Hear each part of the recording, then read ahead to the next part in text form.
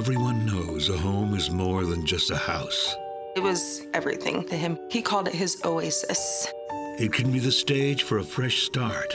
He wanted to be a good person, so he was trying everything he could to make that happen. But if a stranger slithers into your Garden of Eden, he was just trying to help her out when you got a gun. She didn't have a lot of alternatives. You may discover that serpents follow. He loved younger girls. He just wanted to be young again. She got caught up in the love triangle. Give me my phone! So much happened so fast. Oh, stop, please, get off! There's some major, major problems there.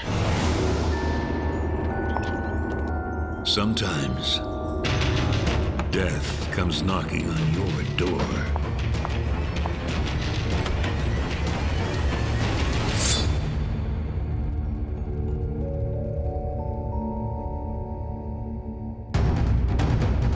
I'm at my dad's house and he's gone and everything's different and everyone's lying. Ma'am, calm down. Is someone injured? No, I mean, I don't know.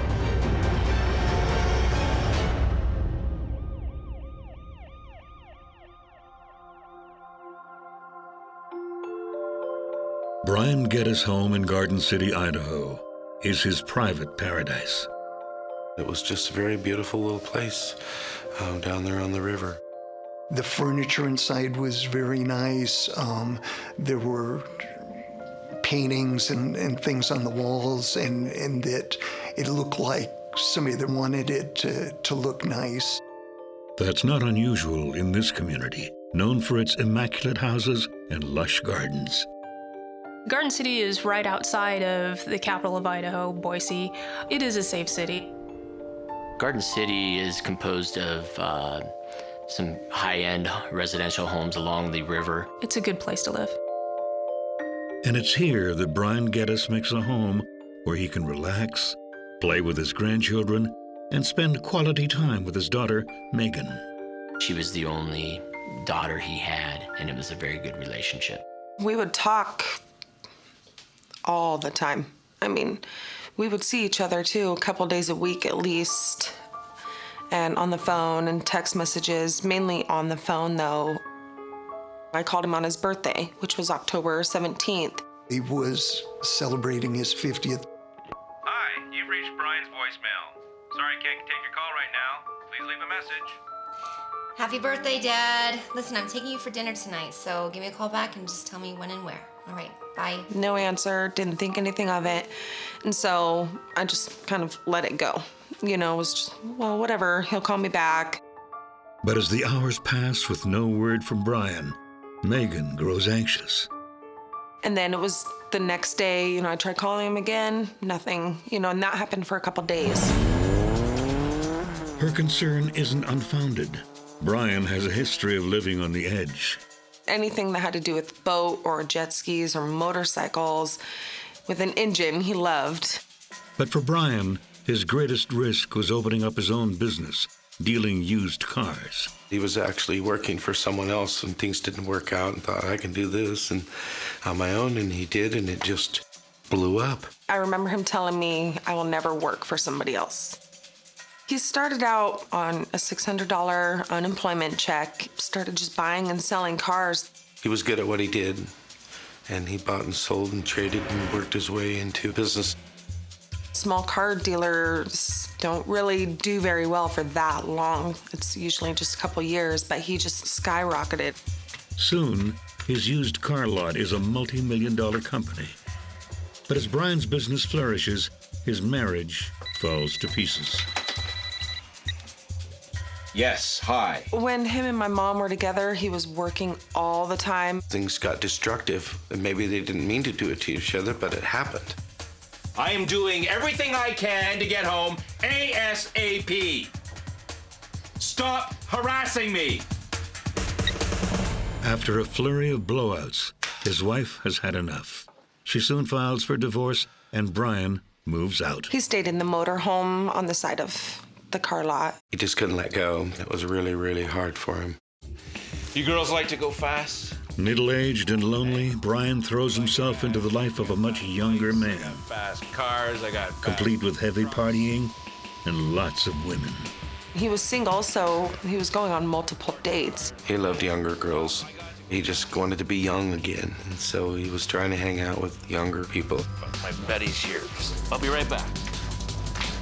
Brian develops new problems to compound the old. He was getting drunk and acting crazy, and it got him in trouble. He had done drugs. I'd known that. A year and a half after the divorce, Brian is crashing in the fast lane. Things went to hell. Making matters worse, Brian's work literally goes up in flames.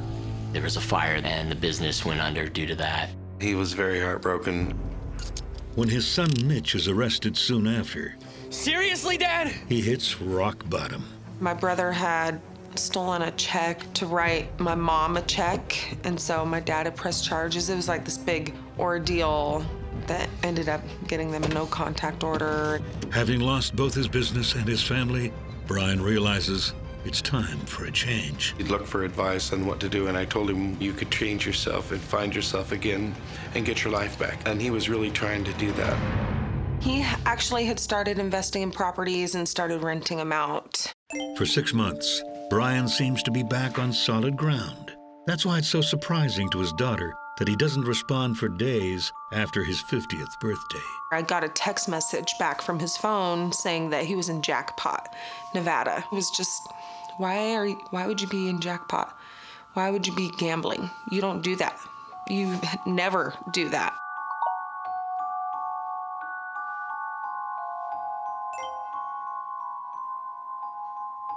My husband was just like, he's just turned 50, you know, like maybe he really did. Maybe he went out and, you know, splurged.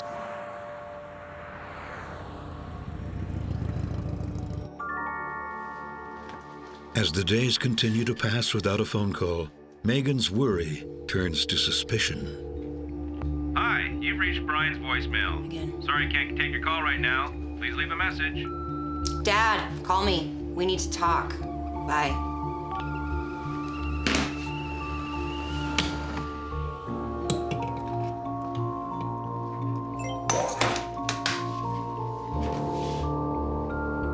Would call me punky and things like that. And through the text messages, I was getting honey and sweetheart and things. Okay, maybe he's really having fun. Maybe he took some lady up there, you know, but I don't know why he won't answer my calls or call me back. Finally, Megan gets a call, but not the one she's expecting. My brother called me on November 2nd telling me that there are some teenagers in our dad's house. I met my brother down the street first, and then we drove down together. As soon as they set foot inside, Megan and Mitch know something's wrong.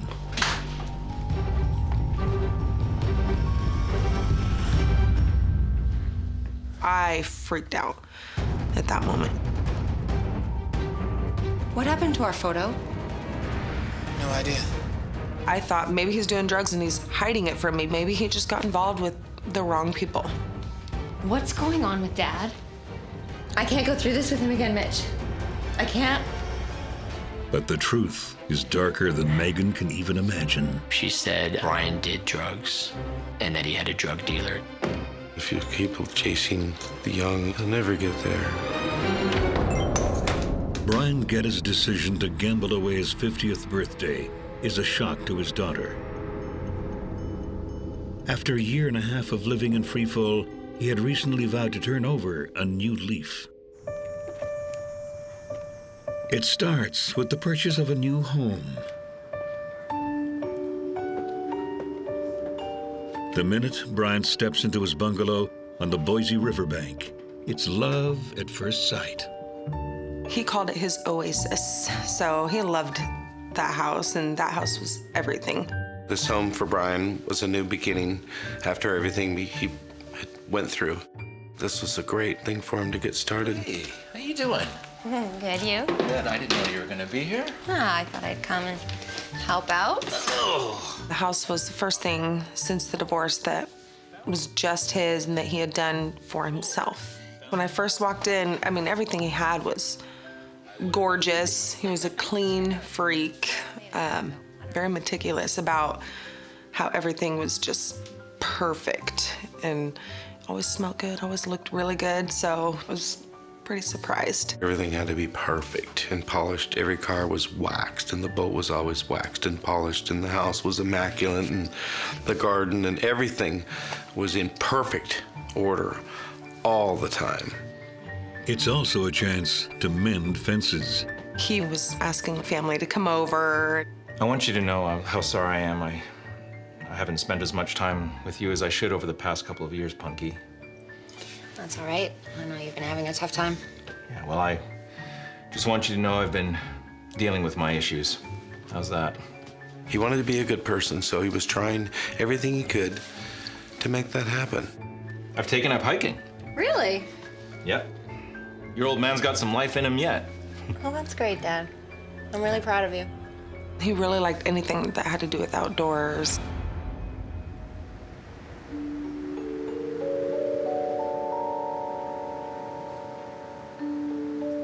It's on one of those hikes that Brian comes across a beautiful 21-year-old. Jordan Shaver. Hi. Sorry, I didn't mean to interrupt. Are you okay? I'm so sorry. I didn't realize anybody could see me. Brian and Jordan met on what's known as the Boise Greenbelt. It's a 20-mile trail that extends along the Boise River. I'm okay. I'm just lonely, I guess. That sounds so stupid. No, to me it doesn't. I'm Brian, by the way. Jordan. Nice to meet you, Jordan. Brian told her that he knew how it felt to be lonely. He saw that she was distressed and gave her his phone number and told her to call him if she needed. I actually don't live that far from here, and you can come over anytime you like, if you want. You're so lovely. Thank you. Oh. Thanks. Okay. See you later. Bye. Brian doesn't give Jordan another thought until the following week.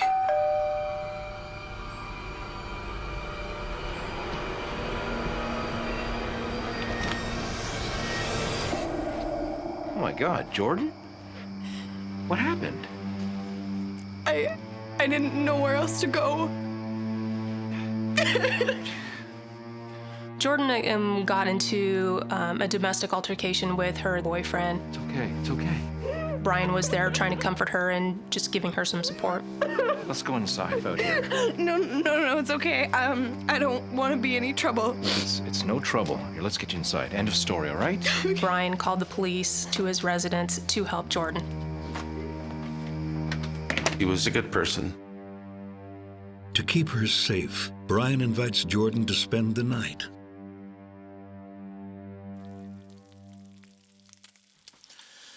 So where are you headed? Home, I guess. You can't stay there. I mean, I sort of have nowhere else to go, other than my mom's house, which is worse. Well, I'm not letting you go back there to get hit again. It was a father trying to help, a younger child, like a daughter. I've sort of been hit and hurt for as long as I can remember. She had a pretty rough childhood, and she was trying to overcome some of that. She'd been sexually abused as a child as well. Jordan, I'm so sorry that this has happened to you. Whatever. Stay here with me. What? Yeah, you'll be safe, and I'll help you get back on track. Oh, no. That's way too much. I can stay with friends, but maybe if I could just leave some of my stuff here, just while I get sorted out. Whatever. You're my hero. He was just trying to help her out when basically she didn't have a lot of alternatives. It's a perfect pairing. Jordan has the safety she longs for, and Brian has the companionship he craves. I think he was lonely and wanted somebody to talk to. Nobody needed him anymore, like his children were grown, didn't need him to take care of them. He didn't have a wife anymore. It was kind of something to do, somebody to help, but at the same time, I think he was lonely and wanted somebody to talk to, and I think any, late 40s, old man sees a pretty girl, he's going to want to talk to her. He took pride in pulling her under his wings and giving her advice. What? Brian and Jordan fall into a comfortable routine. Okay, pick up 4 cards. But it's sometimes disrupted. Oh, I gotta go. I'll be back Monday probably. All right. She was living there, and then she would couch surf place to place with friends.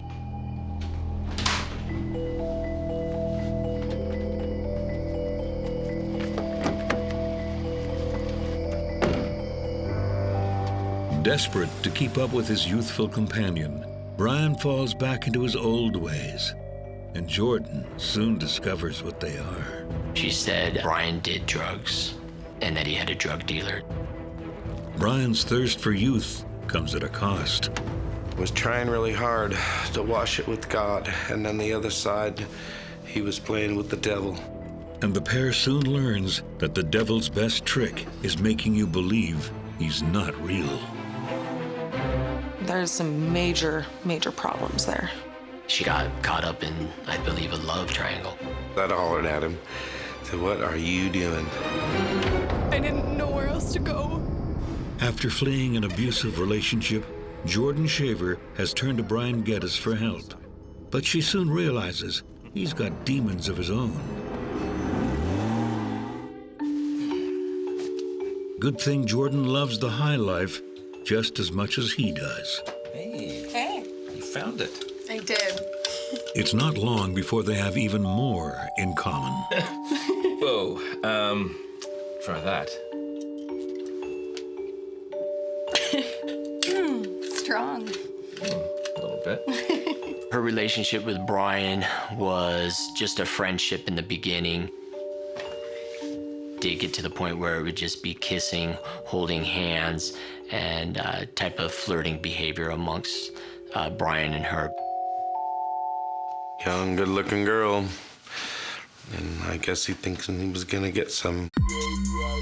But that's not what Jordan thinks, even as she settles in more deeply. I just got the most amazing house down by the river, and it has a pool and a hot tub. Jordan wanted her friends to perceive her as a well-to-do person, doing well in life, living in a nice area. Yeah, I own it. You guys can come over all the time. It's just that youthful thing that you want to build yourself up, much like people build themselves up on resumes. I have a lot of family over right now and renovations, but I want to invite you guys over as soon as I can. Jordan wouldn't let people know about Brian. The reason she did that was obviously so she wasn't judged that she was staying with an older gentleman.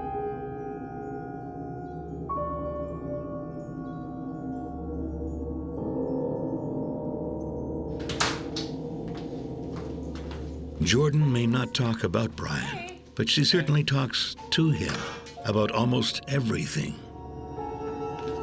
Whoa, you got a gun. Yeah. I've been getting all these weird calls. Like what if it's my ex-boyfriend, What if he found me again? If it makes you feel better, then I think you should have it. I think Brian was a safe place for her and was a place for her to vent her frustrations and her fears. I love how much you support me. Well, I just want you to know that I'm never going to let anyone hurt you again. Brian was an outgoing person that very easy to get along with, liked to listen, liked to help people. He also likes Jordan, but her heart is not 100% with him. It's stuck in the past with a boy named Burke Grange.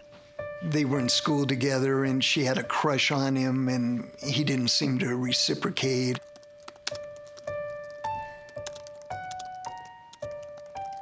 She really wanted to impress him, because he came from something more wealthy, and she came from nothing.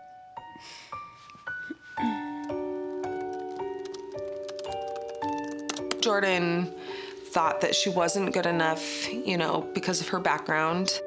But living with Brian could help change that. She felt that by having Brian's money, his cars, his motorcycle, his home, that somehow that would elevate her status and make her appear that she was worthy for his love. Jordan's self-esteem was very, very, very low. And I believe Jordan wanted people to like her for what she had more than for what she was. Jordan has big plans. One she hopes Burke will be a part of. They text each other all the time. As Jordan's attachment to Burke grows, she works hard to keep both him and Brian in the dark. Cheers.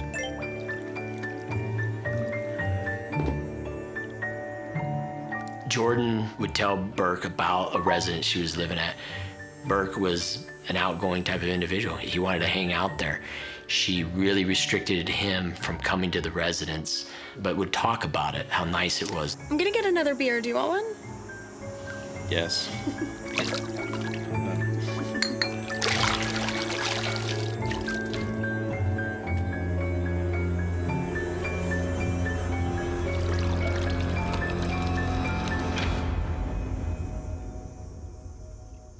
She got caught up in, I believe, a love triangle. Is Brian around? I have a problem with my water. As Brian's 50th birthday approaches, Jordan becomes a permanent fixture in the house. She helps with his tenants while he's away. No, I'm sorry. He just left town to celebrate his birthday. But he left me the number for his repair guys. I can call someone for you if you want. She introduced herself and told her that she was house sitting for Brian. I don't think we've actually met. I'm Jordan, by the way. Are you his daughter? No, I'm just taking care of his properties while he's away. With Brian out of the house, Jordan gets to work redecorating. She starts by getting rid of Brian's old bedding. Jordan talks about putting them in trash bags. Then the shopping begins. She buys bathroom mats, the toilet mat, the toilet cover. The final touches, new pillows and candles. With all traces of Brian tucked away, Jordan's finally ready to invite Burke over to her home. But Burke is less interested in the decor than the possibilities. Within a couple of days, he's made himself the man of the house. She praised him as being the love of her life, the person she wanted to be with. A few days later, Burke and Jordan host a Halloween bash for their closest friends. They drank, handed out candy that night, and smoked marijuana.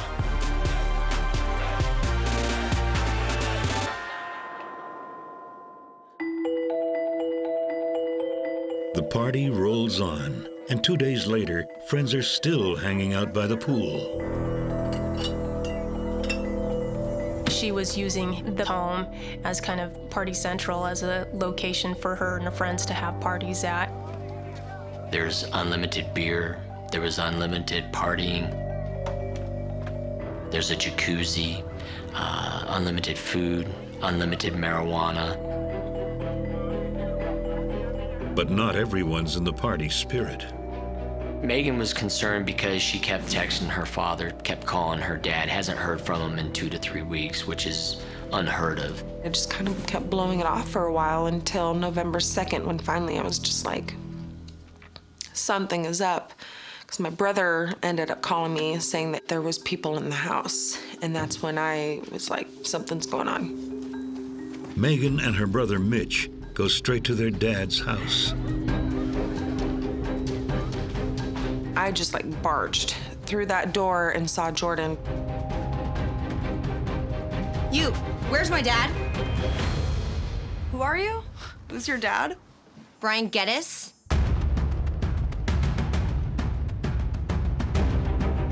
She like completely changed. And that's when we were just like, what the heck? Where is he?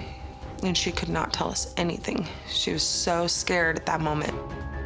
I noticed, too, that she had his phone, and that's where we kind of started arguing. Why do you have my dad's phone? It's mine. Like hell it is. Hey! Hey, give me my phone! So much happened so fast. What the hell is going on in here? What is all this? I started just ripping off the blankets and everything off the bed, asking, Where's my dad's stuff? Give me my phone. Where is it? Leave her alone!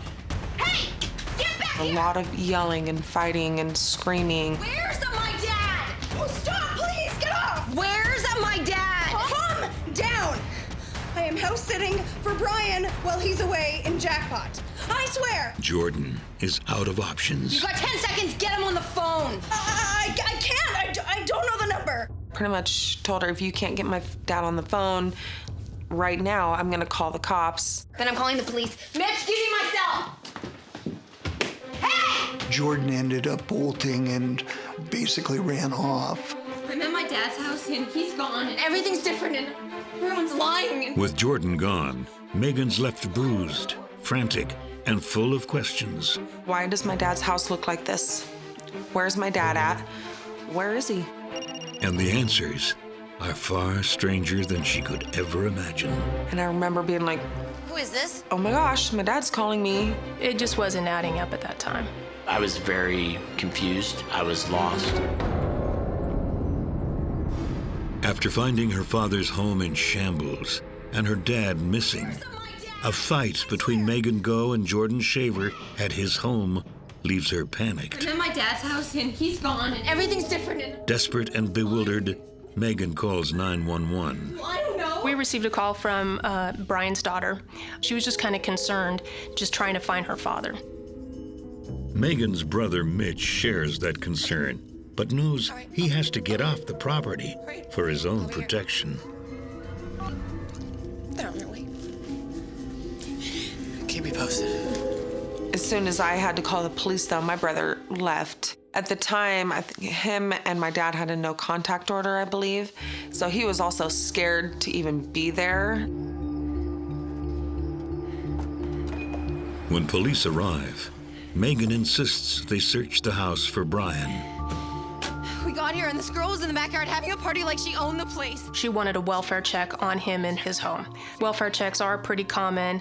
A lot of time people can't reach a family member, so they ask us to go by the house. So this is a pretty routine call. There's the usual party aftermath, but nothing noteworthy. We found some marijuana. Even with no evidence of foul play, police take Megan's story seriously. Things weren't adding up, and we just didn't know what was going on yet, but we thought that there was something wrong. As a welfare check only allows them to do a walkthrough, they request a warrant to fully search the house. As Megan waits for news, she receives a surprising phone call. And I remember being like, oh my gosh, my dad's calling me. Who is this? And he said, well, this is your dad. You need to tell those people to leave. You tell the cops to leave. Jordan's fine. She can be here, but they need to leave because I have drugs in the house. It was some young guy. It was not my dad. Okay, Dad. First off, when's your birthday? And he said, like 9/16/62. And I was like, you're a month and a day off there, And then I said, well, when's mine? When's mine? And then that's when they hung up because they couldn't answer. The police order a trace on Brian's cell, last seen in Jordan's hands. We decided to ping Brian's cell phone. And what that does is try to get a location of that cell phone.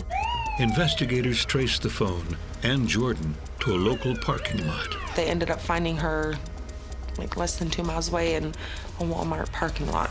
Hey, look, I don't have anything to do with this, all right? I just offered to help her out. She's with the man who just called Megan. I need to talk to Detective Madden. Right before police came to the Bryant residence, Jordan went out on the greenbelt. Hey, are you okay? She was hiding in the bushes. A male came walking by, asked her if everything was all right. Jordan then asked to be driven to the Walmart. The gentleman complied. Look, she just told me it was a prank call, right? I didn't do anything. Both Jordan and her friend are taken down to the station. As the pair is being processed, Detective Mark Madden is struck by the name Jordan Shaver. I had a good professional relationship with Jordan. I knew Jordan Schaefer. A lot of the patrol officers knew who Jordan Schaefer was due to past investigations where she was a victim to sexual assaults. But Jordan is more than just the victim Brian took her for. 5 weeks earlier, she was caught shoplifting and she failed to appear at her court date. Jordan did have an active warrant for her arrest. Meet with Jordan in an interview room.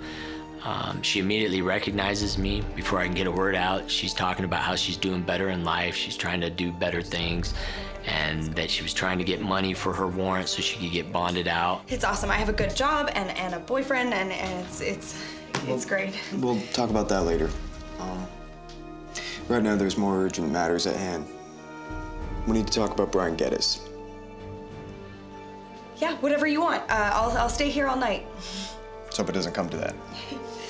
My goal in the beginning was to just get the backstory. Why didn't you call Brian when Megan asked you to? He would have been mad at me. Brian trusted me with almost everything, and I didn't want to disappoint him. And he didn't want anybody to know where he was going. He went to Jackpot. Brian advised Jordan that nobody was to know where he was at. She was devoted to Brian and determined to not let the kids know where he was at because that was his wishes. He wanted to get away? He's 50. Like, doesn't he have the right to do that? Maybe he went because he didn't want his family to know that he went there to gamble and drink and party. He is an adult. He feels that he wants to go away to Jackpot or out of the country. Yeah, he has every right to do so, and to not let people know, he has that choice as well. We need to talk to him, Jordan, just to confirm he's all right. Do you promise that you won't tell him that I gave you the number? I promise. Jordan would tell me it was a pay-to-go phone that Brian was using. She didn't have the phone number memorized yet. But maybe if I could dial it? I provided Jordan a piece of paper that had the keypad of a phone. She said she could memorize the phone number by just movement of her hand. Give it a try.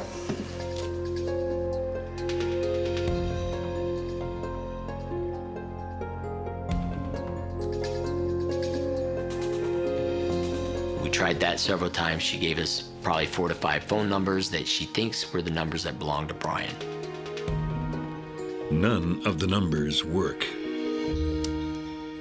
Jordan would give me 7 different stories. I would open those stories, I'd look into those stories, and they'd come to dead ends.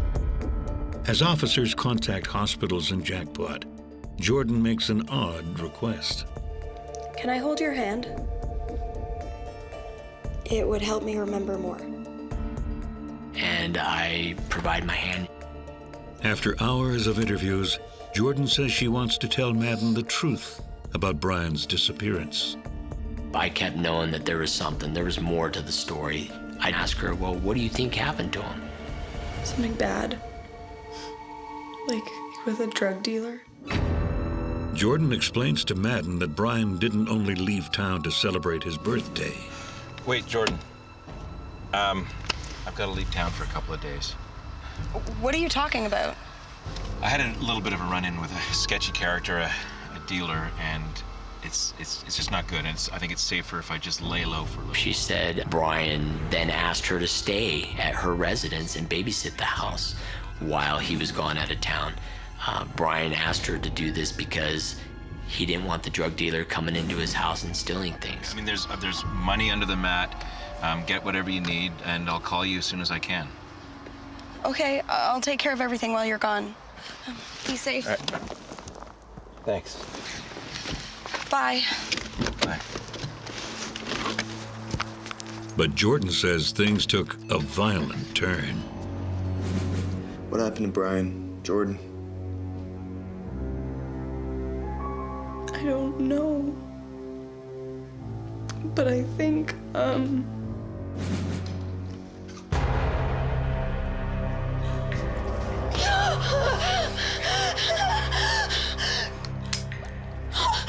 Oh, lucky girl. You want to stay lucky? You better do what I tell you. Jordan doesn't recognize the drug dealer because his face is covered.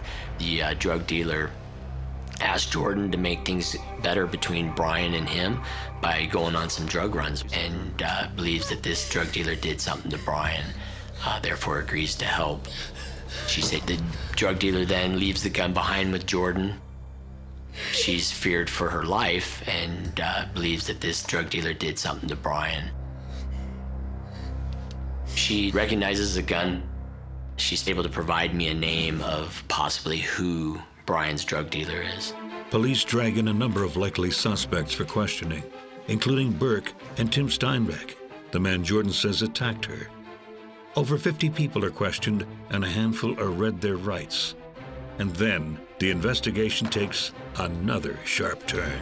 He was wearing Brian's jacket. I was just, hyperventilating, screaming. Brian Geddes is missing, and his housemate Jordan Shaver tells police a man held her at gunpoint. Tim Steinbeck, who she says was Brian's dealer. Police bring Tim in for questioning. You have firearms? So why would I get a tip that your 9mm handgun was in Brian Geddes' house? I didn't do anything to the guy, if that's what you're thinking. Well, I heard you had a gun. Okay, I lied. I'm sorry. I had a 9mm, but it was stolen from my house party a couple of weeks ago. Did you report this theft? Can anyone back up that your gun was stolen? Yes, my parents. They're outside right now.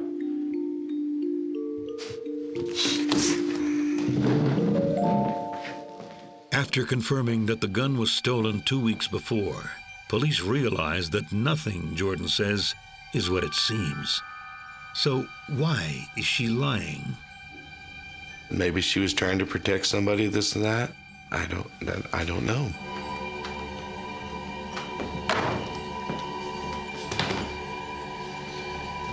Photos posted on social media suggest her boyfriend Burke could be the somebody Jordan's trying to protect. There's pictures of him wearing my dad's clothes.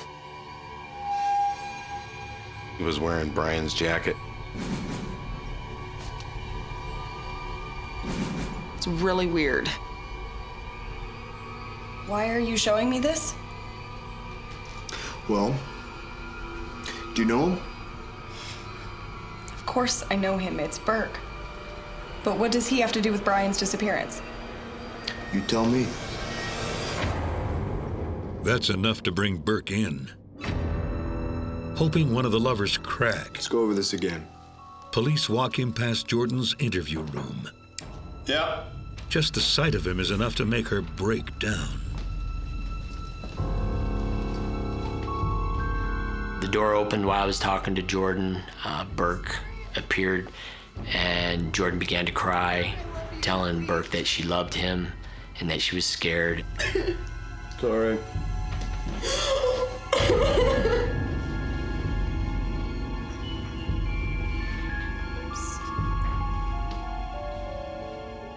Jordan tells Detective Madden she has more to say. She's upset, she's crying, but at the same time, she's not hesitating in what she's telling me.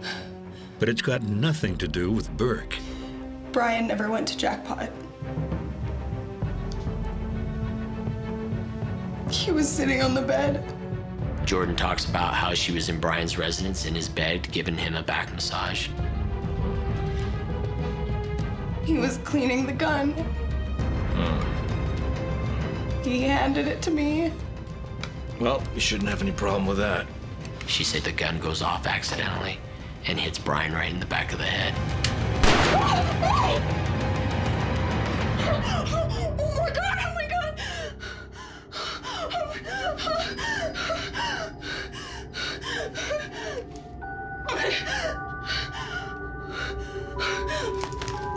She left the residence, taking the gun, going out to the river, and puts the gun to her head and contemplates committing suicide.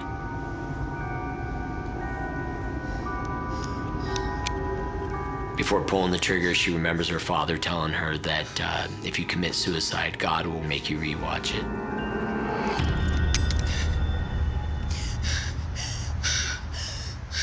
She said she couldn't do that. She puts the gun down.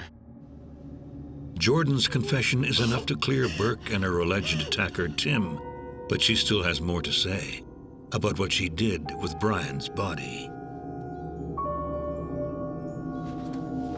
Jordan is able to roll Brian up in the comforter with the sheets, places a tarp down on the floor by the bed, and is able to pull Brian down onto that tarp.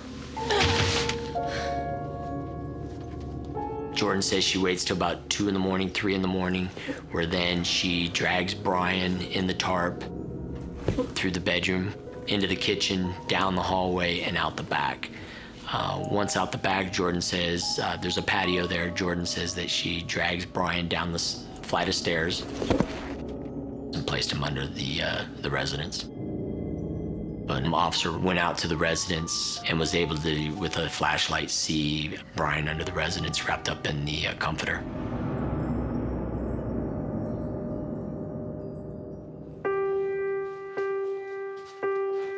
Megan finally gets answers, but not the ones she'd hoped for.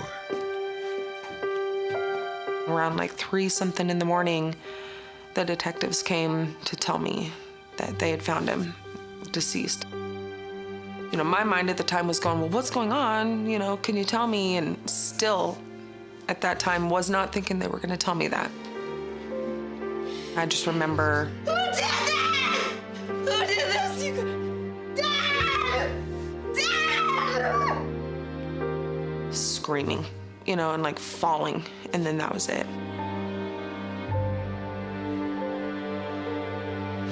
After the body is found, police realize that Jordan may not be telling the whole truth.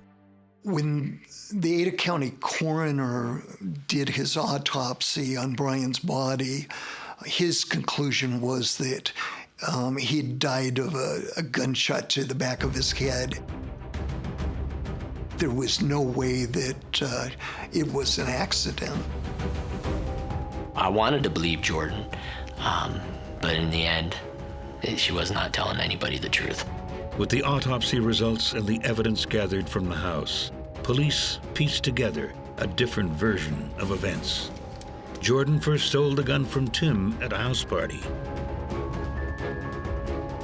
The same gun she used to purposely kill Brian. Brian had been shot in the back of the head while he and Jordan were in the master bedroom.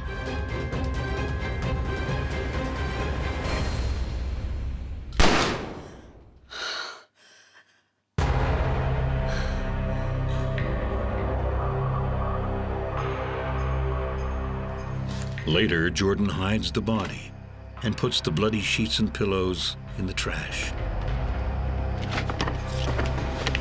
And then within hours, she's calling her friends, telling them to come over and party with her. And party they did.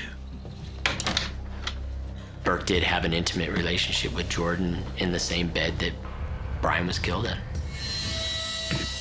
Burke didn't have a clue of what was going on. He was very surprised and very disgusted. As Megan suspected, Jordan was using Brian's phone to maintain her lies. Using his phone, texting his family, she was pretty much pretending to be him. Jordan also cons Brian's tenants. I just wanted to drop off November's rent, as I'll be out of town myself. I'll make sure he gets it right away. Thank you, dear. Brian had several rentals. Jordan started collecting the rent payments from his tenants. With Jordan herself admitting that she shot Brian, she's arrested and placed behind bars. Jordan was charged with first-degree murder, which in Idaho could carry a death penalty sentence. Has zero conscience. No, nothing inside telling her, no, I shouldn't do this. That's what's beyond me. How can someone so young become so evil that fast? And to be able to have no conscience, to be able to just kill someone, take their life, and not have a second thought about it, just dispose of it. Everything's gonna be fine. This looks like a good place. We'll just move in here. Yeah, and start telling stories. Anybody that can cover up a blood-stained mattress with just a sheet and sleep on it, that is not a normal person. There's some major, major problems there. Having Brian in her life made her feel good. Having Burke in her life made her feel even better. So the choice was Burke or Brian, and I think she chose Burke. And the only way to have Burke was to eliminate Brian. Where did you really think it was gonna get you? She ruined her entire life. Despite her sins, Jordan dodges the ultimate punishment. She and the prosecutors ended up working out a deal where she would plead guilty to second-degree murder, which could still carry a life sentence, but it doesn't carry a death penalty sentence. Given 20 years to life, Jordan will spend the rest of her youth behind bars.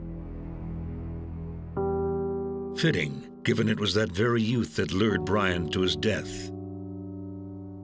You're not supposed to admire the young. You're supposed to admire and follow being old, because that's where you're going.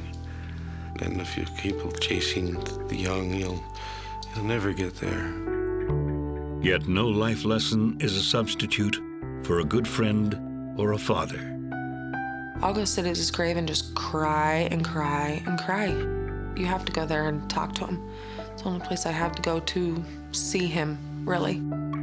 It's been almost 3 years, and the first thing I think to do is I'll still grab my phone to go and call him. I still have his phone number memorized, and I'll go to call him and just be like, oh, never mind. It's still so fresh. I'm not over it. It still affects you. It'll affect me forever, though. It'll be like this forever, I'm sure.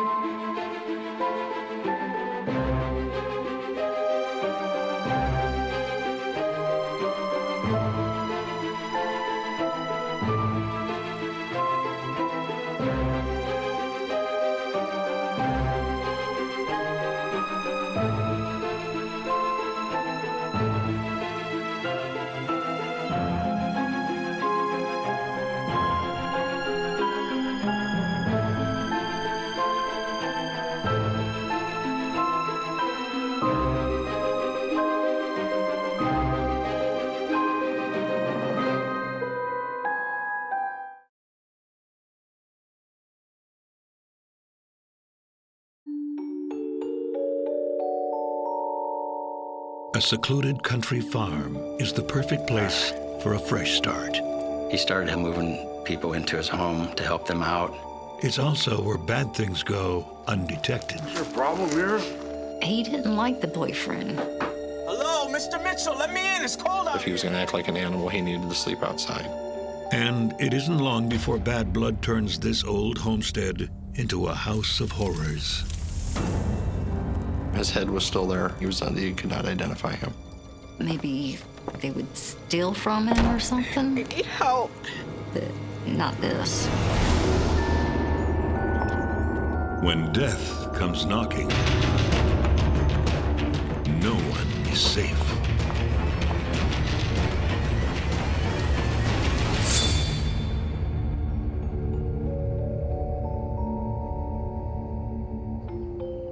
It's a picture-perfect day on the Mackinac River in Illinois. It's a rural area, a lot of hunting, fishing, things of that nature. People canoe up and down. Quite a few people do enjoy that leisure time activity, just canoeing or kayaking or whatever. But on this particular morning, the Mackinac is home to more than just fish. They noticed something that looked odd and then realized what it was. It was a torso that was found. Head was attached, arms were attached. It was from the waist up that was there. The legs were missing. There was the blackness, the ashiness. You could just tell that this body had been burned at some point. They immediately called 911. I see a dead body in the water. McLean County Sheriff's Office recovered the body from the river. Looks like a John Doe here, judging from the size. It was a white male, over the age of 50. His head was still there. Face is badly burned. Looks like it's gonna be hard to ID. The charred corpse is taken to the nearest hospital, where authorities hope to identify it. The McLean County Coroner's Office completed an autopsy. And it was during that autopsy, a couple things were realized. One, that the victim had been shot at least 5 times. Bullet shots in the chest area and in the head. Body was burned post-mortem. The dead man's mouth tells the coroner its own story. When they removed the dentures, there was a little recess in the dentures, and the name Oakley was in that denture. So we figured we had either a first or a last name to start trying to figure out who he was. Some detectives knew that there was an Oakley Mitchell that lived in the rural Secor area, which wasn't too far, 5 miles maybe, from where the body was found. And so that's what led the detectives to go investigate Mr. Mitchell and see if he was at his residence or if this was Oakley Mitchell. Detectives aren't the only ones looking for Oakley. Daddy? I checked the doors, they were all locked. I peeked in the windows, I didn't see anything. Are you in there?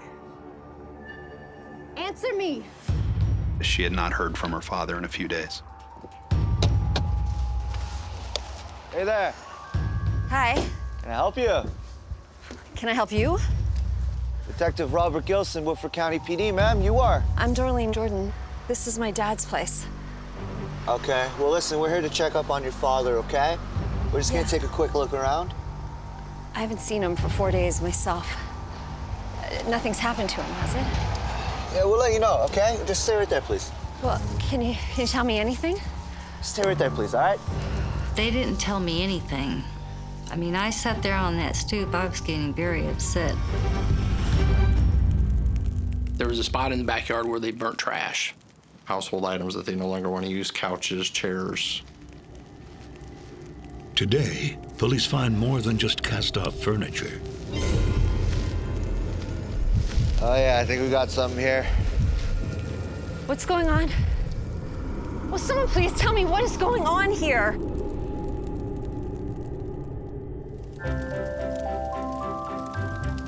The chaos on the farm is a far cry from its usual state. A calm sanctuary for Oakley Mitchell. As he approaches his golden years, this happily divorced father of 3 grown children has just one dream: buying a farm like the one he grew up on. He was trying to recapture that, the same feeling that he had when he was younger. He didn't really have a plan. He was just gonna raise chickens and do his own thing. And Oakley's own thing is a little slice of heaven on earth. Had a couple old barns, machine shed, corn crib.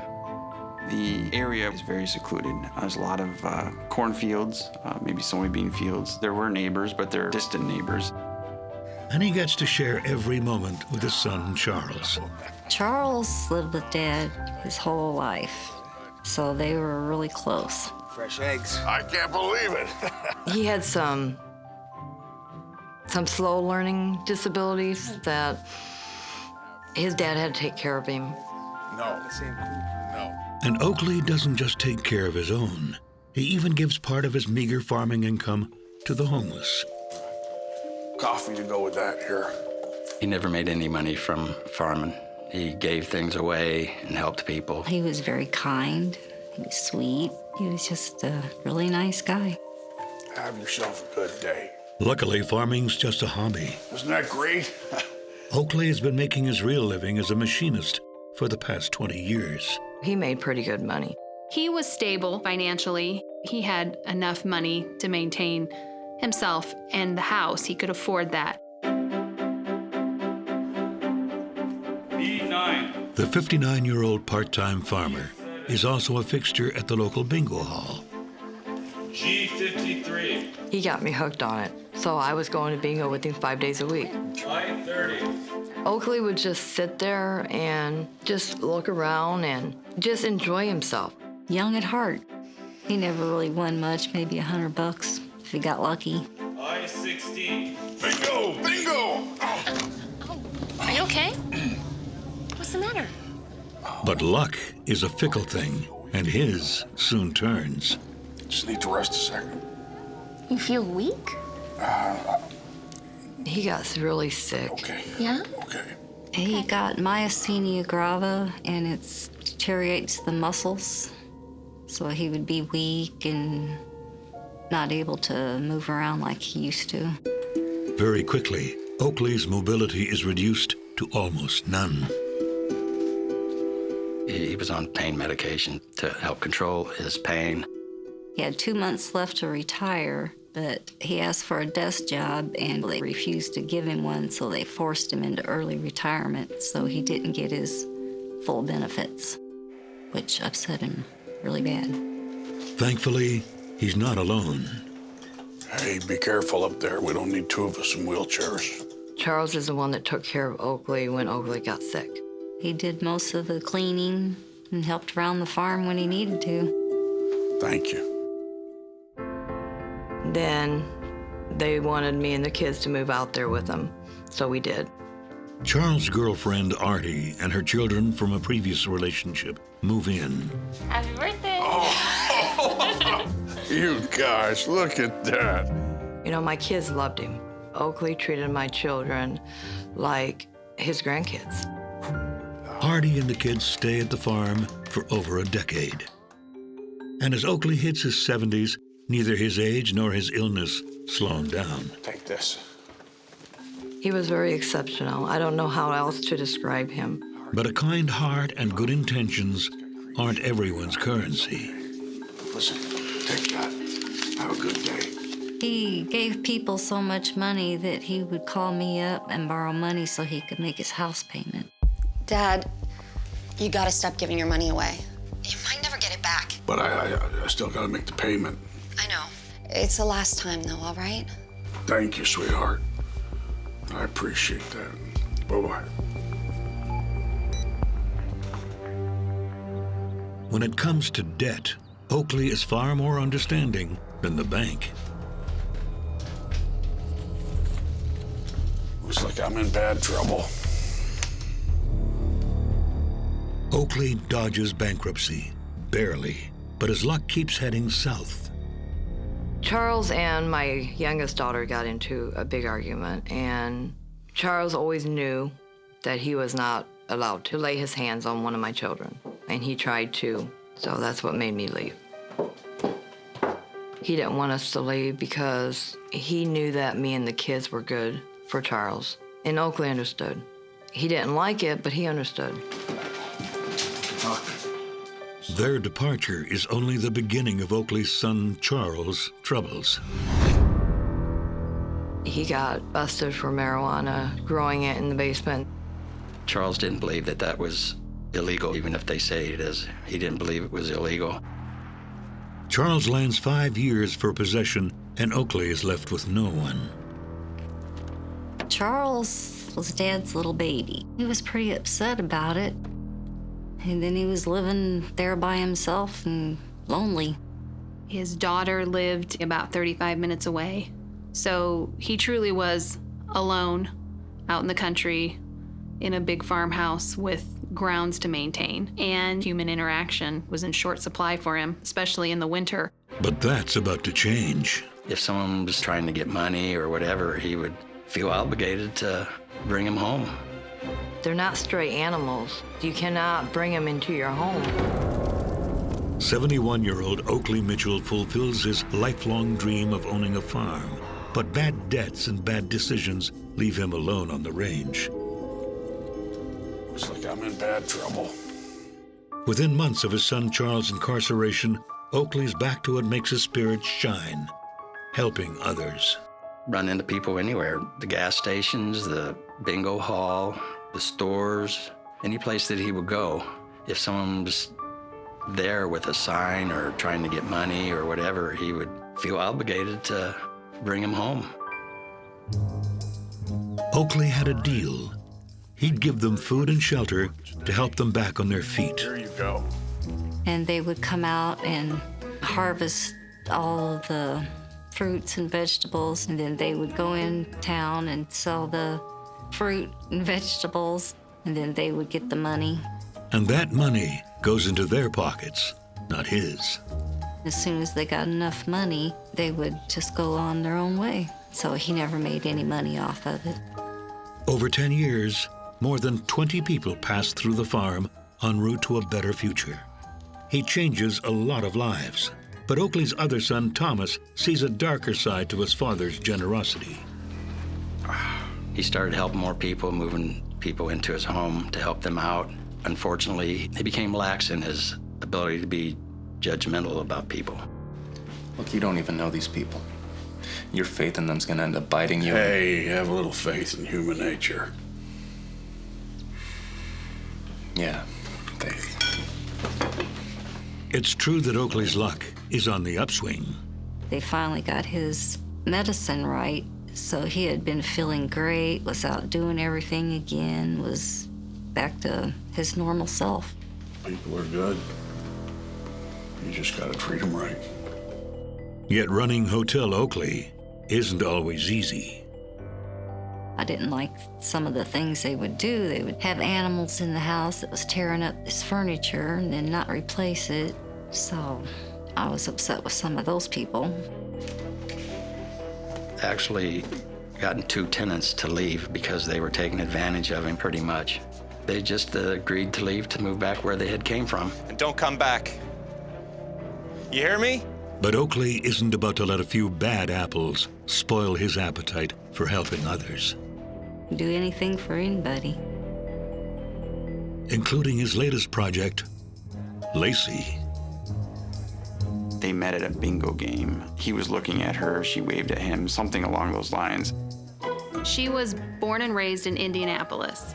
Here's a space. She had finished high school, done some post-high school education, and had worked in some nursing homes. Due to a back injury, she couldn't do a lot of physical labor, so she lost her job. I've never seen you at bingo before. Yeah, it's my first time, actually. I'm so behind on my rent. My landlord is almost done with me. I figured maybe I'll get lucky. I'm Lacey, by the way. Oh, Oakley. Oh, good. Nice to Here, meet you.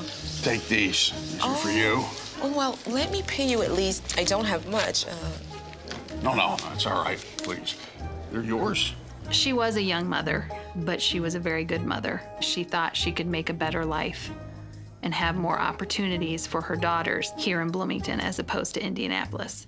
Everything she did, every decision she made, she was trying to better the lives of her daughters. What'll you do if you don't win the rent tonight? Oh, I'd rather not think about that. I have a proposal for you. I've got a big old place, and if you need somewhere to stay with the kids... I couldn't, it's... Well, just until you get things straightened out, but I need help around the place. You'd be helping me out.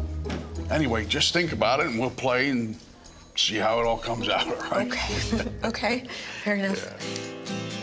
She was definitely different than anybody else that had been brought to the house. She would be his caregiver. She would take him to the doctor, she would take him shopping, prepare food, and then would just take Oakley wherever he needed to go. Since she had that training and that experience, she felt she could help him. She also felt it was a good opportunity for her girls and herself to be in a stable, nice home. Slow down, come on. I'm so sorry, Mr. Oakley. I mean, I don't know what's gotten into them. That's all right. Kids will be kids. Guess you're right. Come in. How are you? I'm great. How are you? And Darlene is nearly as taken with Lacey as her dad is. Nice to meet you. She was dressed real pretty. Her kids were dressed really nice. She was well-spoken, always calling Dad Mr. Oakley. And when I first met her, I'm like, well, she's the nicest girl I've ever met. Do you want some key? Sure, yeah. Okay. Dad was a big flirt. She's great. Good company, good cook. He would say, she's gonna be my girlfriend someday. He did that to all the girls. As it turns out, Lacey is already spoken for. After that, she'd never talk to me again. Most of that I do. I was telling I called him to find out who this woman and this guy was that he had in his car, and he just said they were people that needed a place to live. I'm not supposed to be. Hello. The guy is Lacey's boyfriend, Tom, who moves onto Oakley's farm a week after she does. I was just scared for him because where in the heck did he meet these people? I mean, it really shook me up. And I'm like, they're not stray animals. They're actual human beings. You cannot bring them into your home. Yeah, everything's fine. Just going for a drive. And he's like, oh, don't worry about me. I'll be okay. Tom had a job, but they didn't have the wherewithal to support themselves. They were relying on Oakley Mitchell. But Tom soon learns that his free room and board comes with strings attached. This is a really nice place to sleep. And that's the way my dad was. He was very old-fashioned and didn't want sex going on in his house. If you're in his house, there's no couples sleeping together. Really? Home sweet home.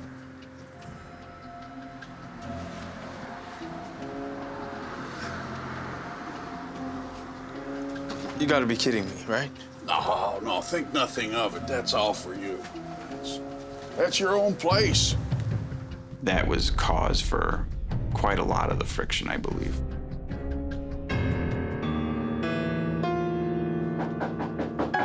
Mr. Mitchell! Hello, Mr. Mitchell, let me in. It's cold out here. They would get into arguments because, like, oh, I'm not sleeping in no shed. Lacey! Lacey's caught between her love for Tom and providing a home for her daughters. Mr. Mitchell! Are you serious? Tom's convinced there's more to Oakley's lack of hospitality than old-fashioned values. He felt there was a racial component to it. He felt that Mr. Mitchell was being racist in his behavior towards him, and he didn't like being disrespected that way. Whatever the reason, nights are cold for young Tom and are about to get colder in more ways than one. They didn't get along. They had verbal arguments. And he would challenge him on how he was treating her. Oakley Mitchell opens his home to a young couple with nothing to their name. He offers Lacey the royal treatment, but forces Tom to sleep in the shed. You think I like living out here, middle of nowhere? Calm down. Stop telling me to calm down. It won't be long. How long? It won't be long. Mr. Mitchell would think that she was being mistreated, that she wasn't being treated with respect. How long? Lacey. And so he would challenge him on how he was treating her. Go on inside the house. Is there a problem here? They didn't get along. They had verbal arguments at different points in time. Nothing physical, but verbal arguments. No. Old timer. There ain't no problem here. He would get upset with her because he didn't think she was taking his side. And as the tension grew, Mr. Mitchell would make comments to him. He would say things to him like, I don't want you in my house. Tom vows to stick it out for now because living at the farm gives Lacey and her girls some security. And it certainly makes Oakley happy. Careful, careful. Thank you, Lacey. Oakley kind of took a liking to Lacey and her kids. He was looking for companionship. I think he was lonely. She clearly viewed it as a friendship, a more of a professional relationship. I am so lucky to have such an incredibly attractive young assistant helping me to dress and undress. There were times he would make perhaps inappropriate comments, and she would just tell him, Mr. Oakley, just stop that, and would laugh it off. Tom doesn't appreciate the jokes.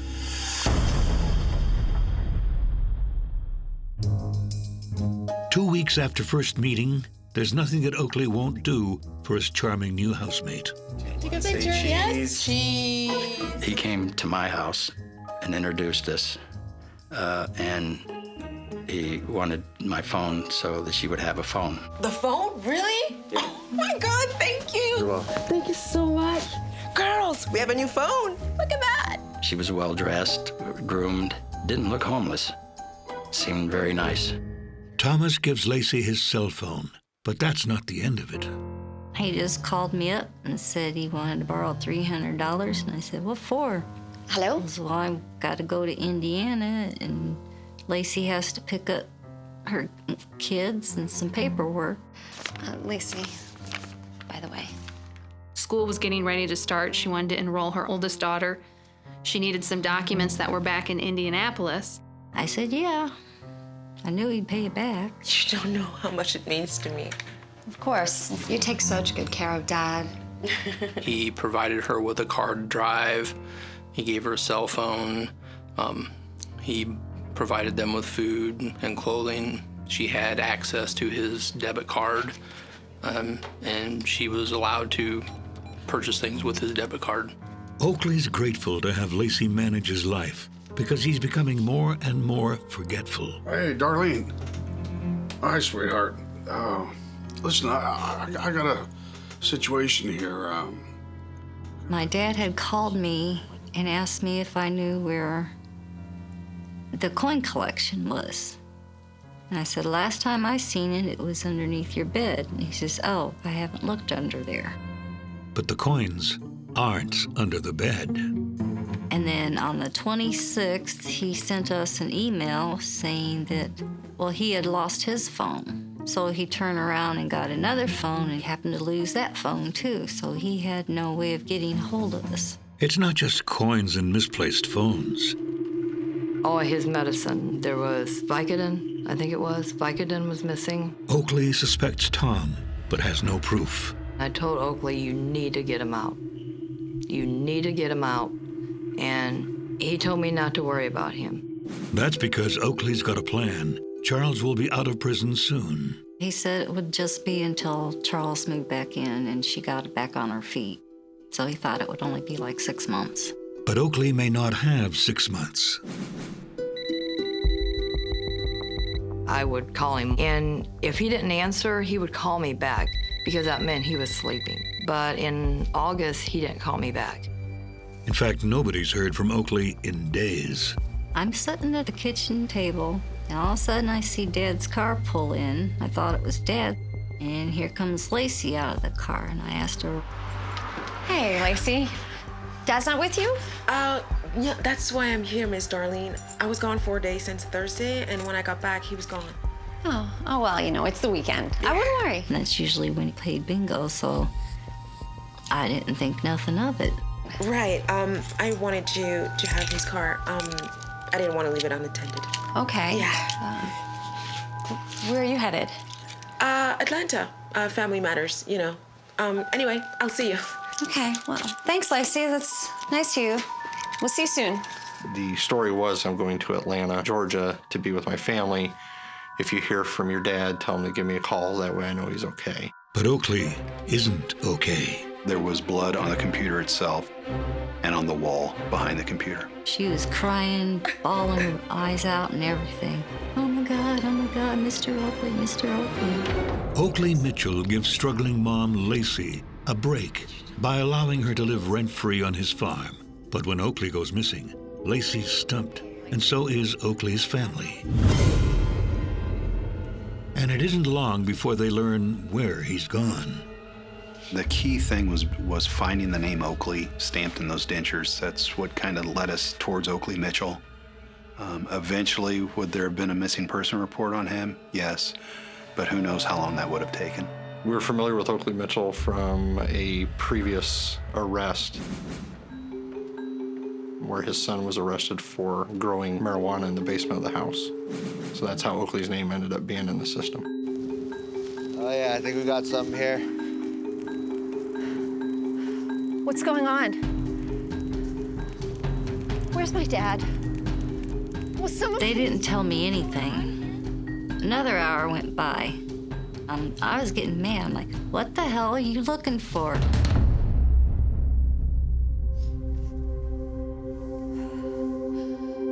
And finally, it had to be a good 3.5 hours after they got there, a coroner came out and sat me down and told me, we found your father's remains. There was a human bone found in the brush pile, and which further confirmed what happened as far as his body being taken to the burn pile. I just couldn't believe it. McLean County Sheriff's Department and the Woodford County Sheriff's Department held a joint press conference announcing that body parts had been found in the Mackinac River, which is the river that divides those two counties. The news is staggering. I was shocked. I mean, I didn't know how to feel. The burning part and the dismemberment part was something that was very shocking to a lot of people in the community. It's a very atypical case and something that I think captured a lot of people's attention. It certainly has the undivided attention of local law enforcement. We obtained a search warrant for the house. The house was a mess.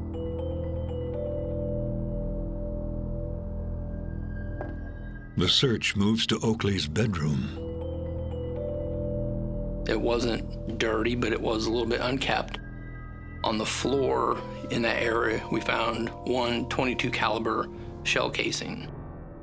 There was no blood splatter, pools of blood, anything that you could see just on a cursory exam of the room. However, upon closer examination of the hover-around wheelchair that Oakley Mitchell used, there was blood located on the tires, which led us to believe that this is possibly where the crime occurred. Another shell casing is found. And when police do a luminol test, they uncover a treasure trove of grisly details. The luminol illuminated where blood had been in the room. There was blood on Oakley Mitchell's keyboard, on the computer itself, and on the wall behind the computer. Oakley Mitchell was sitting at his computer desk in his room at the time that he was shot. There was also signs of chemicals being used to clean up the immediate area where the blood was initially found in that bedroom. And that's not all police find. During the search, we located a wristband that someone would receive when they visit a hospital. A wristband that had the name of Vashon Mills on it. Who is Vashon Mills? McLean County started checking her name through their system, and they had found that she had been to pawn shops in Bloomington. By law, the pawn shops give us access to their pawn sheets, anything that they buy or sell. And at that point, that's when we got video of her inside the pawn shop, pawning a TV that belonged to Oakley. She had other items at the pawn shop that we suspected came from Oakley. There was some silverware, there was some vintage coins that she had pawned.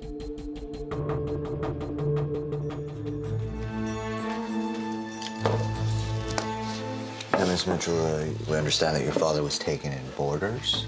Do you know who was staying with him most recently? Yeah, I do. She'd stated she knew of a black female that she knew of as by Lacey, and then there was a black male that she did not know his name at the time that had been staying there as well. Do you have any idea where we can find them? She told me yesterday she was headed to Georgia. Darlene really did not know any other personal information about them. But that's about to change. Do you know who this is? Oh my God. Yeah, that's her. That's Lacey. Lacey and Vashon, one and the same.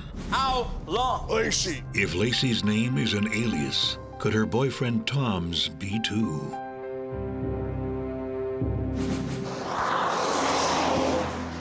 We received a call from a gentleman who stated he's seen two vehicles parked on the 251 bridge over the Mackinac River, and that there was a African-American female that was looking over the edge of the bridge. Hi. It's okay, I'm good. You can go on. I'm all right, thank you. He did not see anybody else at that time. He didn't see anything other than those cars and that person. He didn't see anything else that was peculiar. The next day is when they discover Oakley Mitchell's remains. It definitely made her a person of interest at that point. So where is the couple now? The phone? Really? Oh my God, thank you. Police do have one thread to follow. Darlene has a number for Lacey. Would you mind giving her a call for us? We just need to know, her location. Thank you so much. Lacey? Hi, it's me. I have terrible news. My father's dead. And I mean, she was crying. Oh my God, Mr. Oakley, Mr. Oakley. Lacey, where are you? Darlene asked her where she was, and Lacey said that she was in Georgia at the time. Detectives were able to determine that a cell phone tower in the Indianapolis area was being used, not a cell phone tower down in Georgia. Typically, they're within several miles of the tower. So at that point, we absolutely knew that she was not telling the truth about where she was. Georgia, all right, got it. Well, listen, drive safe. We'll talk when you get back. We received enough information to get warrants for Vishon Mills. Yeah, it's Gilson.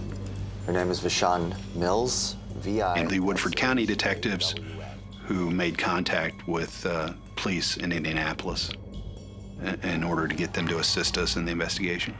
Yeah, she's wanted in connection for questioning in a homicide. Another phone call is about to send the investigation in a very different direction. Please help me. She was crying, "What did you do? What did you do?" The murder charge would be very hard to prove. The only suspects police have in the killing of Oakley Mitchell are Oakley's tenants, Tom and Lacey, who are nowhere to be found. Until Indianapolis PD receives a call no one is expecting from Lacey. Please help me. AKA Vishon Mills. I need help. She immediately told the full story of what had happened, provided them all the detail they wanted and needed. It's Rayshawn Johnson. He's the one who killed Mr. Oakley. Now police know Tom's real name, and with that, his real history. He had been convicted of theft. He also had a domestic battery conviction. Vishon Mills claimed that Rayshawn would hurt her children, and may even hurt her family. So she didn't know what to do. Please hurry. The detective talked Lacey into coming into the police station to be interviewed by us. All right. My name's Bob Gilson. I'm a detective from Woodford County. Indianapolis had no reason to officially detain her, but they were asked to keep her there so that she could be interviewed and could give a statement. And she stayed. I did not kill that man. I love Mr. Oakley. He was good to me. He was good to my kids. Vishon, or Lacey, tells police exactly what happened the day Oakley Mitchell was killed. There was a large argument and disagreement between the two men that morning. Man, I'm tired of sleeping in some shed. My girl in your house? You've got no right to treat us this way. My house, my rules. If you don't like it, just Hey, guys, please. Okay, calm down. There's no need for this. Let's go. You got no right. Let's go. Come on. Sorry. Later that night, the tension explodes. Get it. Shh. Just stay in here, all right? He said, stay in here. Don't move.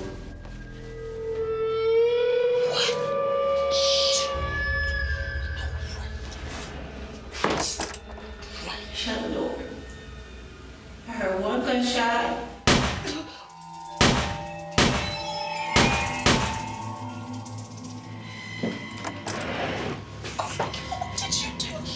You best be helping me clean this up, or you'll be sorry.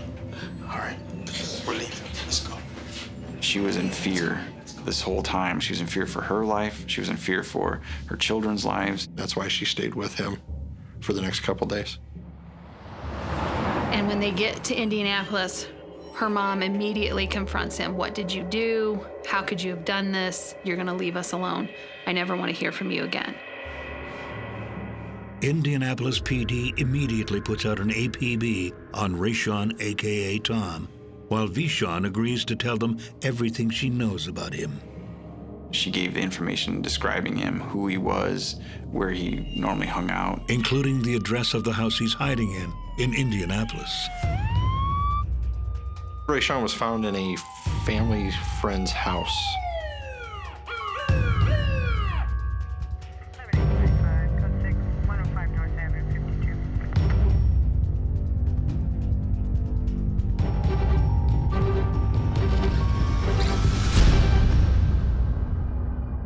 Indianapolis PD located him, and then they took him into custody for us. Oh, God. Rayshawn?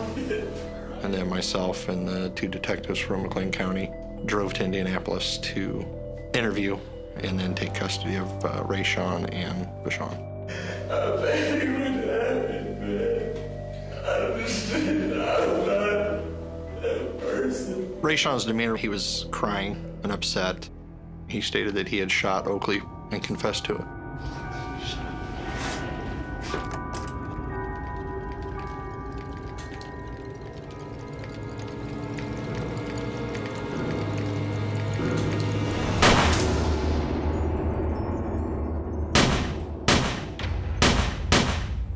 At first, he really wouldn't comment on her involvement, other than that she was there and had helped clean.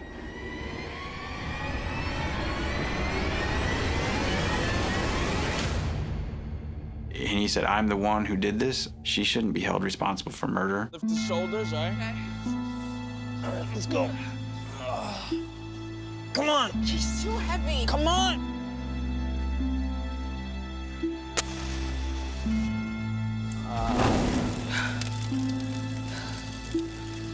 Go grab the kids. Looks like we're good here. Okay. Vishon went upstairs, got her kids, brought them down. They all got into the car and drove to a hotel in Bloomington. They decided that they would go back to Oakley Mitchell's residence to check on the fire. What they would find would rattle even the most cold-blooded of killers. The fire had pretty much gone out, that there was still quite a bit of the body left. The fire actually burned parts of the body away. So the dismembering of the body comes from the burning of it. What do we do now? I don't know. Wait, we just can't leave him here, all right? You'll help me take him in the back of the trunk of the car, all right? Help you do what? It was not their intention when they left Oakley Mitchell's house to dump his remains in the river.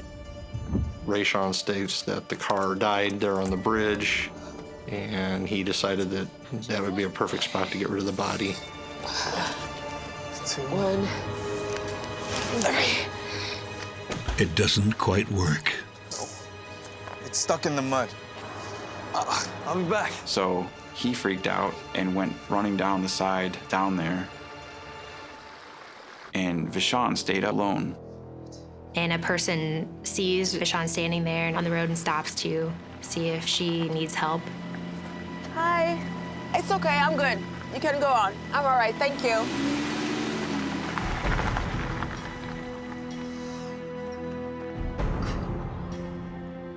The car wouldn't start after they threw Oakley off the bridge, so they just abandoned the car. It's not working. That car was towed by the state police before the body was recovered. And they drive back to Bloomington, to the hotel room where her girls are. The next day, Vishon flees to Indianapolis with Rayshawn, where they part company, and Vishon turns to the police. Who killed Mr. Oakley? Both now in custody, Vishon's charged with concealment of a homicide, while Rayshawn's charged with murder. He said it was all his idea. It was all his doing. Yet 2 months later, while awaiting trial, Rayshawn's story does a 180.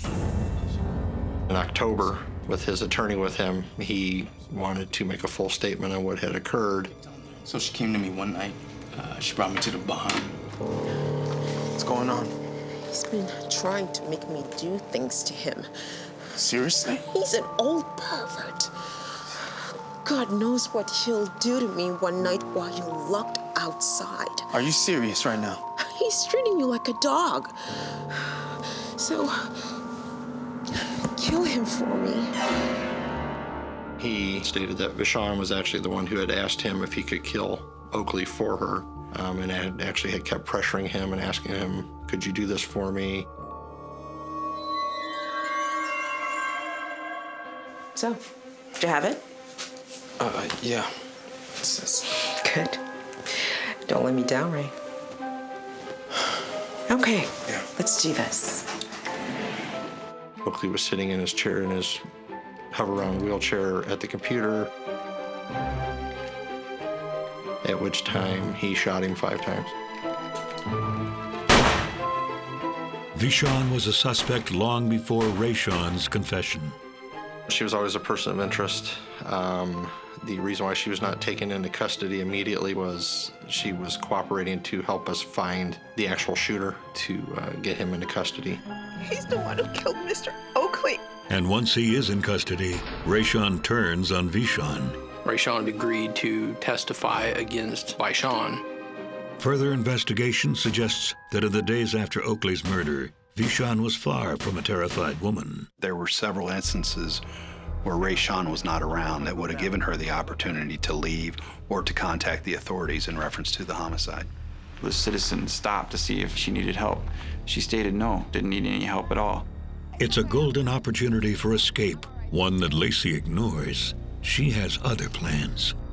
She went and got her nails done, and she did not tell a person what had happened. She did not appear distraught. She did not appear upset. Lacey protests her innocence, saying that Tom is just trying to save his own skin.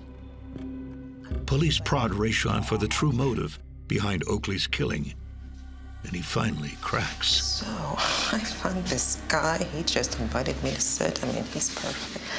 I think we got our guy. They called it the hustle. They would approach people that they suspected were on some type of pain medication, and they would befriend them in the attempt that they could either obtain from them some of their pain medication or just steal it from them. They would steal pills from them to get high. They also saw Oakley as their own private ATM. He got about $3,000 a month from Social Security and then his retirement. Relatively wealthy, I suppose, to someone who didn't have anything. But in the days following Oakley's death, they learn their plan is a bust. I think they only got a little over $1,000 out of the ATM. I never imagined anything like this would happen. I thought maybe they would steal from him or something, but not this. With Lacey, a.k.a. Vishon Mills' story in question, both are charged with murder. Tom, a.k.a. Rayshon Johnson, pleads guilty and is sentenced to 47 years. But in a surprise move, he decides not to testify against Vishon. I told you, I'm not saying nothing. She had nothing to do with the crime. He was probably protecting her because of the children to take the blame for the entire murder. He could have been held in contempt, but again, like he even put it to us, what can you do to me? I'm already serving a life sentence. Without Rayshon testifying to what he had stated in October, the murder charge would be very hard to prove, at which point there was an agreement that Vishon was going to plead guilty at that point to the concealment of the homicide and dismembering of a human body. Vishon Mills takes the deal and is sentenced to 18 years in prison. Throughout this whole process, her number one priority was, I want to get home to my girls. I want to be a part of my girls' lives. Despite her guilty plea, Vishon swears she's innocent. She feels terrible that Mr. Mitchell was murdered. She cared about him too. She didn't want to see that happen. She didn't want his family to have to suffer. It's a claim that means nothing to a family still aching from their loss. I guess the hardest part is I don't know why. He trusted the wrong people is the only thing I can think of. It's just hard not to pick up the phone and call him, and he's not there. I just miss him a lot.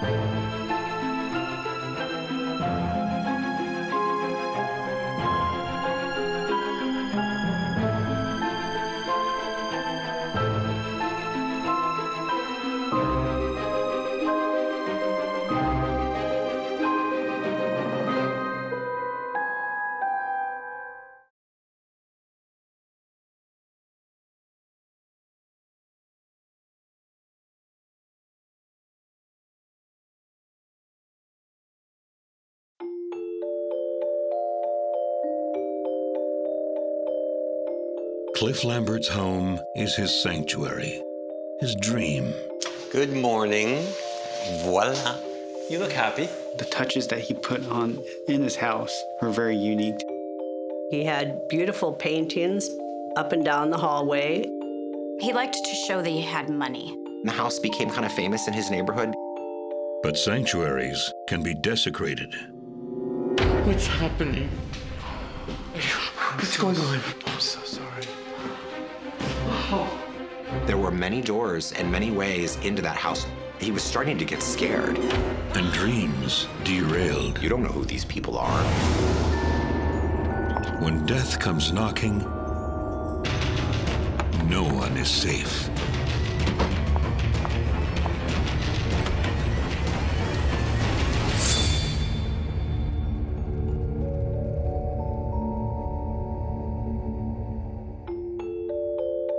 It's known as Hollywood's desert getaway. Palm Springs is pretty diverse. It has a big vacation population, a big destination population. Hollywood created Palm Springs, in the 50s as a place where movie stars and people of the like can come and play. They all bought homes in this neighborhood. So the homes are all very big and they're all very lavish. An ideal setting for longtime resident Clifford Lambert. He had a lot of movie stars for friends. He had pictures everywhere of movie stars. And I would ask him, do you really know these people? And he's like, Eddie, all these people that stayed in my house. He had stories for everything. It was really fun. The house became kind of famous in his neighborhood because it was the only house built of its stature. Here, people watch out for each other. Clifford Lambert's neighbors did keep an eye out on his house. One day, his neighbor across the street notices that Cliff's gate is ajar. And he's concerned because things just don't seem right with that door like that. So he calls the police. Detective Simon Min and his partner arrive minutes later. We checked outside the property, we checked the mailbox, we checked the trash cans, we checked everywhere where we could find something. We looked for a reason to go inside, and we didn't have any at the time. We couldn't kick the door in to go check because we didn't have enough information at that time. Since we didn't have it, we left. But the next morning, Clifford Lambert's name comes up again. Hello, I'd like to file a missing persons report for Clifford Lambert. The missing persons report was filed by Clifford Lambert's friend. Cliff and I talk every day, and now he's just vanished. He blew off our plans yesterday. I went to his house last night. He wasn't there. I called my friend and I said, something's not right. And I said, Cliff is gone. My friend was like, you need to go to the police department and file a police report, missing persons report. And so that's what I did. But Cliff's a grown man, and there's no evidence of anything criminal. Police initially did not take that report very seriously because they often get reports of missing people, and within 24 hours, the person will show up. They had no leads and they had nothing to follow up on at that point. But police do ask Cliff's neighbors to get in touch if they notice any suspicious activity. It's not long before they do. On January 7th, 2009, Clifford Lambert's neighbors noticed a U-Haul parked in front of his house and two men were emptying the contents from Clifford Lambert's house. They called Palm Springs Police Department right away, and that sent detectives and police running to the house. When police did arrive, one man was still at the scene. What's going on here? Who are you? Miguel Bustamante, just moving some things. Is this your house? He told me Have some ID? That he was responding to an ad on Craigslist asking for assistance to move a house out of the area, and he was provided with a key and $1,000 and a U-Haul. Just doing my job, man,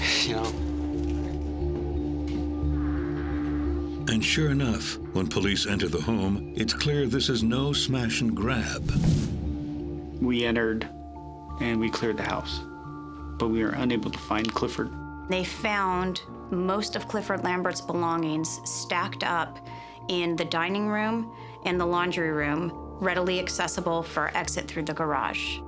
When calls to Cliff's cell phone go unanswered, police check out Bustamante's residence, a nearby motel. The contents of the room tell a different story than Miguel does. We found bottles of wine, shoes, driver's license, birth certificate. Almost every inch of that hotel room contained Clifford Lambert's belongings, his life. That's more than enough for police to arrest Miguel Bustamante. He was charged with burglary, possession of stolen property, and the property that belongs to Clifford Lambert. Do you know where Mr. Lambert is? Bustamante refuses to talk. We pretty much hit a wall. He wouldn't provide any information. They booked him and transported him to jail. They put him into a tank where the other inmates immediately questioned him. Who was he? What was his paperwork? What was he in for? And one inmate in particular took him under his wing. You know, I know my rights, man, you know. Cops don't really know what went down, so I ain't saying jack. And police still have no idea what happened to the owner of the home. Since his early years growing up in Missouri, Clifford Lambert has taken care of himself. He was an orphan. He had no family. Clifford Lambert was adopted. And so, Clifford Lambert had issues with depression, as most adoptees do. As soon as he finishes college, Cliff leaves a small town in the dust. He moved to New York City. He was a theater actor. But he said, if I'm not a star by 30, I'm going to get into another line of work. When his 30th birthday rolls around with no spotlight in sight, Cliff turns to his other passion, art. Cliff loved art. He loved the art. He loved the art world. But he realized the reality of the normal person being able to afford to buy art, was impossible. Only rich were able to buy, priceless pieces of art and enjoy it. Cliff resolves to change this. Clifford created a technique that replicated oil paintings so that it didn't look like they were print, but they actually looked like they were real oil paintings. He decided to create a mail order business called Lambert Studios. Beautiful. Before he knew it, it took off and he was off and running. He did it for years and years and years until he retired. As he approaches 60, Cliff decides it's time to enjoy the fruits of his labor, starting with a lavish new home. It was classic Palm Springs, high, well-manicured green shrubbery, 2 automatic gates for the driveway kind of went through the property. He had a garage and then a sort of a grand entrance. So you knew you were at Clifford Lambert's house when you pulled in. He had beautiful paintings up and down the hallway. He liked to show that he had money. Yet money can't buy Cliff what he craves most, love. I believe he was looking for companionship. Oh, it's the second door on the right. Eventually, Cliff finds just that with Trevor Smith. Excuse me. I don't mean to seem too forward, but could I interest you in having a drink with me sometime? How about right now? Okay. Why don't you pour?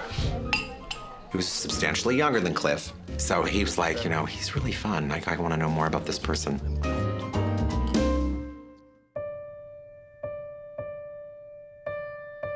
Within months, the romance deepens. They were married at the top of some building in Canada. It was a very private ceremony. It was nothing big and splashy. I'm the luckiest man in the world. Thank you. They were going to live out their lives together and be happy. For the next decade, the Lamberts' marriage is a dream. They had a great life together. But there is one thing Trevor loves more than Cliff. he was an alcoholic, full out.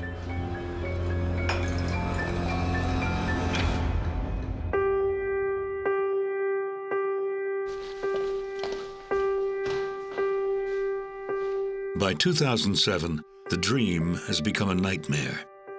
He wanted to leave, and Cliff said, that's fine. If you want to leave, you know, I love you. I want you to be happy. The Lamberts are soon divorced. Cliff is heartbroken, and his suffering is only beginning. Cliff called me, he was crying, and Cliff never cried like that. It's Trevor! He had money, he had a house, he had a Rolls Royce, he had everything, but he was still alone. When wealthy art dealer Clifford Lambert's marriage sours, he's left divorced and embittered.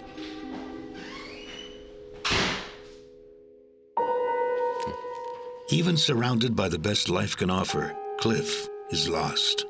Cliff fell into a deep depression. He was very lonely. Cliff was also hurt because he would go to local bars and get drunk and talk a lot of lies and a lot of smack about Cliff. I'm like, you know, why did you let that happen? And he's like, well, because I loved him.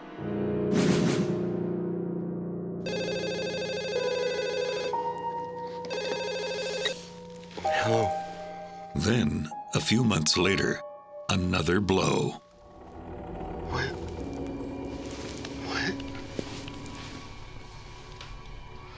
What? Cliff called me, he was crying, and Cliff never cried like that. And I was like, Cliffy, what's wrong? Eddie! It's Trevor! He drowned! The toxicology reports came back and said that there was drugs involved. Cliff was crying because he still loved this guy. And so it was very sad. Clifford Lambert became very depressed. He was going through a hard time. That hard time does eventually fade. Good morning, Clifford. Good morning. Voila. Oh, somebody's happy this morning. Thank you. I think I'm ready. Ready? Ready for what? It's time to move on. Clifford, that's great. Well, let's find you the right man this time. Eddie offers to help Cliff navigate romance in a new era. Everybody is online now. I was doing it. A lot of people do it. Everybody does it. Everybody. You're gonna post a message, okay? There's really nothing more to it. That sounds perfect. It's great. Clifford Lambert had posted ads online to have young, attractive men come spend a weekend with him, and if he in fact enjoyed their company, he would ask them to come back. Cliff would fly people down from San Francisco or wherever and let him stay in his house in the spare bedroom. And, you know, Cliff was like, Eddie, I'm not flying these boys in to have sex with them. He's like, I want to get to know them. I'm 75 years old. We don't do that. No, thank you. Cliff was being naive because you don't do that. You don't know who these people are. One day, Cliff was chatting online when he met Daniel Garcia. And after talking for a while, he invited Daniel to come to his house for the weekend. At the time when he met Daniel Garcia, Clifford Lambert was really looking to fill that empty void of being alone. Hey. Cliff, hi. Hi. And when his date arrives, he's even better than Cliff imagined.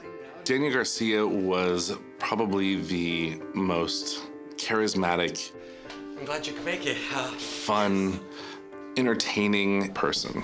Wow, you got a beautiful house. At the time, he was 21, and he just knew so much about the world. Daniel Garcia came across as very charming. Hurry up, close the door. The weekend passes in a blur of fine food, fine art, and fine conversation. They spent some time together in the house. They went to dinners together, breakfasts together. Improvise with limes. Yeah, for sure.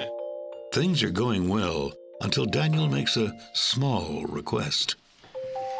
Cheers. Cheers to you. He wanted him to invest money in a business that he wanted to get going, StarTech. Cliff, I wanted to talk to you about something. Sure. Well, I'm starting this computer company. And it's basically a program that helps track and report child predators online. How to track them down, how to investigate, and how to report child pornography on the internet. Is this why you came here? Were you even interested in me or just my money? It's not like that, Cliff. I think I'll retire early. I won't see you before you go. So, goodbye. Cliff, You've said enough. Goodbye. The next day, Daniel leaves without a word. Cliff is relieved. But when he checks his credit card statement, he finds a parting gift from Daniel. What? He ended up upgrading his return flight to first class on Clifford Lambert's credit card, unbeknownst to Clifford Lambert. While the upgrade was only $16, Cliff's upset on principle. He never seemed overly angry at people. He was always hurt by people. And he just seemed really hurt, like disappointed. He believed that he could trust Daniel, but that trust was broken. But his disappointment is soon forgotten in the face of an even greater betrayal. His home was burglarized. Cliff had a very substantial fur collection. And he's like, all the furs are gone. There were shadows around where the pictures were. Cliff files a police report, even though he's convinced the theft was an inside job. Before Cliff and I ever left, on our way to the garage, he would beep, beep, beep, run the alarm, turn the alarm on, and we'd leave. Well, somehow, the alarm was turned off because it was supposed to go on when the doors were opened. Except it didn't, and Cliff has an idea of who might be behind it. This is very awkward, but can I ask you a question? Do you know anything about these break-ins? Cliff started to question his maid. Well, you're the only one that cleans this house. So, and Cliff goes, Eddie, she took her keys, put them down on the desk, got her car and left. He goes, I haven't seen her since. His prime suspect may have walked away, but Cliff hasn't seen the last of trouble. What's happening? He was starting to get scared. Cliff just became this target. When art dealer Clifford Lambert's home is burgled, he files a police report, fires his maid, and installs a new security system.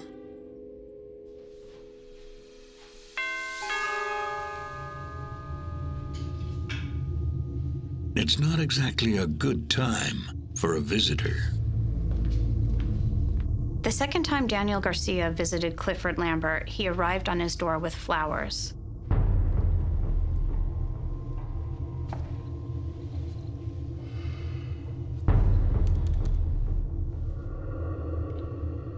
We all just thought it was weird how Danny would just show up randomly in Palm Springs. Cliff may think he's done with Daniel, but Daniel isn't done with him.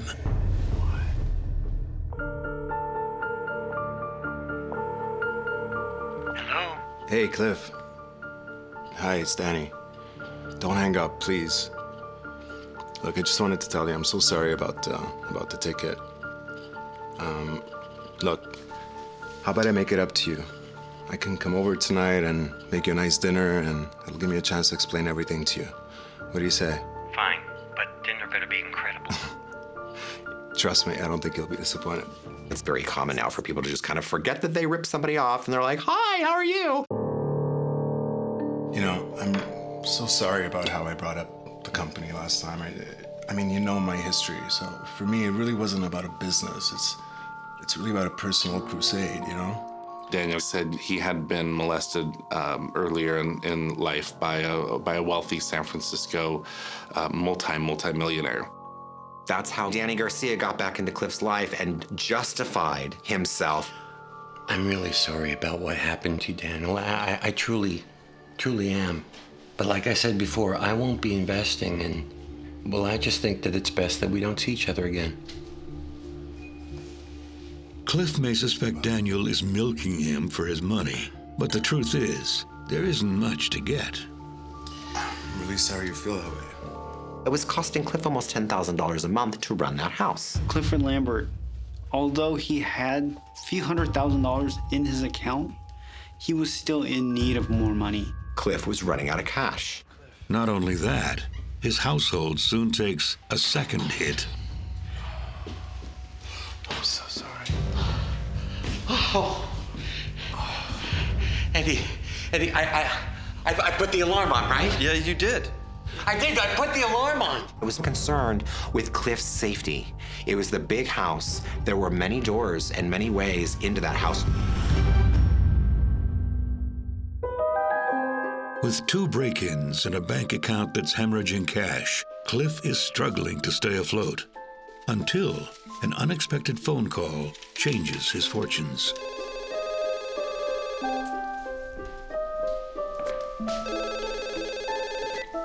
Hello? Hello, am I speaking to Clifford Lambert? Yes? My name is Samuel Warren. And I'm calling you in regards to an inheritance. The one that was contested. Mm-hmm. Samuel Oren was a lawyer from New York City. Well, it turns out you may be in line to inherit after all. You don't say. Cliff had been left a large inheritance from a friend years before, but it was contested, leaving Cliff with nothing. Thank you. Until now. Thank you very much. Samuel Oren claimed that the will was being reopened and that Clifford Lambert was actually an heir to the will. Cliff and the lawyer meet the next night. Clifford Lambert. Yes. I'm Samuel. Hello. And Cliff likes what he sees. Clifford Lambert found Samuel Oren to be very charming. He was very taken with him. Can I get a scotch neat? I don't know yet. Thank you so much for meeting me today. Well, thank you for seeing me. It's a pleasure. Cliff is on cloud 9 until he gets home.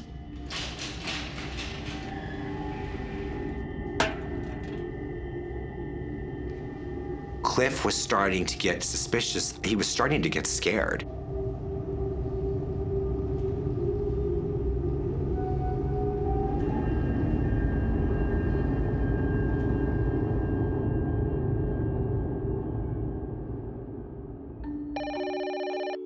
Hello?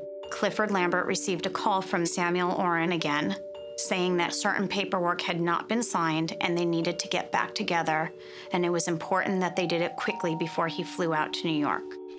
When Samuel Oren arrives, Cliff is hoping the meeting will evolve beyond business. Are you in a rush? This is the only place I need to be. Why don't you just tell me where I can go freshen up? There's a washroom. First door on the right.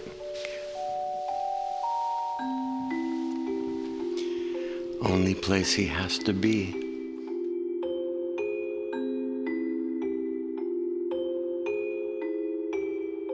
On December 6, 2008, Clifford Lambert did not show up to meet his friend Eddie Mulliken at the Festival of Lights parade. We were standing where we were supposed to be standing, and my friend says, "Where is Cliff?" And I said, "What do you mean, where is Cliff?" Cliff! On his way home, Eddie stops by to check on Cliff. I was the only one that had a key, so people always had to call me and ask me what was going on with Cliff if they couldn't find him. There were cocktails that were sort of watered down, looked like people were drinking. I said, if he's got a date, I'm not gonna go tearing in there. But when he can't get Cliff on the phone the next morning, Eddie's concern grows. Between Clifford Lambert being reported missing on December 7th and until the last week of December 2008, things were pretty quiet. Then, at the height of the holiday season, police get a worrisome phone call. A real estate agent in Northern California said that a man had come to him to sell Clifford Lambert's home. Because the distance was so far to Palm Springs, the real estate agent became suspicious, looked up Clifford Lambert's name on the internet, and realized he was a missing person. Suspecting some kind of fraud, police turned to Cliff's attorney. She filed an emergency protective order to prevent Mr. Cliff Lambert's assets from being sold off. But she soon discovers that Cliff's bank account is nearly empty. 160. So a total of about $160,000 was taken within a matter of 2 to 3 days. Detective Min hatches a plan to flush out whoever is behind Cliff's disappearance. Would you mind playing along with the sale so we can see what really is going on here? We had to allow the sale to go through in order to identify the key players.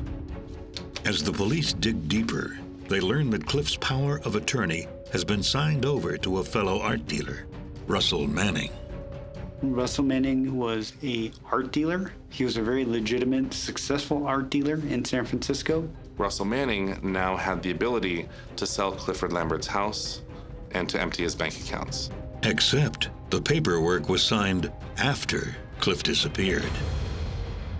There's a possibility that there's some suspicious activity involved.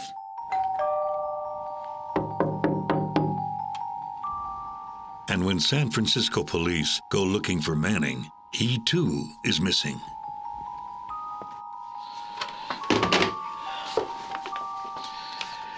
We need to track down the notary who oversaw the signing of this document. Okay, we need the original. We called the notary. We asked him to come down to San Francisco Police Department where he can meet with detectives at the station. Many states don't require a thumbprint for power of attorney, but California does. The question is it Clifford's thumbprint? And if not, then whose is it? He would tell people that he was the Prince of Nepal. Yes? He had this look of surprise. What's going on, you know? It was very difficult to tell what was real and what wasn't. Yes, hello, I'd like to file a missing persons report for Clifford Lambert. Palm Springs socialite Clifford Lambert has been missing for over a month, and suspiciously, his power of attorney has been granted to an art dealer named Russell Manning. The Palm Springs PD traced the original document to scrutinize the mandatory fingerprint.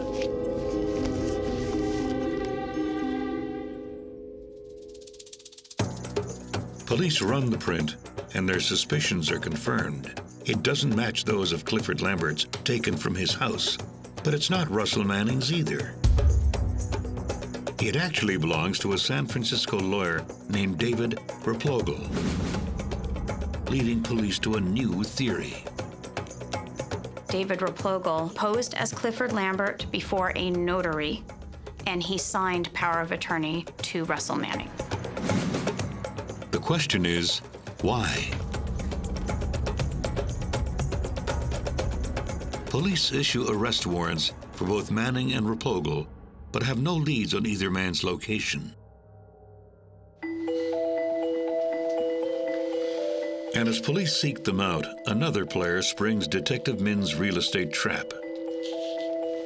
One Kushal Narula, now in possession of the deed to Cliff's house, signed over to him by Russell Manning.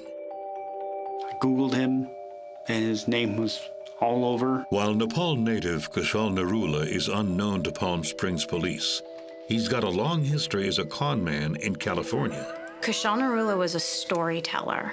He would tell people that he was the Prince of Nepal and that his family had been exiled from Nepal. And with that story, Narula blazed a path of cons for years. As Detective Min reads Narula's records, he sees a court date set for March. So we knew where he was going to be at a certain time, date and time. Kushal Narula. Yes? You're under arrest. With no permanent address linked to his name, police arrest Kushal Narula at the courthouse. Okay, can you at least explain to me why I'm being arrested? He had this look of surprise. What's going on, you know? I'm here for my court case. What are you doing to me? And he's not alone. Kushal Narula was accompanied to court by David Replogle, the man who forged Clifford's signature on Cliff's power of attorney. Police went to arrest Kushal Narula and ended up being able to arrest both Kushal Narula and David Replogle. But even with two men in custody, Cliff's whereabouts remain unknown. Were you involved in the disappearance of Mr. Lambert? Who? Lambert. Clifford. Kushal Narula did not admit to being involved in anything pertaining to Clifford Lambert. During his interview, he tried to minimize his role. First, he tried to say that he had no idea, had never been to Palm Springs, which is a first indicator he was lying. Do you have any idea who could have been involved? I mean, I don't know. You know what? The only person who I always felt was a little off was a guy named Daniel Garcia. Kushal was blaming everybody else but himself. Wow. Thanks so much for flying me out here. He was shifting the blame to Daniel Garcia. On March 9th, 2009, police received a tip of a certain condo where Daniel Garcia could be located. They responded to the condo and they found him there. When Garcia speaks to police a week later, he points his finger back at his accuser, Narula. Back when we were friends, he used to blame me for everything, so actually I'm not surprised. His biggest alibi was the fact that he wasn't in Palm Springs at the time, which was true. With both Narula and Garcia accusing each other, the police aren't sure who to believe. It was very difficult to tell what was real and what wasn't, what was the truth, what wasn't, who was telling the truth and who wasn't. Luckily for the cops, someone comes forward who is willing to tell the truth. Miguel Bustamante's cellmate. Aren't you worried they're gonna find that Cliff dude? Nah. He's taken care of. What if he comes back? What? You believe in resurrection? The particular inmate that Miguel Bustamante was confiding in was facing a life sentence. And he knew that one of the ways to try and negotiate a life sentence is to provide information to the police. So he called the police and he told him that he had information on Clifford Lambert. I'm listening. Well, I do something for you, you do something for me. I need names. I got names. The information provided to us by the cellmate was very accurate because there were names of players of this scheme that nobody else could have known. It was a very big surprise to us. While confiding in the other inmate, Miguel Bustamante did end up telling him that Clifford Lambert had been killed. We knew that his body is going to be recovered as opposed to actually finding a person. But the words of a jailhouse snitch can't be taken at face value. Investigators look to corroborate his claims, starting with a phone. When Garcia was arrested, he was found with an iPhone. We conducted a forensic download on this iPhone. We found several thousand text messages. The Palm Springs Police Department and Lisa DeMaria went through every single one of them. It was evident from these text messages that Daniel Garcia and Kushal Narula were keeping in close, intimate contact the first week of December 2008. The story behind Cliff's fate was years in the making. It begins with a lawsuit against a wealthy businessman. When Daniel Garcia filed a molestation case, he'd been working with a lawyer named David Replegal, and it made national news. The case resulted in a $1.5 million settlement for Garcia and caught the attention of a seasoned con man. Kushal Narula, probably smelling con all around this, sought out Daniel Garcia and, in fact, tracked him down and had an interesting way of introducing himself by bumping into him and then saying that he recognized him. But instead of conning him, Kushal becomes Daniel's partner in scams and in the bedroom. Daniel Garcia and Kushal Narula sort of had this dysfunctional codependency to each other. One day they would hate each other. The next day they were arm in arm. After a fight with Narula, Daniel Garcia sets his sights on Clifford Lambert. It's really interesting. It's basically... There's just one problem. Cliff refuses to give Daniel money. Is this why you came here? Daniel Garcia has spoken about starting many different businesses. I have never found any of them to be reliable, true, or credible. When his plan backfires, Daniel Garcia turns to the man he calls his dark prince for help. Daniel Garcia provided Kushal Narula with Clifford Lambert's address, with Clifford Lambert's social security number. Daniel Garcia even provides Cliff's alarm code. As long as you got the wine. Cliff has no family. And his neighbors, he barely even talks to them. If you went missing for a little bit, I swear to God, nobody would even notice. I'm telling you, we could take anything we want. We could get him to sign over all of his accounts to us. Everything. The men decide to kidnap Cliff. It's perfect. They called it Operation Craigslist. The initials of Craigslist are CL. Clifford Lambert's initials are CL. Just tell him when. Then they bring in some muscle. He raped me.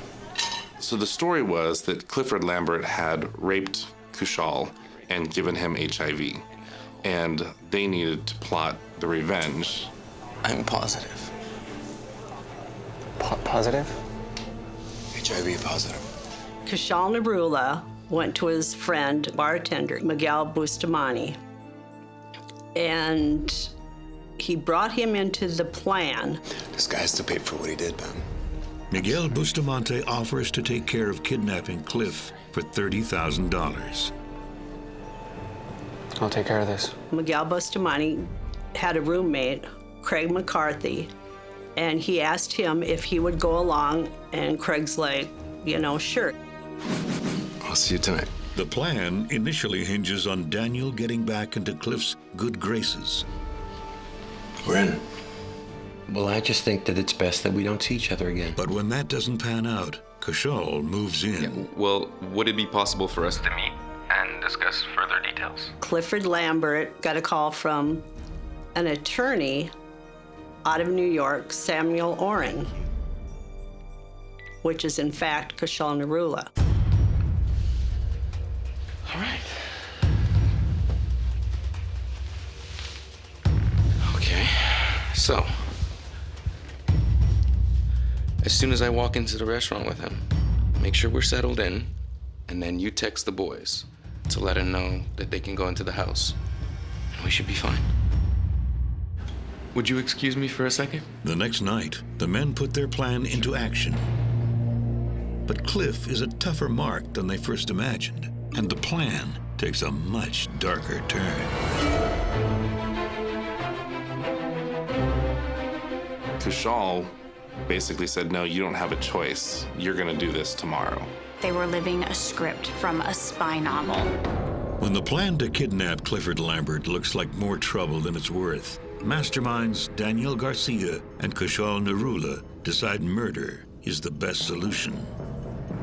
It became very clear that by the time the plan was unfolding, the plan was to murder Clifford Lambert, because there was no way to take over his entire life without getting rid of him. Once things are in motion, Daniel Garcia leaves town. His idea was, if I'm not there, I can't be implicated.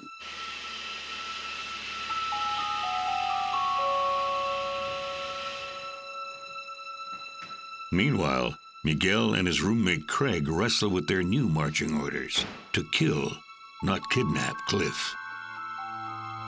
They're looking around for tools. They didn't go with anything to kill him with. Craig McCarthy and Miguel Bustamante were supposed to have jumped out from their hiding spots and killed Clifford Lambert. When one didn't jump out, neither did the other.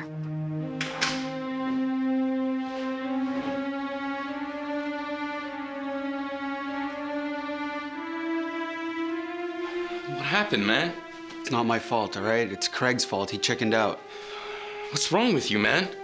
So when Miguel Bustamante returned to meet with Kushal to give him the bad news that they had not, in fact, killed Clifford Lambert, Kushal basically said, no, you don't have a choice. You're gonna do this tomorrow. I'll go meet him at the house. I'll make sure it's dark, and then I'll unlock the door for you guys. You go wait for us in the kitchen, okay?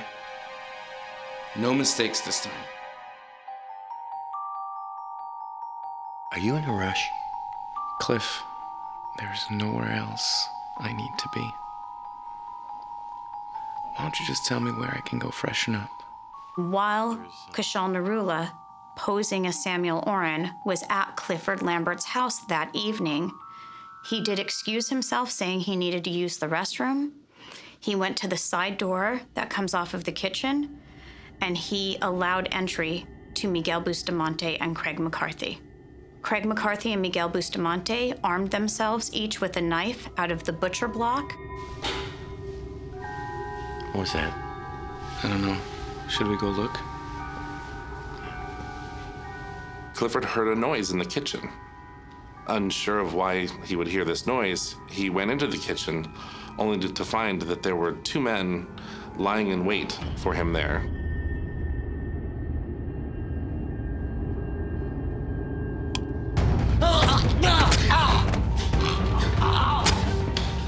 Clifford Lambert lay on the ground, gurgling on his own blood as Miguel Bustamante stabbed him repeatedly in the back and in the back of his neck.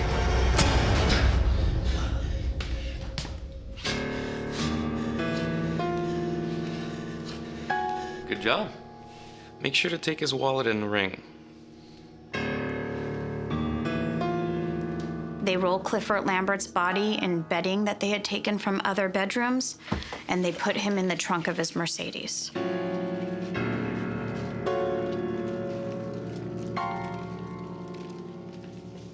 Well, go bury it in the desert, I don't know. I don't even want to know where. Just deal with it.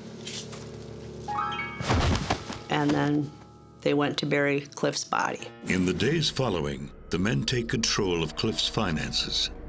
Using a false ID, David Replogle assumed the identity of Clifford Lambert. He signed power of attorney for Clifford Lambert's bank accounts and his entire estate, including his real property, to Russell Manning.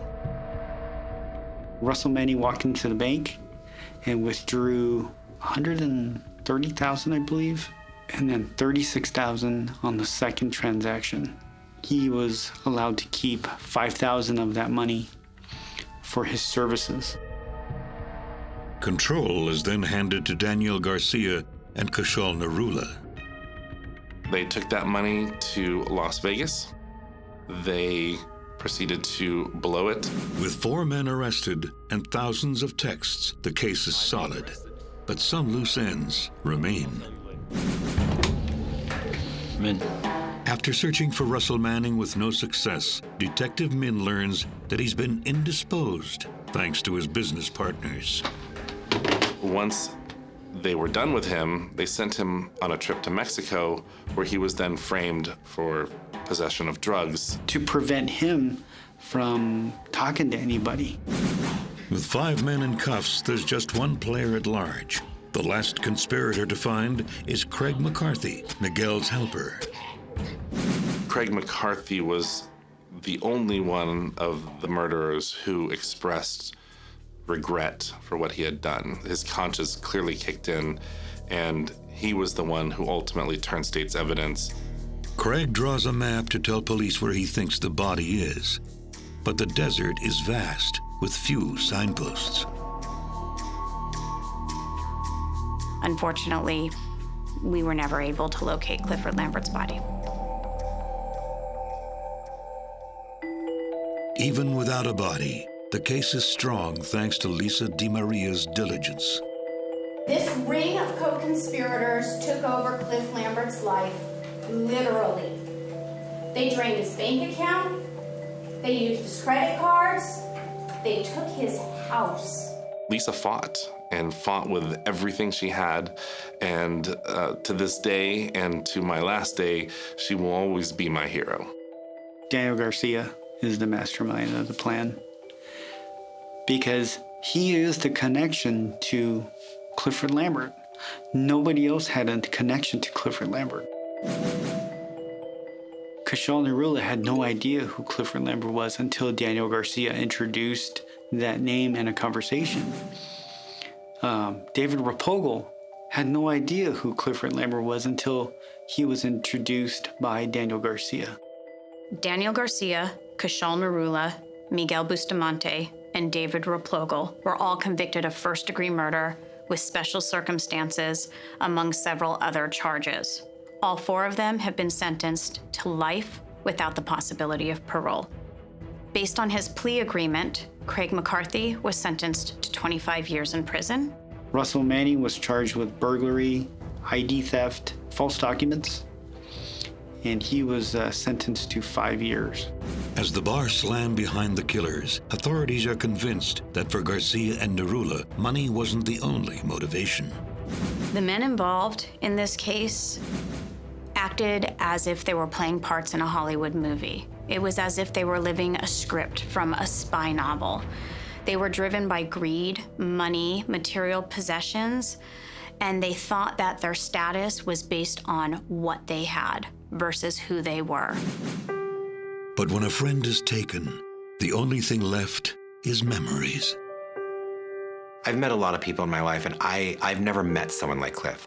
He was very gregarious. He was fun-loving. He enjoyed life. And every person that Cliff met would look at me sometimes and go, "Is he for real?" And I'd go, "Every single bit of him."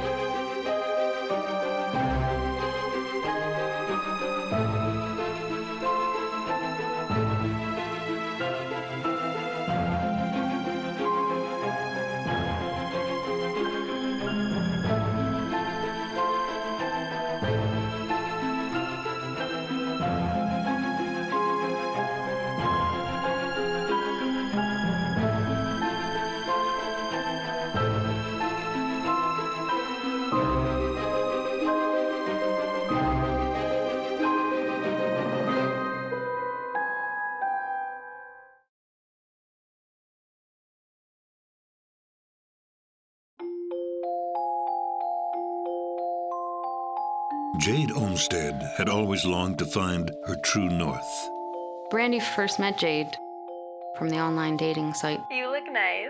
Are you flirting with me? Maybe. And then they just met up in person, and that's kind of how the relationship blossomed. And soon, this young couple finds home in each other's arms. I know that they were very happy. Brandy loved Jade. That's the bottom line. She loved Jade. But when someone is left out in the cold, love turns to hate. Sounds to me like a horrible concoction of dependency and need and lack of trust and insanity. The level of brutality is unlike I've ever seen. She was alive at the time that she was buried. When death comes knocking, no one is safe.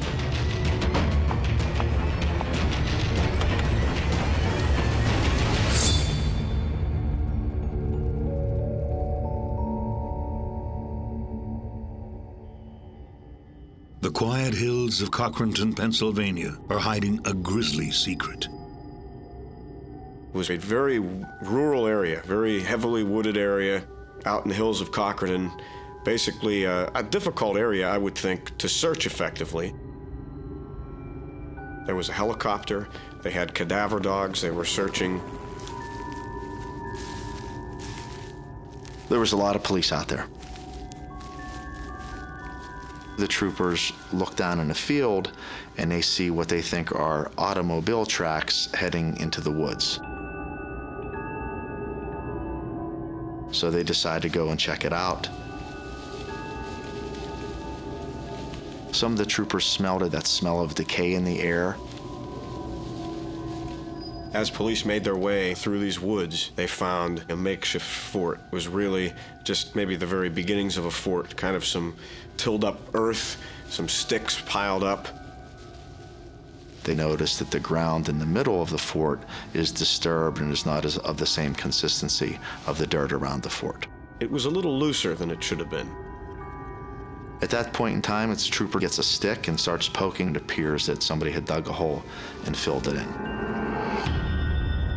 They contact the Crawford County coroner, and they get some lights up because it's starting to get dark.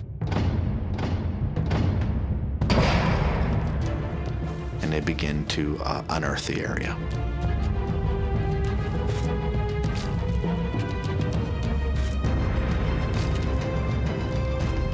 They're thinking that there's a possibility that a body has been buried in the woods. 2 years earlier, in nearby Boardman, Ohio, residents are enjoying a decidedly more relaxed pace. We rode our bike everywhere. We hung out with our friends outside all the time. Like, we were always outside. It was just that kind of town. For 18-year-old student Brandy Stevens Rosine, life is full. She was into everything. I mean, she loved math. She loved English. She loved writing. She was into drawing. She loved orchestra. You've been making a bit of trouble lately, and I just want to tell you that I know it's hard being a double bass sometimes. She was constantly playing music, making funny jokes. She was always joking around. Loved the music, so she could joke around with the music. She always laughed when she played music. Let's just get it together, shall we? Are you talking to your invisible friend? No, that would be crazy. I'm talking to my bass. Maybe your blood sugar's low? Hey, do not try to pin my special relationship with my bass on my diabetes. But, good reminder, thanks. Grandma said you forgot this in the car. Ooh, thanks, sis. Brandy is playful, but takes some things very seriously. Brandy was studying sociology at Youngstown State University. She did know that she wanted to go into the field that studied people because she was good at helping people. She was very just curious about the world. Just who was she gonna meet next? Who was she gonna be with next? What new friends was she gonna make next? Brandy has moved in with her grandmother to be closer to school. Another in a series of big steps. Here's the thing. I'm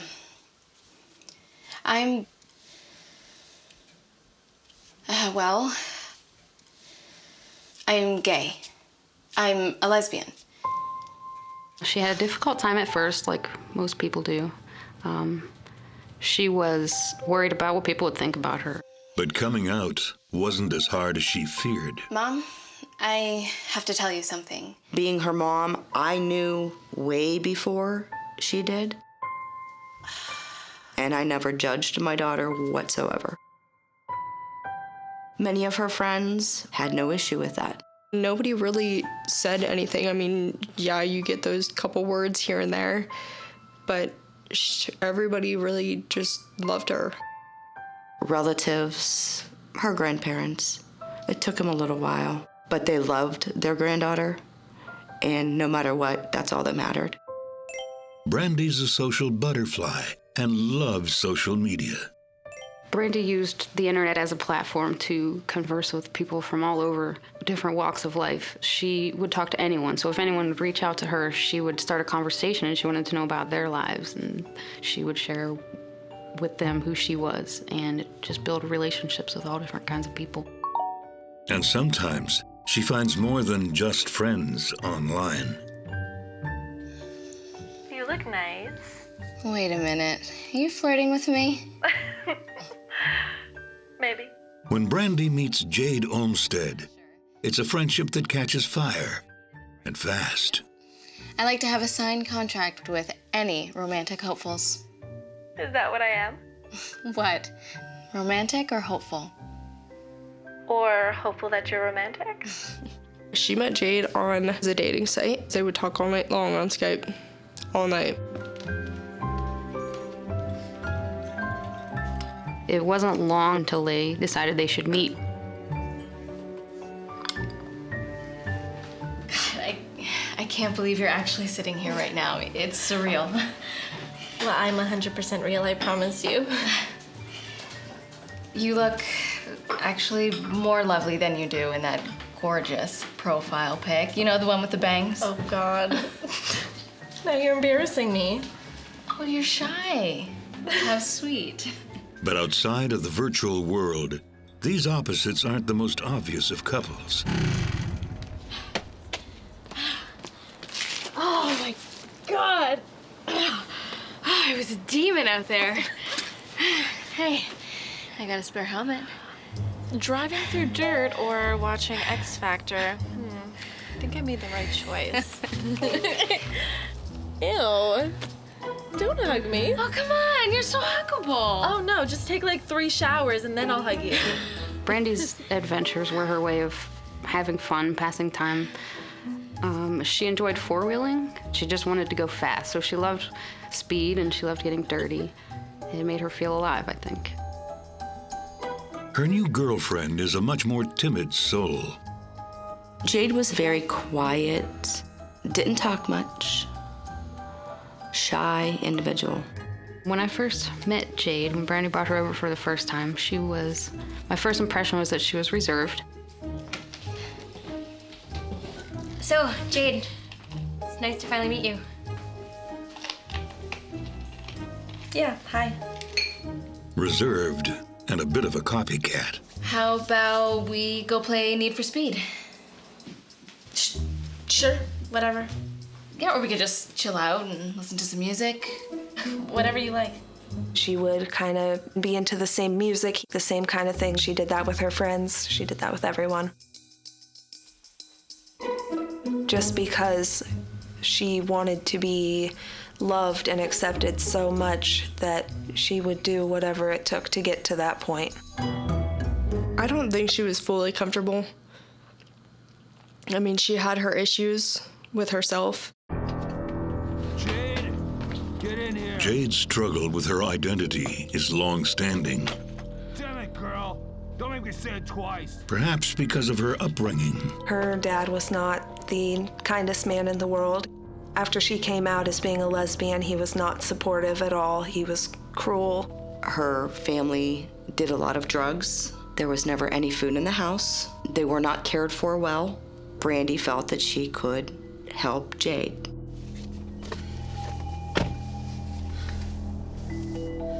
Just get me to the bus station. Come on, let's go. Jade had told Brandy it was a bad situation where she was staying, so Brandy'd say, well, you could stay with me. And that one night turned into 2 and 3, and then she was living there. I enjoyed hanging out with her and my sister together. I mean, we would play card games together. We would hang out. I thought she was fun. And that, my friends, is what you call a flush. Yeah, that'd be great if we weren't playing Go Fish. Brandy's house, Brandy's rules. Oh, I'll always protect you. I'll always love you. Jade was ecstatic and, it was a new relationship. She was excited and happy. Brandy loved Jade. That's the bottom line. She loved Jade. She was in love with Jade. And she would do anything for her.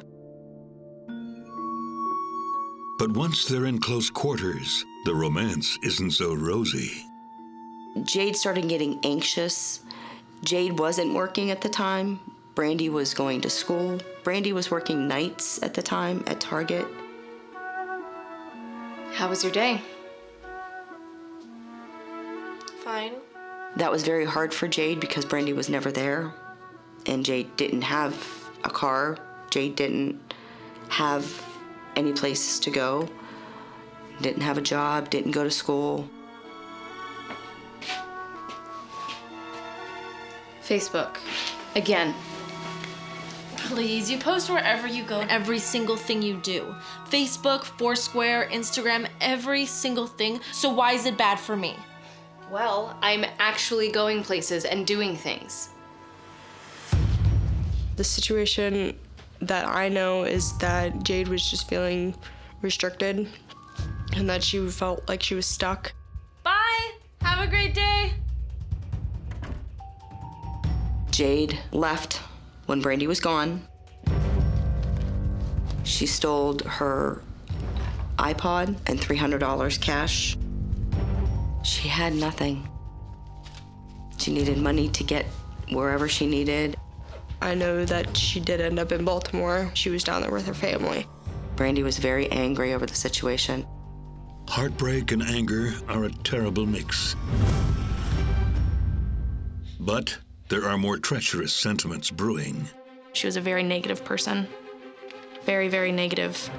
This was basically a love triangle scenario. There was jealousy at play. She was just obsessed with pretty negative, dark things. I'll always love you. After an intense romance, Jade Olmsted leaves Brandy Stevens Rosine behind and takes Brandy's cash and her iPod with her. She wasn't talking to her right after. They had like a fallout after that. I mean, they weren't speaking for a while. Brandy was hurt really bad. She was really upset. It's for the best. But it sure doesn't feel that way. You of all people. You'll meet a million more Jades. But even months later, after the girls have resumed their friendship, Brandy just can't move on. She loved her more than anything. She just wanted her to come back. And in spring 2012, her wish is granted.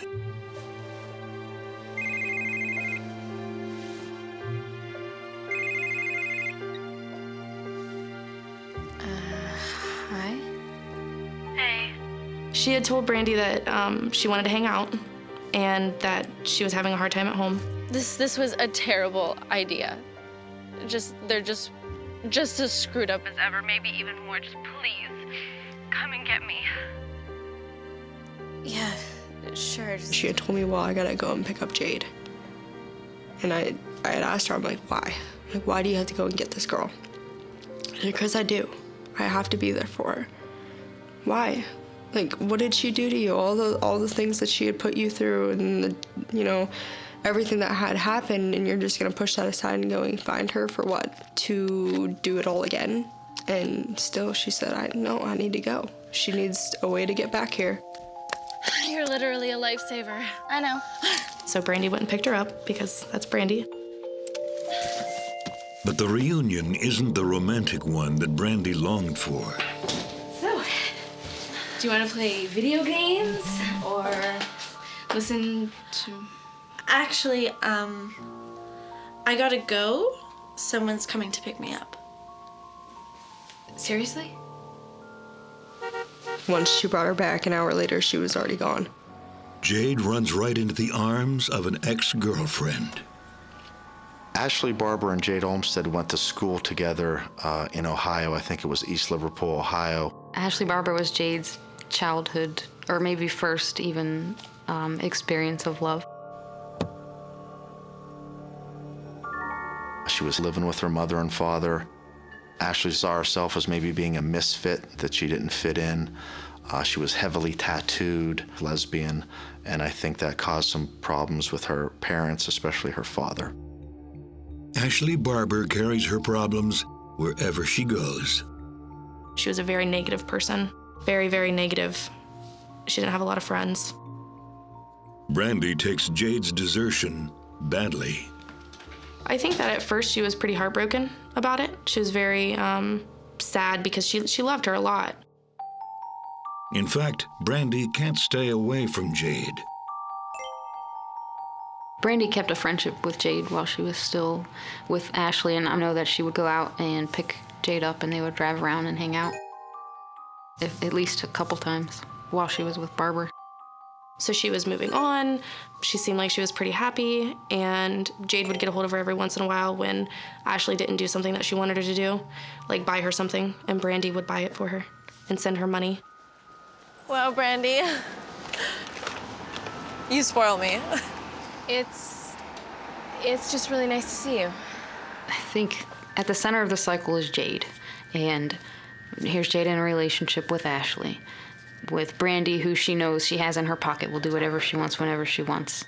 And that's why she held on to Brandy. Much to Jade's new girlfriend's dismay. I imagine she lied to Ashley a lot. Where'd you get the money? And that's what got Ashley even more and more upset. Brandy, right? Why the hell are you still talking to her? Look, it's complicated. No, it's not.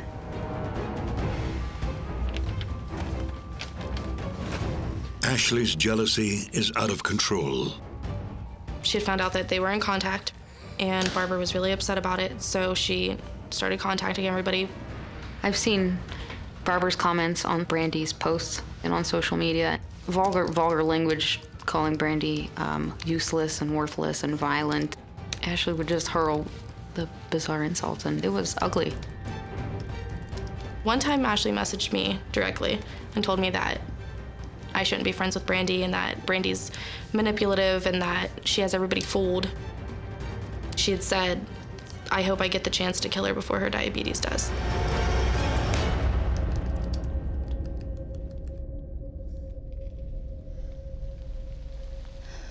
Don't talk to me about Ashley Barber.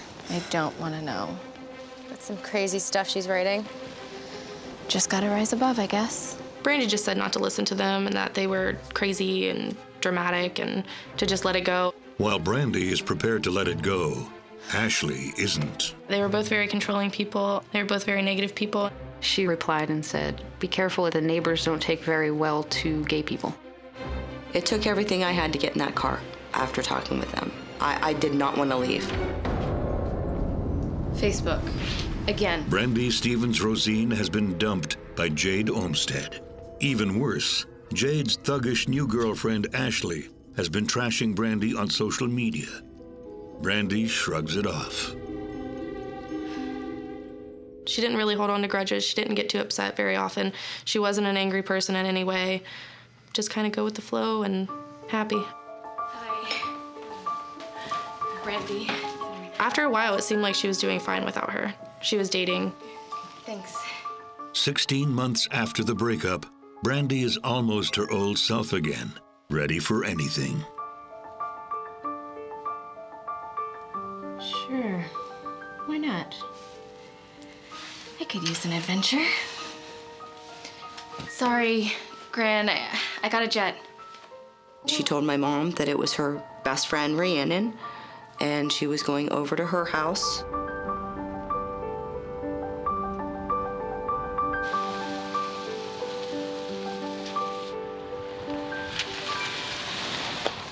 That same day, Brandy's ex, Jade, whom Brandy hasn't seen in weeks, takes Ashley to the hospital after a fall. Ashley Barber posted pictures of bruises, solid bruises on her forearms, saying that she had fallen down the stairs. So they had to go to the hospital. As Ashley's minor injuries fill up her news feed, Brandy's postings on social media have gone very quiet. Too quiet. 24 hours after leaving her grandmother's, she's not even answering her cell phone. Everybody really started to say, like, we haven't talked to her. Has anybody seen Brandy? Has anybody talked to Brandy? I didn't see her on Facebook. That's usually first thing. She hadn't posted one single thing that day on Facebook. That's when I knew, like, where's my sister? Where was she at?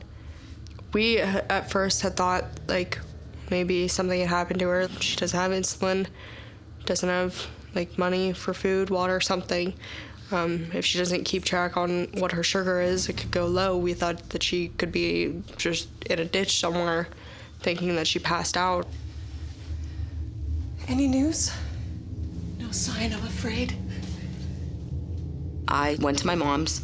I started doing some research on her computer. Brandy still was logged into a couple things. The one thing I found was Foursquare. So I found that, printed all that out of where she had gone. In the meantime, I'm calling everybody, all of her friends, texting. Brandy's family calls her best friend Rhiannon to see if she knows anything. And they learn it was actually Jade she was planning to see that day. The last texts that came from her were pretty suspicious. Seemed to indicate that she thought something may have been wrong. On her way there, she sent a text to Rhiannon, and she said, This is where I'll be if anything happens to me. Brandy's mom learns that the address is actually Ashley Barber's house, where Jade is currently living. But Jade says Brandy never showed up. Jade and I were back and forth all weekend. Have you heard anything? She would ask me. No, I haven't heard anything. Have you heard anything? You know, you haven't seen her, you haven't, no.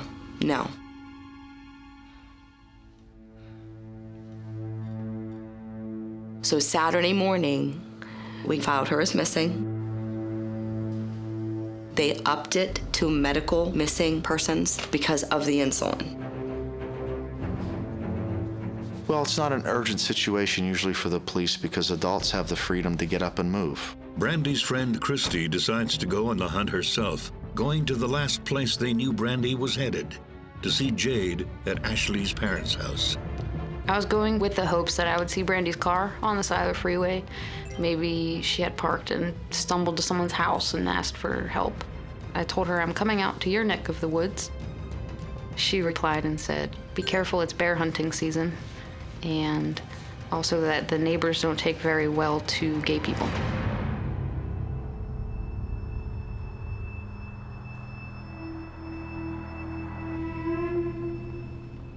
The feeling that I got on the road to the Barber residence was just spooky, like my stomach dropped out, and it hasn't been the same since.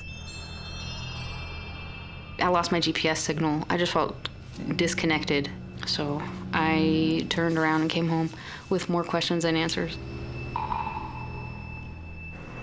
With no news from the police, Brandy's family and friends step up the search. Christy Horvat created flyers, and she just started throwing them everywhere. We were throwing them on social media, we were posting them everywhere. Hi, my name is Ariel, and I'm making this video because one of my oldest friends, Brandy Rosine, is missing. She hasn't been seen or heard from since May 17th, 2012. She left Beaver Township in Ohio on Thursday, saying she was headed for the Erie area. We're also concerned because this is completely unlike Brandy, and it's out of her character to just run away and leave without telling anyone. After Brandy's been missing 5 days, her mother gets a call on Tuesday morning from the police. The police at this point had told Carrie that Brandy's cell phone pinged a tower in Meadville, which is about 15 minutes away from Cochranton. So we decided to go up there. I was up and down, they had some hilly areas. I was running house to house. I checked at the hospital. We were checking everywhere. As the trail goes cold, Carrie decides to pay Jade and Ashley a visit in person. Carrie said, hey, you had that address, can you take me there? When we came to the Barber's residence, the father was sitting on the stoop, and Jade and Ashley Barber were coming from around the left side of the house to the front yard. Hey, Jade. Came out here the other day, but my GPS failed. Took me to some field somewhere. Couldn't figure out where you were. Where's my daughter? She said she was coming here. Look, she never showed up. But you must know something. Listen, lady, you need to calm down. And I'm like, I'm just trying to find my daughter. You have to understand. She has been missing for 5 days. She said she was gonna come to see you, and now all of a sudden, she's missing. It just doesn't make any sense. Maybe she went to the same field you did. And then at this point, Ashley Barber's dad got involved, and he said, well, if you put my address in a GPS, it brings you over somewhere else. A lot of things going through my head. Imagining the worst. Imagining that she just wanted to be alone, maybe, and is in the house and is hiding. That was far-fetched for Brandy, but, maybe she just needed some space. You know, I really didn't know. As they wind down their search for the day, a phone call will make them do a 180. She said it was Jade, and I said, no, this isn't Jade. So something is wrong. They see a pair of tennis shoes, and on the pair of tennis shoes, it looks to be blood. 20-year-old Brandy Stevens Rosine has been missing for 5 days. So far, the police search has been fruitless. Where's my daughter? Brandy's mother, Carrie, suspects her ex-girlfriend, Jade, might know something. A suspicion that's quickly confirmed when she gets a startling telephone call. Hello? On the way home, I got a phone call from, and she said it was Jade, and I said, no, this isn't Jade. This is Ashley, right? I recognize your voice. Because I knew Jade's voice. Brandy's car is here. What? It's in your best interest to come and get this car. I said, whoa, wait a minute. We just left there. You told me she never made it there. You just need to come get this car, and hung up.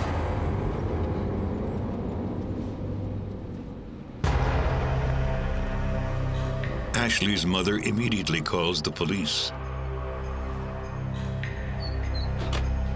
The police then are informed by Ashley Barber's mother that, hey, there's a car here that we didn't tell you about the day before. I should have told you, but I didn't.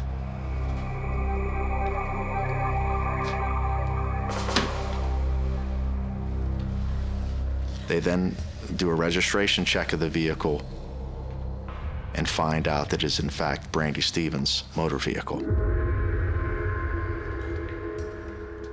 Soon after, local police contact Carrie and demand she pick the car up from the Barbers, even though it's a potentially incriminating piece of evidence. My daughter's been missing for 5 days, and now all of a sudden you find her car? I asked him, I said, what's in the car? Is there anything? The car's clean, completely clean. There was a gas can in the back seat. That's all that was in the car. I said, then there's something wrong. It was never clean. Never clean. I mean, there was clothes in it all the time, drinks. Her car was a pigsty. The girls told them that Brandy came there and left with a girl and walked with all her stuff down a dirt road to get a ride. I said, no. No, that did not happen, and I'm not coming to pick that car up. Frustrated that the police are dragging their feet, Carrie takes action. The next morning, I woke up. I wrote about what happened, about my daughter, what the state police had said to me, and told me to do. Carrie posts her story all over social and news media pages. Someone's gonna listen to me. Even calling the FBI. Within an hour from that phone call, I got a call from the state police stating that they were seizing the property and searching everything. The police then decide they're going to go back and talk to the two girls, Ashley and Jade. When they go there, they're informed by the parents that they had left earlier in the morning and they're not there. With 3 young women now missing, the investigation is about to move into overdrive. The Barbers, the mother and father, allow the police to come into the home. They go into Ashley's bedroom where Ashley and Jade had been living, and they see a pair of tennis shoes. And on the pair of tennis shoes, it appears to be blood. So right then they're thinking that foul play is involved. A description of the girls is issued to local law enforcement. Troopers who were ready to work that day were notified, please be on the lookout. And in a matter of hours, they're spotted. Trooper Joe Straley was off-duty in his off-duty vehicle, and while he was driving, he saw 2 girls leaving the woods in an area that normally people wouldn't be in. Turned out to be Ashley and Jade coming out of the woods, and offered to give them a ride and asked them to come to the police station. And because Ashley was filed as missing, that was their way to get them to the station, because they needed to clear that up.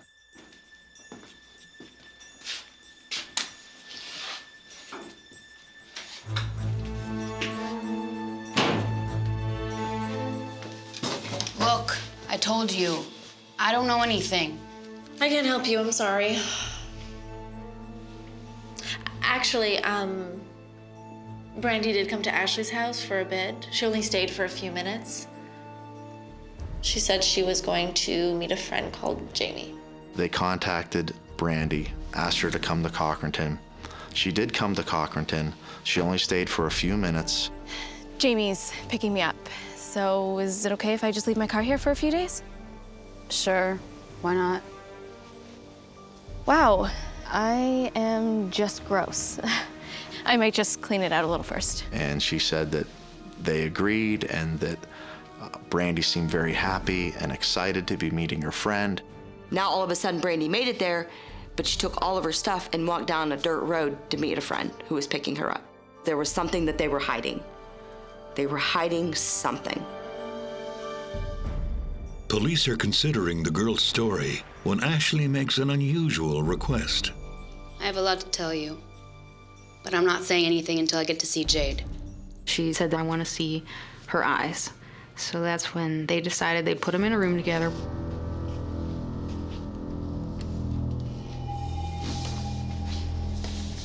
They know that we did something. They don't know much. We're listening to the whole thing. And they don't make any confessions or anything like that, but you can tell that they're scared. They're talking about going to prison for 20 years, making statements like that. And they knew that they were being recorded, and there's a big sign that tells them that. As the girls whisper, officers at the Barber home notice tracks heading down the road where Brandy was last seen. Some of the troopers smell decay in the air, and so they're starting to think that, hey, maybe there's a body buried around here, and that's when the troopers who see the tire tracks go into the woods.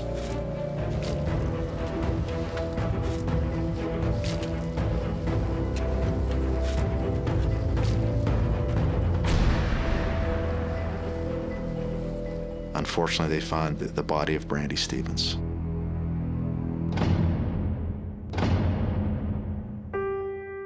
Beaver Township Police came to my parents' house, and my parents came to my door at 2 a.m.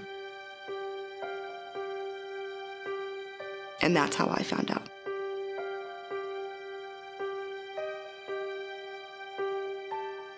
I wasn't told anything. I knew. As soon as my mom was there, I knew she was gone, and I knew they found her.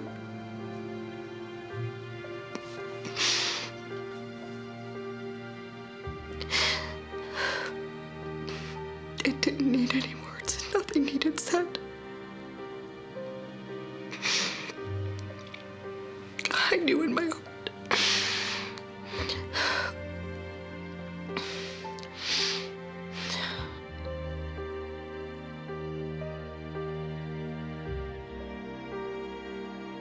Brandy's mom called me, and I was in shock for days. I immediately drove back up, because I was in Columbus at the time. I immediately drove back up to Youngstown, and I think it took me like 6 hours to get here, because I had to pull over so many times because I was crying so hard.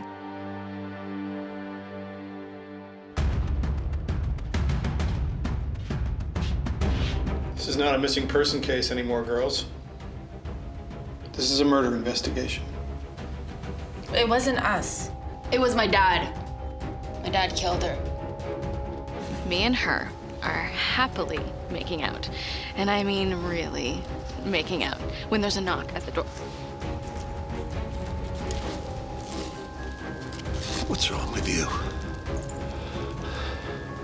I know what's wrong.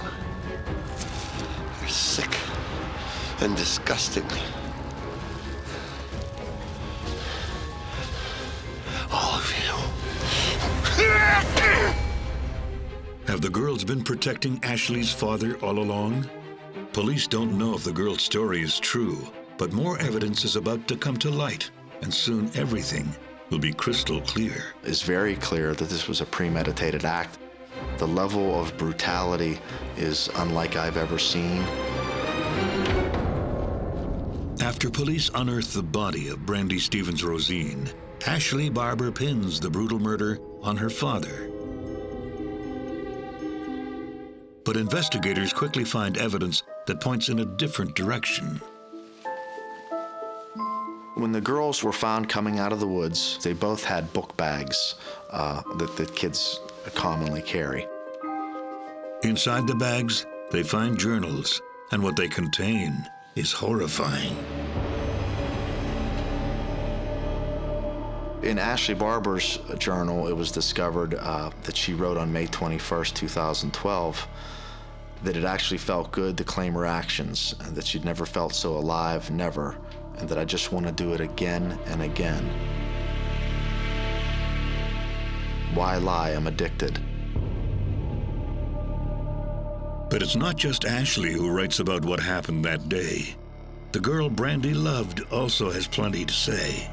Jade explains that she told herself that she wasn't going to write about it because it is too much evidence, but the temptation not to get it out is just too much. Yesterday was the beginning of a whole new life. A life of torment, evil, bloodstained hands, and splattered clothes. I found my calling, a new addiction, something the world looks down on. But us, we crave this life. I heard that Jade had written in her journal that she was proud.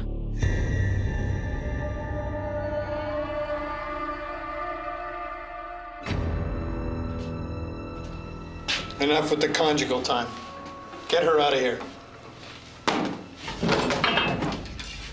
And at that time, Jade Olmsted finally confesses to what they did. I've read the journals. You want to tell me what actually happened? Well, you already know, don't you? When Ashley Barber finally confessed, Well, yeah, that's it. We killed her. Both of us. she was very cold, she was very matter-of-fact when she explained how she had killed this girl.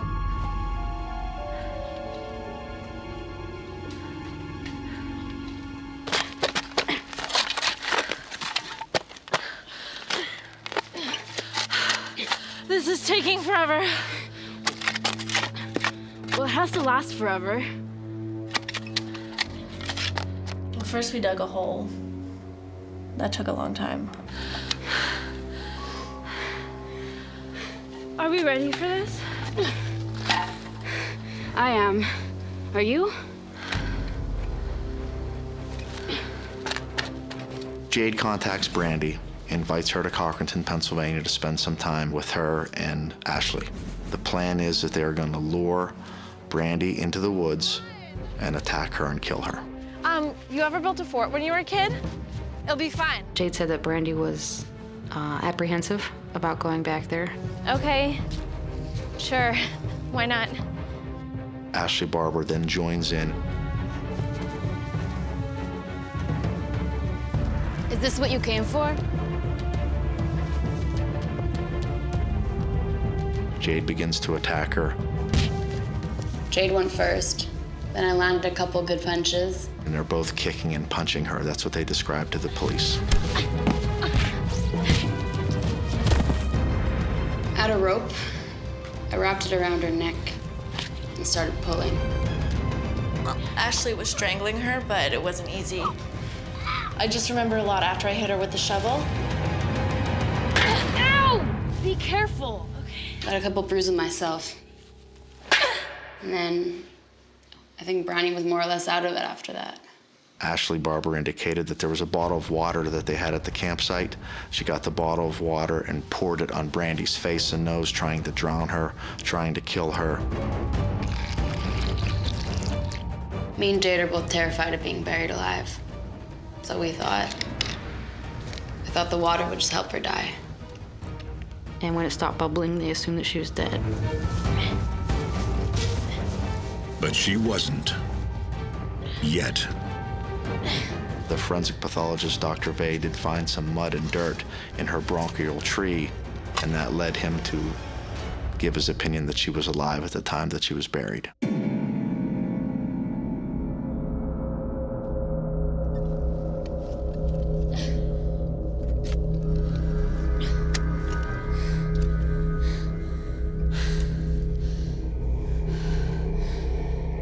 We gotta burn her stuff. I know. But can't we just ride the high of this for a few minutes?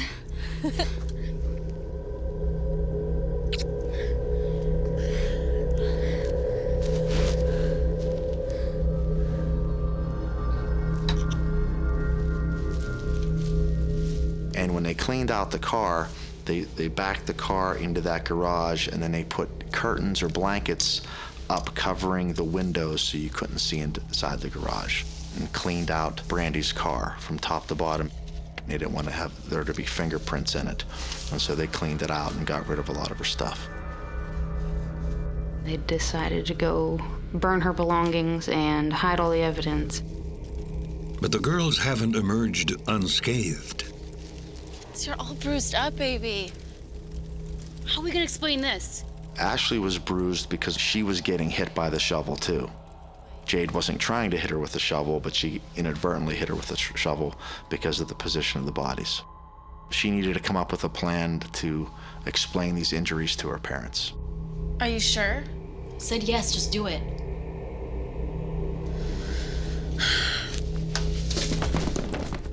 She faked like she fell down the steps and went to the ER. And when police are alerted to the presence of Brandy's car, the girls panic. It's in your best interest to come and get this car. They really didn't know what they were going to do. I don't think that they had thought that far ahead. Despite their obvious planning and clumsy cover-up, the girls insist the murder wasn't premeditated.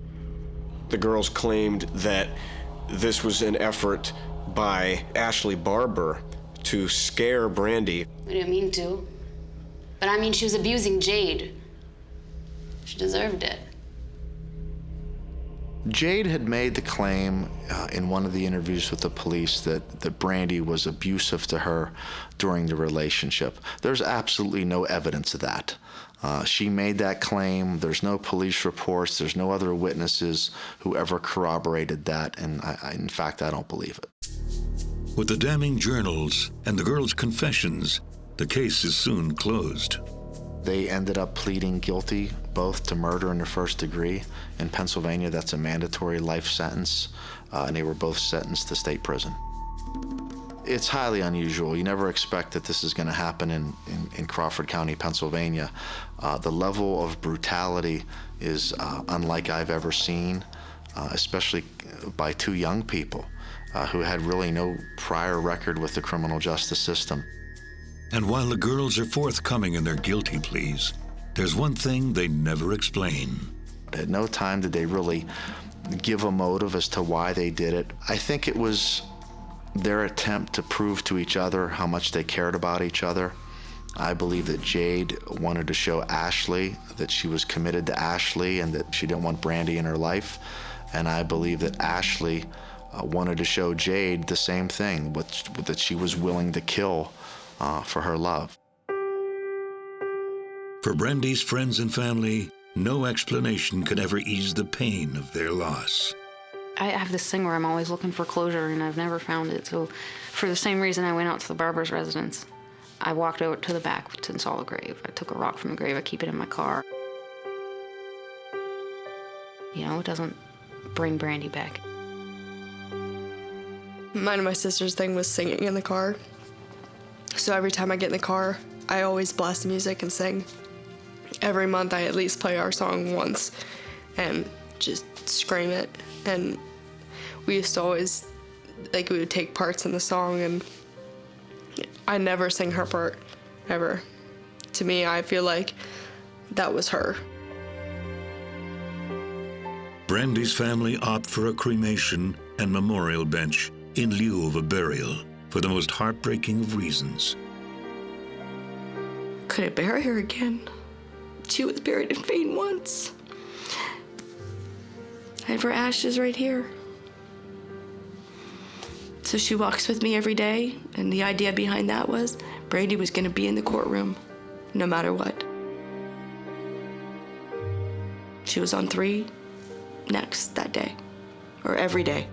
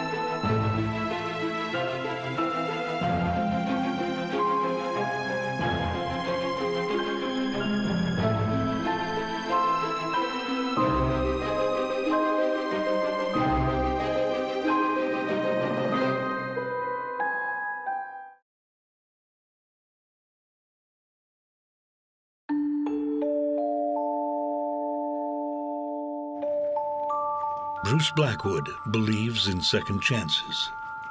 He would meet somebody on the street and become their friend. He was just a great person that way. On the second and the third floor, that's where we need your expertise, huh, Luis? Expertise? I like that. He was a handyman, so he decided to give him a break. But sometimes, when you give a break to a stranger, he felt that he should have gotten more money out of him. The stranger breaks you instead. Take it easy. Oh, take it easy when you stick to your job. He did not deserve that. It was just a horror. It's a horrible situation. Sir. There had been somebody found dead and bloody. It's not about committing the perfect crime. It's how well you clean it up. When death comes knocking, no one is safe.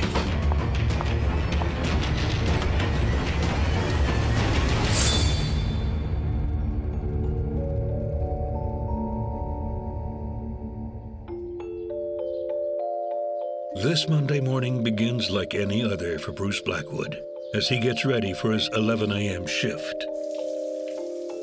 Mr. Blackwood worked for OTB, which is off-track betting, for the city of New York. He was a manager of one of their branches. It was a restaurant where you could bet, eat, and have fun. He was a supervisor of that particular place. He was a pretty good employee. I don't know his attendance record, but he was very good in coming to work. Until now.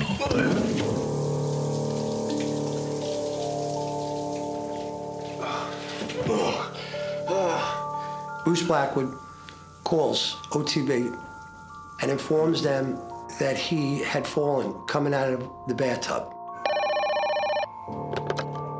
Hello? Hi, it's Bruce. I fell in the shower and I hit my head. I gotta go get it checked. Okay? I'll let you guys know, okay? Bye. He had to go to the hospital. It was a strange phone call.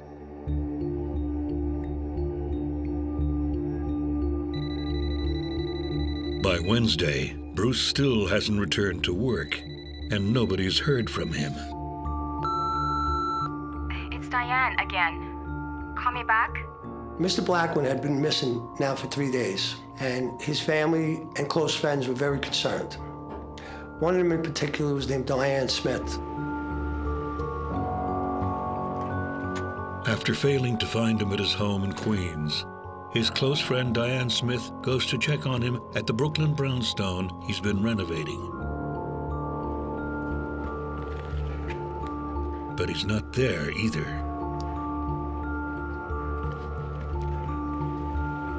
She sees Bruce's car, but instead of Bruce at the wheel, Hey! there are two strangers inside.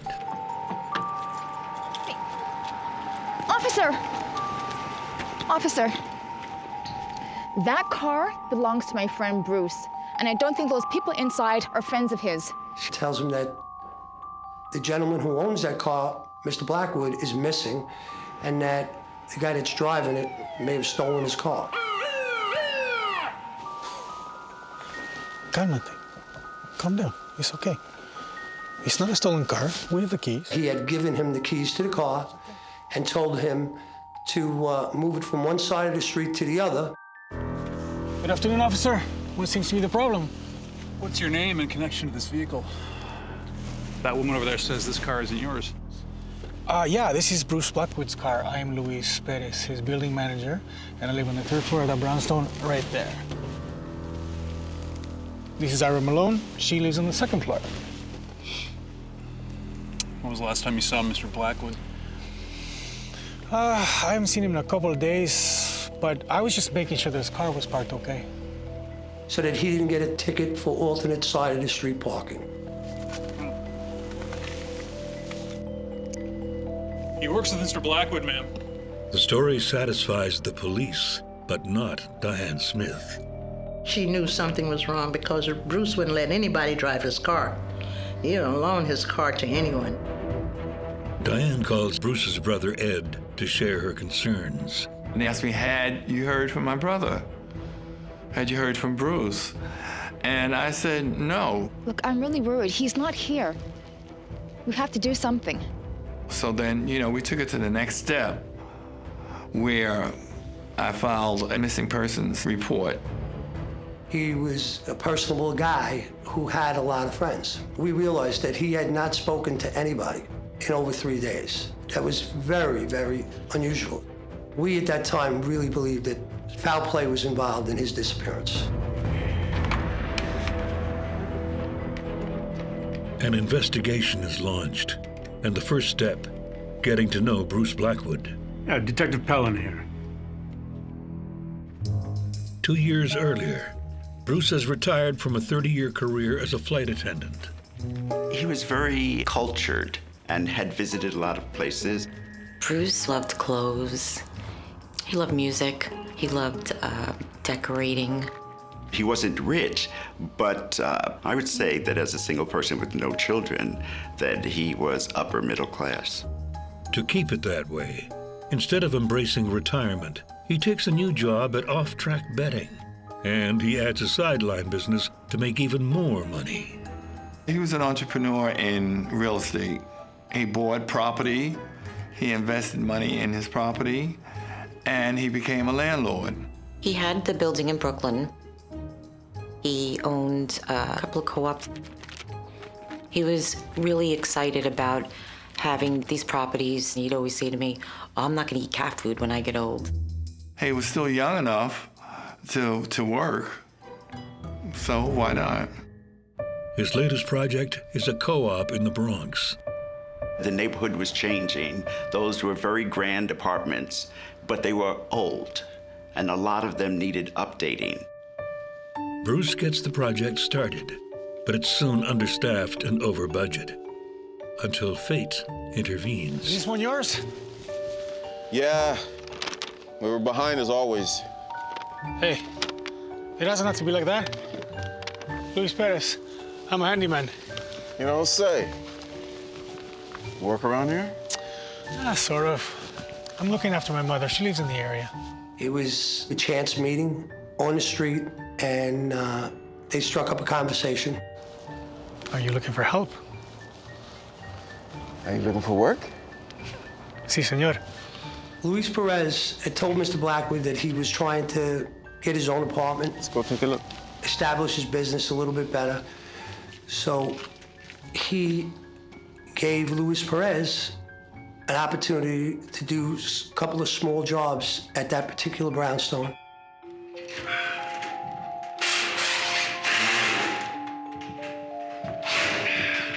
This is looking great. I told you. Luis Perez was a pretty smart individual. He definitely did good work. His skills in the construction industry were pretty good. We're good? Oh, yeah. Okay. Bruce is impressed, both with the quality of the handyman's work and with the cost. My brother was tight with his money. He's a penny pincher, He was a penny pincher. Mr. Blackwood had said that Perez was a hardworking guy. He, at that point, developed some kind of trust with Luis Perez. Looks pretty good out here. But on the inside, needs lots of work. On the first floor, we have a couple of old ladies. We're not gonna bug them. But on the second and third floor, that's where we need your expertise, huh, Luis? Expertise? I like that. Vamos. I believe they got along because each one was benefiting each other. Perez was gonna moved in to be the custodian in the building and do all the repairs to apartments. I believe that Bruce was gonna pay him just a little bit of money, but he was gonna live there in the building rent-free. He felt that Luis Perez could handle the projects that needed to be done. They needed to renovate the bathroom, the kitchen, and other parts of that particular apartment.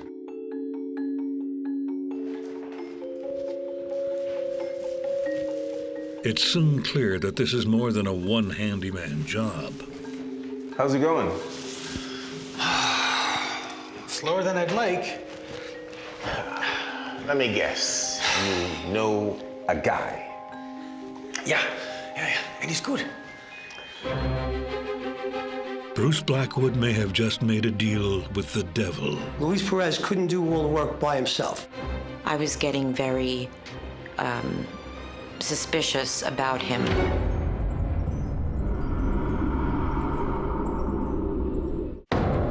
Brooklyn landlord Bruce Blackwood has been missing for days, and the police are investigating all of his relationships. Is this one yours? Yeah. Including one with his contractor, Luis Perez. It doesn't have to be like that. Luis Perez, I'm a handyman. Let me guess. You know a guy? Yeah, and he's good. Just as long as it doesn't cost me extra money. Oh, no. You pay me, I pay him. Is that the deal? Yeah. All right then, deal. Okay.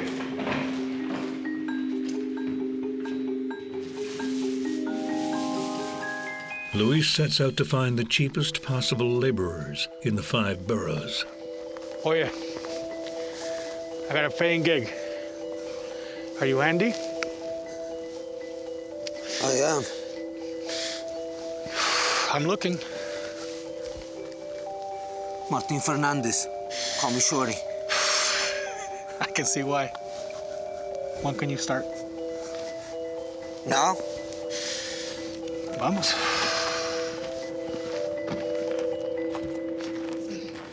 Martin Fernandez was a hard-working guy. He might have been bringing the sheetrock in, ripping down the walls.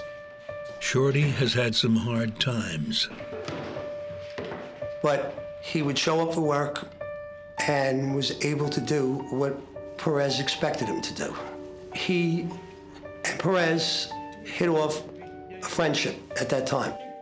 He actually met Mr. Blackwood, and Mr. Blackwood did not have a problem with him. Hey, fellas.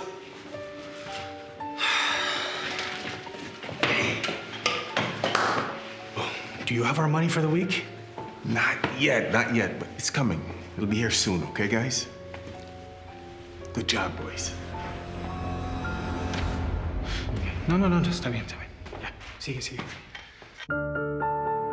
In just a few weeks, the two men have made major progress, and Bruce is thrilled.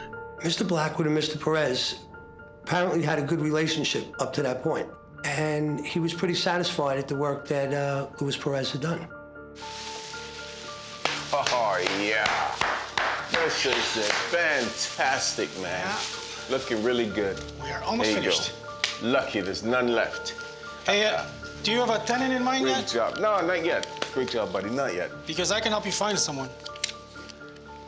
No, that's okay. No, really. I know some people. Okay. That's a broker right now, okay? Broker? Thanks a lot. You did a fantastic job. He's gonna take care of this, okay?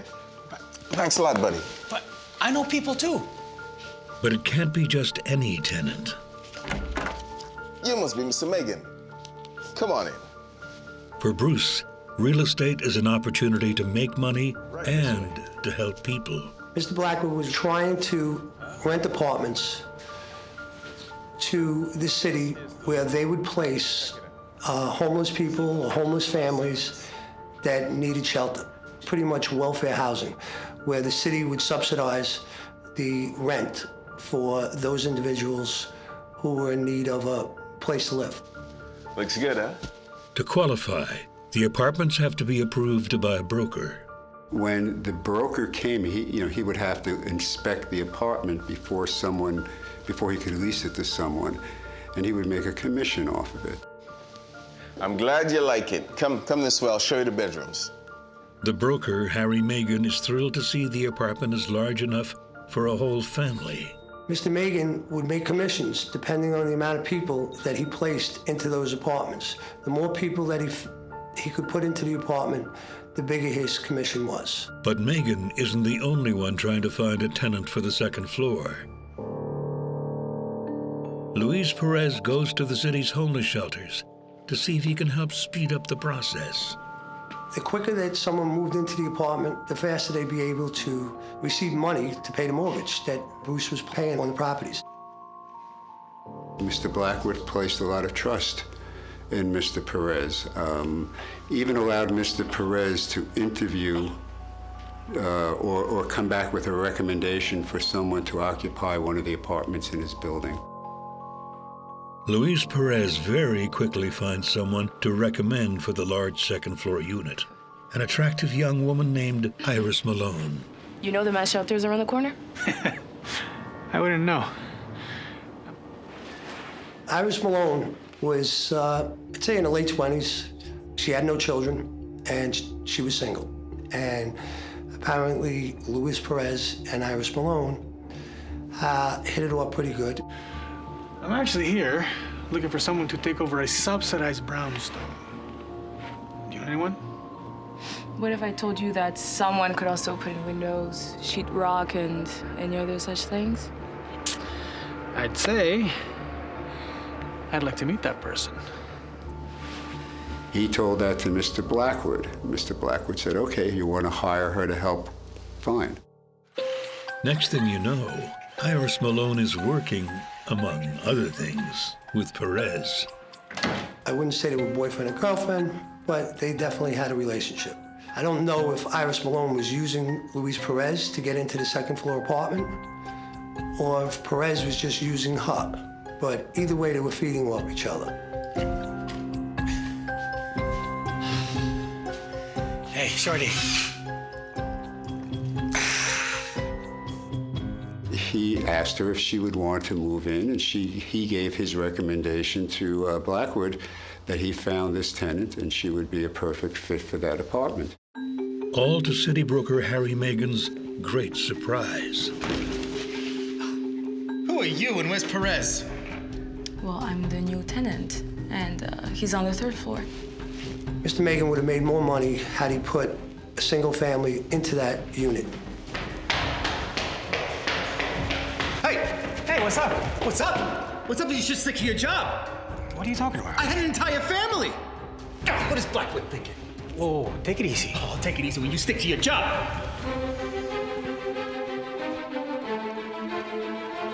Blackwood.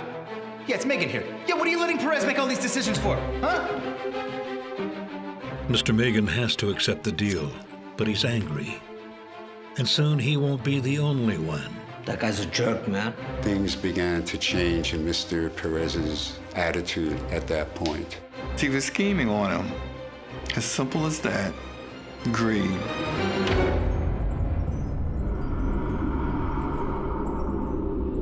I'm glad you like it. Come this way, I'll show you the bedrooms.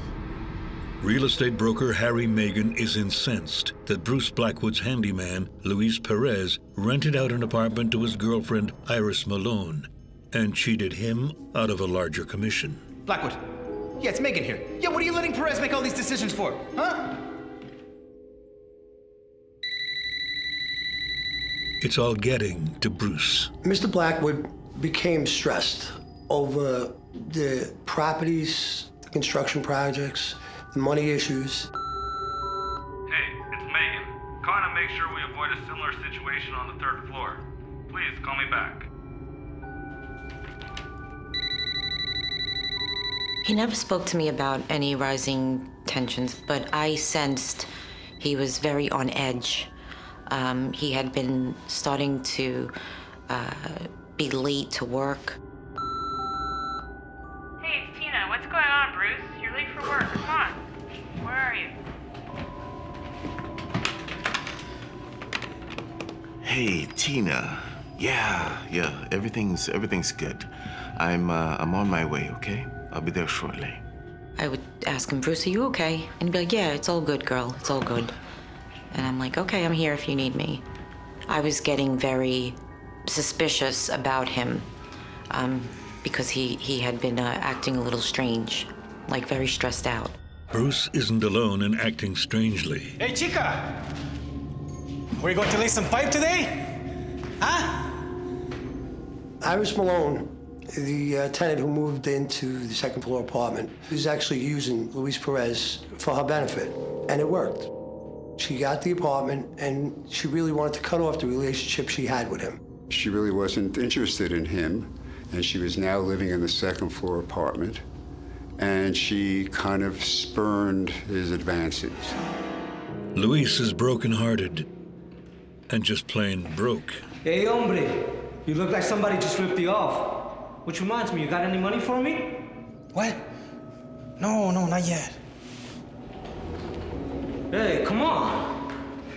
I don't know whether or not he was consistently paid on time, but then he began to complain that he was not getting enough money. It's Bruce, hombre.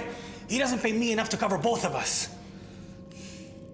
Luis Perez was upset that he was not getting what he deserved for the work that was completed, and the fact that he rented the apartment. That guy's a jerk, man. That he was owed money for work that was done, and that Blackwood better pay him. My brother and Perez made an agreement on the price to repair the apartment. Just as long as it doesn't cost me extra money. Oh, no. You pay me, I pay him. Perez then went and hired one or two other workers to help him, which he didn't have enough money in order to pay them. So he approached my brother to get some more money, and my brother wasn't going to accept that. Weeks later, Bruce gives the guys a chance to earn money in other ways. All right, fellas. Odd jobs. Painting, take down Christmas lights, little odd jobs. Right, it's the living area. There's just a couple of patches to take care of that way. I'm gonna let you guys see the kitchen. It's right back here. My brother was tight. He brought Luis Perez into the house to do some housework. He thought my brother had all this money. Mr. Blackwood went to run a couple of errands and told him he'd be back in a little while. 2 days later, Bruce calls in sick. Hello? Hi, it's Bruce. I fell and I hit my head. I was really worried about him. The police are brought in. And, after 3 days, statistically speaking, it's not good. If they don't find you in 3 days, then it's not going to be a pretty outcome. Steve Pellin is one of 3 detectives assigned to the case, and he hits it hard. We immediately did hospital checks. We checked records for accidents. Yeah, it's Pellin here.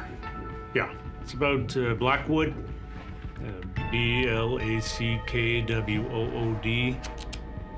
Yeah, anything you can find. Yeah, I appreciate that. Okay, cheers. We went above and beyond trying to track where Bruce Blackwood was at that particular time. They can't find Bruce, but they do know where his car was last seen. We went up to the 3rd floor apartment where Perez was staying. So when was the last time you saw Mr. Blackwood? Oh, that's easy. That's the time he asked me to move the car. And that was the last time that Luis Perez said he saw or heard from Mr. Blackwood. You, mind if we have a little look around? Of course. Be my guest. The apartment was pretty clean. It was painted. It was pretty well maintained. Beyond that, a few oddities stand out. I walked into the back room with him, and I could see there was a fur coat there, a couple of pill bottles. I picked up one of the pill bottles, and it had Martin Fernandez's name on it.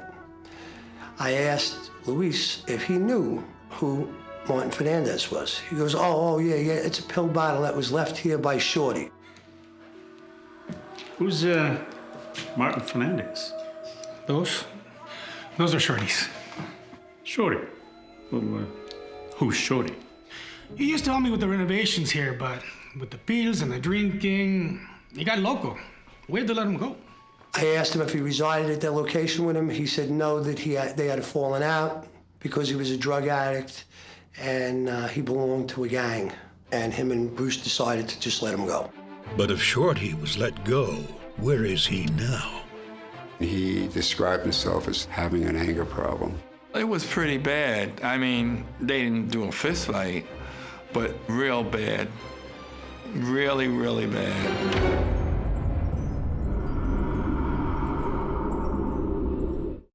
Brooklyn landlord Bruce Blackwood has been missing for days. It's Bruce. I fell in the shower and I hit my head. As police investigate, they learn about Martin Shorty Fernandez, a handyman that Bruce may have just fired. Who's Martin Fernandez? He used to help me with the renovations here, but with the pills and the drinking, he got loco. Where'd they let him go? Seeking more concrete evidence, Detective Steve Pellin heads out to Bruce's home in Queens to talk to neighbors. One of whom has quite the story to tell. Ready to get to it, guys? Oh, we're ready, but we're not square. What do you mean? What he means is he can't pay me at your rates. What? Your business is with him, not me. Louis, you agreed to these rates. Yes, at first, but look at this place, the work we do. Look at this jack at your car. I mean, this has to stop. Now, what are you saying? What he's saying is you're cheap, man. Hey, okay, guys, we'll take care of this when I get back, okay? Oh, no, we won't. One of the neighbors heard them arguing, and it got heated. It was pretty bad. I mean, they didn't do a fist fight, but real bad. Really, really bad. Since the fight was over money, the detectives follow the trail to Bruce's longtime credit union. 13 forged checks. That's a lot of money taken from his account. $7,700. They're shocked by what they learn from the manager. She informed us that she knew Bruce Blackwood for years and that he had just been there a couple of days before. Bruce Blackwood checked his bank balance just about every day. Mr. Blackwood was a very smart man, and he was very conscious about his monies. So when he sees mystery withdrawals totaling almost $8,000, he goes straight to see the manager. The checks are written out to two familiar names. We know that the checks were made out to Luis Perez and Martin Fernandez. There's even security footage showing the men cashing the fraudulent checks. We got detailed video photos of Luis Perez cashing 12 of the checks and Martin Fernandez cashing the other check. Luis Perez was wearing a fur coat. There was also the same fur coat that I observed in his apartment. While this points to Luis Perez and Martin Fernandez, it doesn't tell the police anything about Bruce, who's now been missing for several weeks. I prayed myself to sleep, and I just was praying to him, just come to me and tell me you're okay. The police track Fernandez to a homeless shelter, and he makes a shocking admission. The guy was nickel and diming us. So it seemed like a good idea at the time. But it was all Betty's. It wasn't me. Guys, we'll take care of this when I get back, okay? Oh, no, we won't. Hey! You're not going anywhere until you pay us, cabron! Hey, listen. I have nothing on me here, okay? I have a meeting to go to. When I get back, we'll resolve this. Yeah, we'll resolve this today. Hey, ya, déjalo. Nos va a pagar después. Okay. When I get back, guys, okay? We'll take care of it, okay?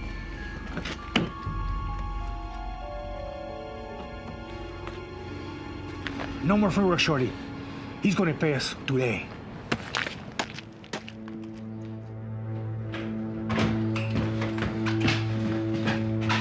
What Perez did was he went through my brother's personal stuff and found checkbooks.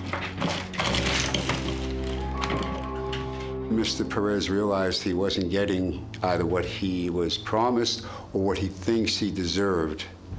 And he found checks, and he began to write checks to himself. I believe he was, jealous of Bruce's success. Perez admits to the forgery, but claims to know nothing about Blackwood's whereabouts. You got nothing. Nothing! The police arrest Luis Perez and Martin Fernandez for the bad checks, and they get a warrant to search Perez's apartment. On the date that we decided to arrest Luis Perez, we put together a mini task force. We brought a cadaver dog, we brought the crime scene unit, we brought additional detectives, and we converged on a Hancock Street address. We had a search warrant to search the entire premise. So obviously they came into that house with the idea that they're trying to find something to connect Perez to the disappearance of Mr. Blackwood. They used chemicals that the FBI uses to trace for blood. They did fingerprint testing. They even cut drain pipes out of the bathtub, and they took plumbing out, looking for traces of blood, looking for traces of bone. I've been doing this for a long time, and the crime scene unit that came in did the most thorough job.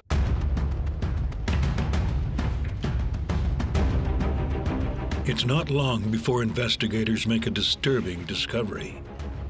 Looky here.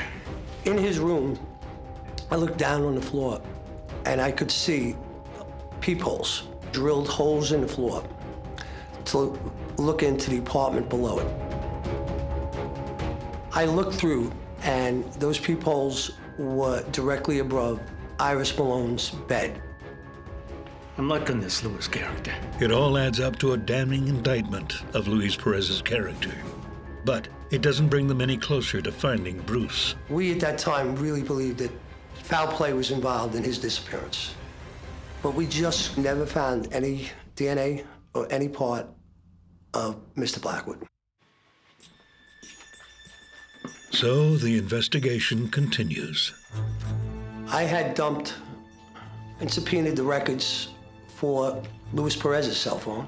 And on the date of Mr. Blackwood's disappearance on March 6th, I saw that Mr. Megan and Mr. Perez had talked on 8 different occasions that afternoon. So at that point, I believed that Megan, Fernandez, and Perez were all persons of interest in this investigation. Police also catch up with Iris Malone, who had fled the apartment just days after breaking it off with Perez. She felt as though she was being spied on. She just didn't feel comfortable anymore. But it turns out she barely knew Bruce Blackwood.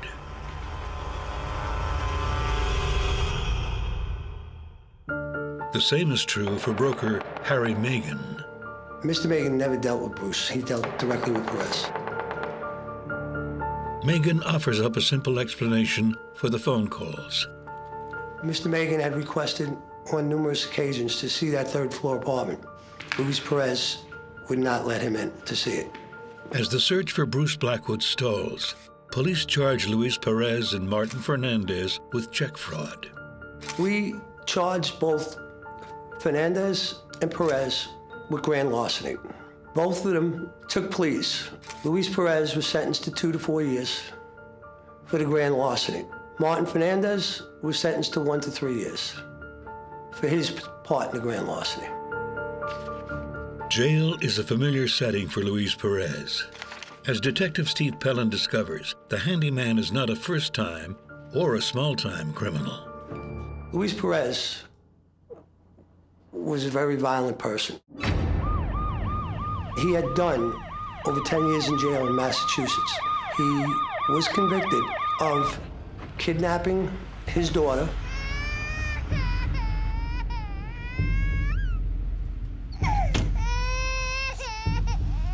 Sir, step out of the car. Get out of the car. Okay, I have my baby with me, though. Sir, I'm gonna need to take you in for questioning. Fine, I will go. You have me, but You have to take my baby. I can't just sit her down. Sir, nobody's gonna take your baby, Here. sir. Sir, No, sir, you have. let me see your hand. It's Sir, my ID. let me see I'm your getting my wallet. Sir, That's all I I'm don't getting need is this. my wallet. Keep your hands. My ID. Sir, He then used the one-year-old child as a shield, and he stabbed the Mass State Trooper. Suspect's getting away. I need backup. That was the last time that Luis saw his daughter. For the next year, as Perez and Martinez sit in jail, Bruce's friends and family do their best to cope. We were praying for his soul, and we didn't have a body. So we were saying goodbye to his soul and praying that he was at peace. The case goes cold. They did not have a body, and then nobody wanted to touch it. You know, they, as in terms of the cold case people, they gave up on it. Yet Bruce's brother Ed doesn't give up, and neither does Detective Steve Pellin. When I retired from the New York City Police Department, I took a copy of this case folder because it meant a lot to me. It bothered me because Ed Blackwood was distressed that his brother had disappeared and no one seemed to care. The case was still being held as a missing. It wasn't ruled a homicide. Until one newspaper article changes everything. The police told her, we know who you are, we know who your father is. Now we figured he's out of the limelight. These people will start talking to us.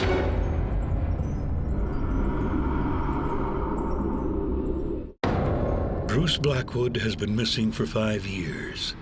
Police are never able to find him or his body.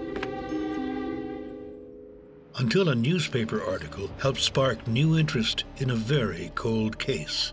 And a strange daughter of Bruce Blackwood's former handyman happens to read it. Not the little girl that Luis Perez kidnapped, but another daughter he'd abandoned years before. After the article was featured in the paper, Ingrid Perez read the article, takes it upon herself to go to the police department. Luis Perez has served his time for the grand larceny and is again a free man.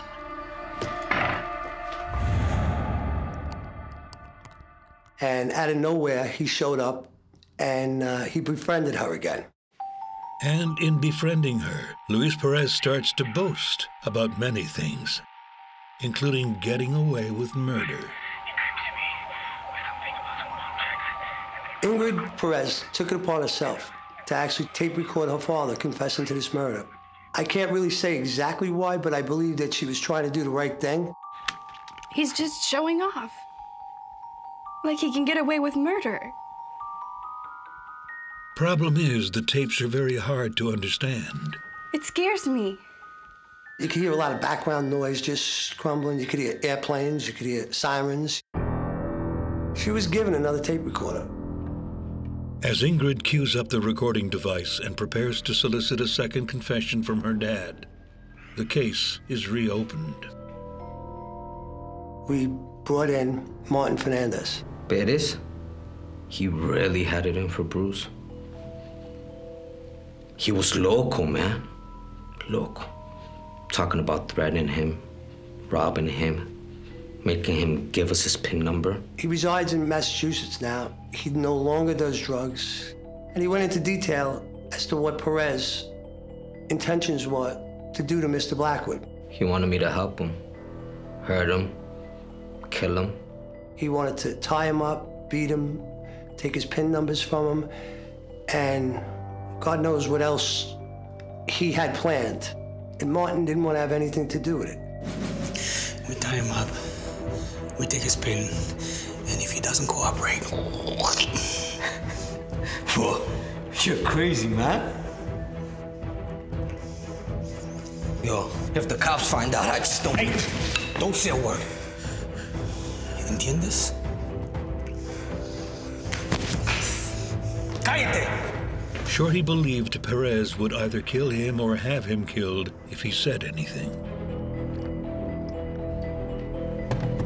In time, Iris Malone is also ready to tell all to the cold case squad.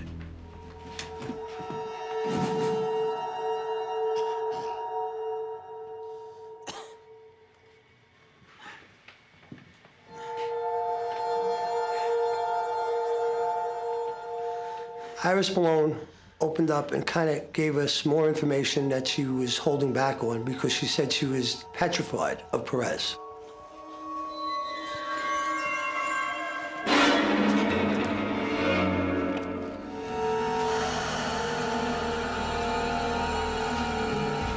If you tell anyone about this, you will be next. Go!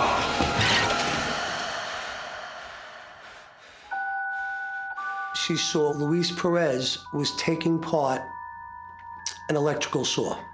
She asked him what he was doing, and he said that Bruce Blackwood is gone. I went to work on his body, and if you tell anyone, the same thing will happen to you. Then the most crucial evidence from Luis Perez's daughter, who manages to record 3 hours of conversations with her father. You know, one of the most important things in life is not to dwell on things that cannot be fixed. You mean like that thing you're telling me about? That is only one example, yes. Why'd you do it? Mr. Blackwood goes to the credit union concerning the $7,700 that was taken out of his account. He was informed by the manager 12 of them were made out in the name of Luis Perez and one to Martin Fernandez. He should have went right down to the police station and filed a complaint and whatnot.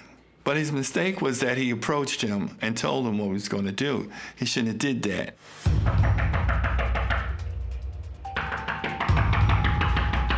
Yeah. This was you. He was coming after me with accusations of bum checks. He was going to call the police and send me to jail. I was not going back to jail, okay?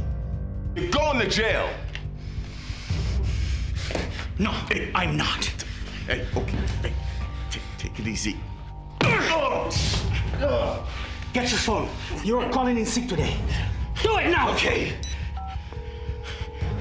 Hi, it's Bruce. The last phone call he made was made from his cellular phone, not his house phone. He did not fall in the bathtub. He was probably being beaten at that point by Luis Perez. His voice on that sick call was disturbing. He was scared. The only outlet he saw was to kill Bruce Blackwood. So we struggled, I knocked him down, I put my hands around his neck and I squeezed. I squeezed and squeezed and then snap.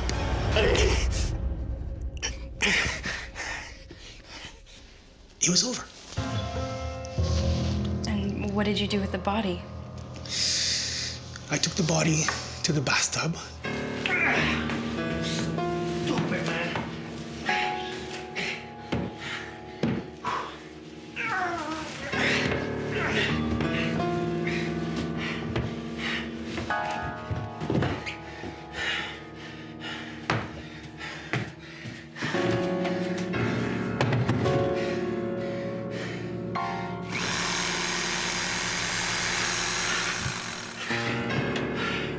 The limbs, I put them in bags. Apparently he was able to put the remains into garbage bags, mixed it in with construction debris, had his worker take it downstairs, and Department of Sanitation removed it. But then I cleaned up with bleach. He spent hours meticulously cleaning up this crime scene. It's this last part that Perez seems most proud of. Perez had said to his daughter, it's not about committing the perfect crime. It's how well you clean it up. The evidence is presented to a grand jury who believes there is enough to charge Luis Perez with second-degree murder. 8 years after Bruce Blackwood's disappearance, Perez is arrested again. They said, you're under arrest for the Blackwood case. I already did my time. And he said, I did my time already for that. He said, not for the murder.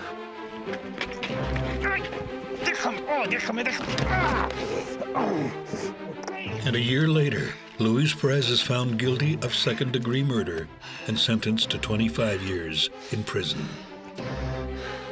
After he realized that those tapes were made by his daughter, those recordings were made by his daughter, I think he became pretty much resigned to the fact that he was going to be convicted and spending a very long time in jail.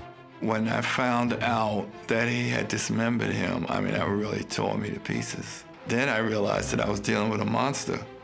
Even the judge said, you convicted yourself to tell your daughter that you killed my brother. And you can't imagine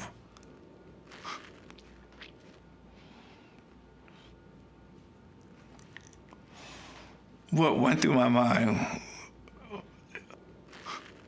I mean, if I had a damn pipe, I'd have busted his head open.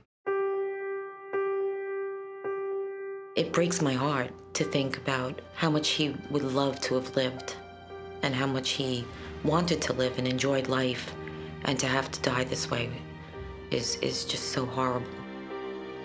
I believe wherever my brother's at, he realizes now that the crime was vindicated, and I'm sure that he's rested.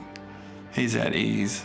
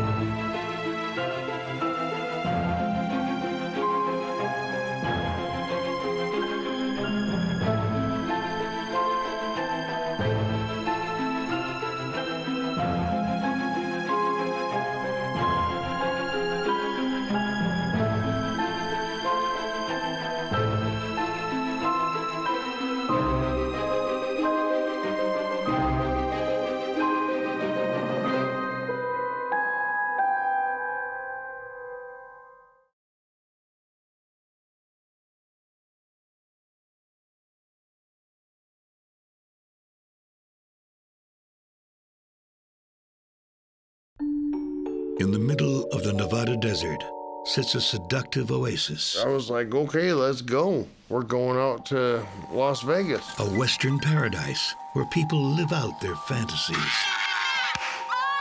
There was mention that he may want to end up living in the desert. Yet not everyone here is running toward something. It seemed like a very traumatic past that she was coming to Vegas to escape from. Sometimes an oasis is just a mirage. I had a feeling that things were not going to be good from that minute forward. He had some very odd markings on his chest. It was redrum, which is murder spelled backwards. Sometimes death comes knocking on your door.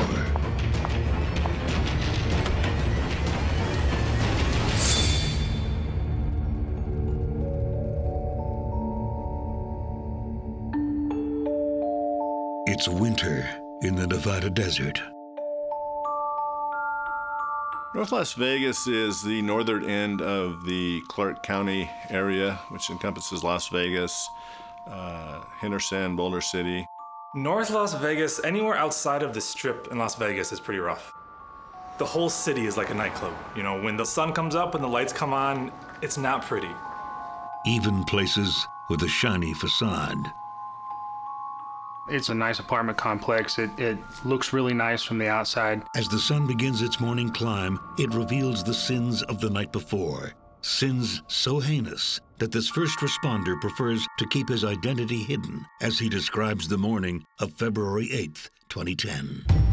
It all begins when a 911 operator receives a panic call. I happened to be very close, so I was the first one on scene. There was a young white male standing outside, and he waved me over. Where is he? They're in the bathroom. It's Roy. He had a seizure or something. My mom's in there with him. The call was dispatched as a man possibly having a seizure. In the bathroom, the officer finds an alarming scene. Roy Schutzler collapsed on the floor.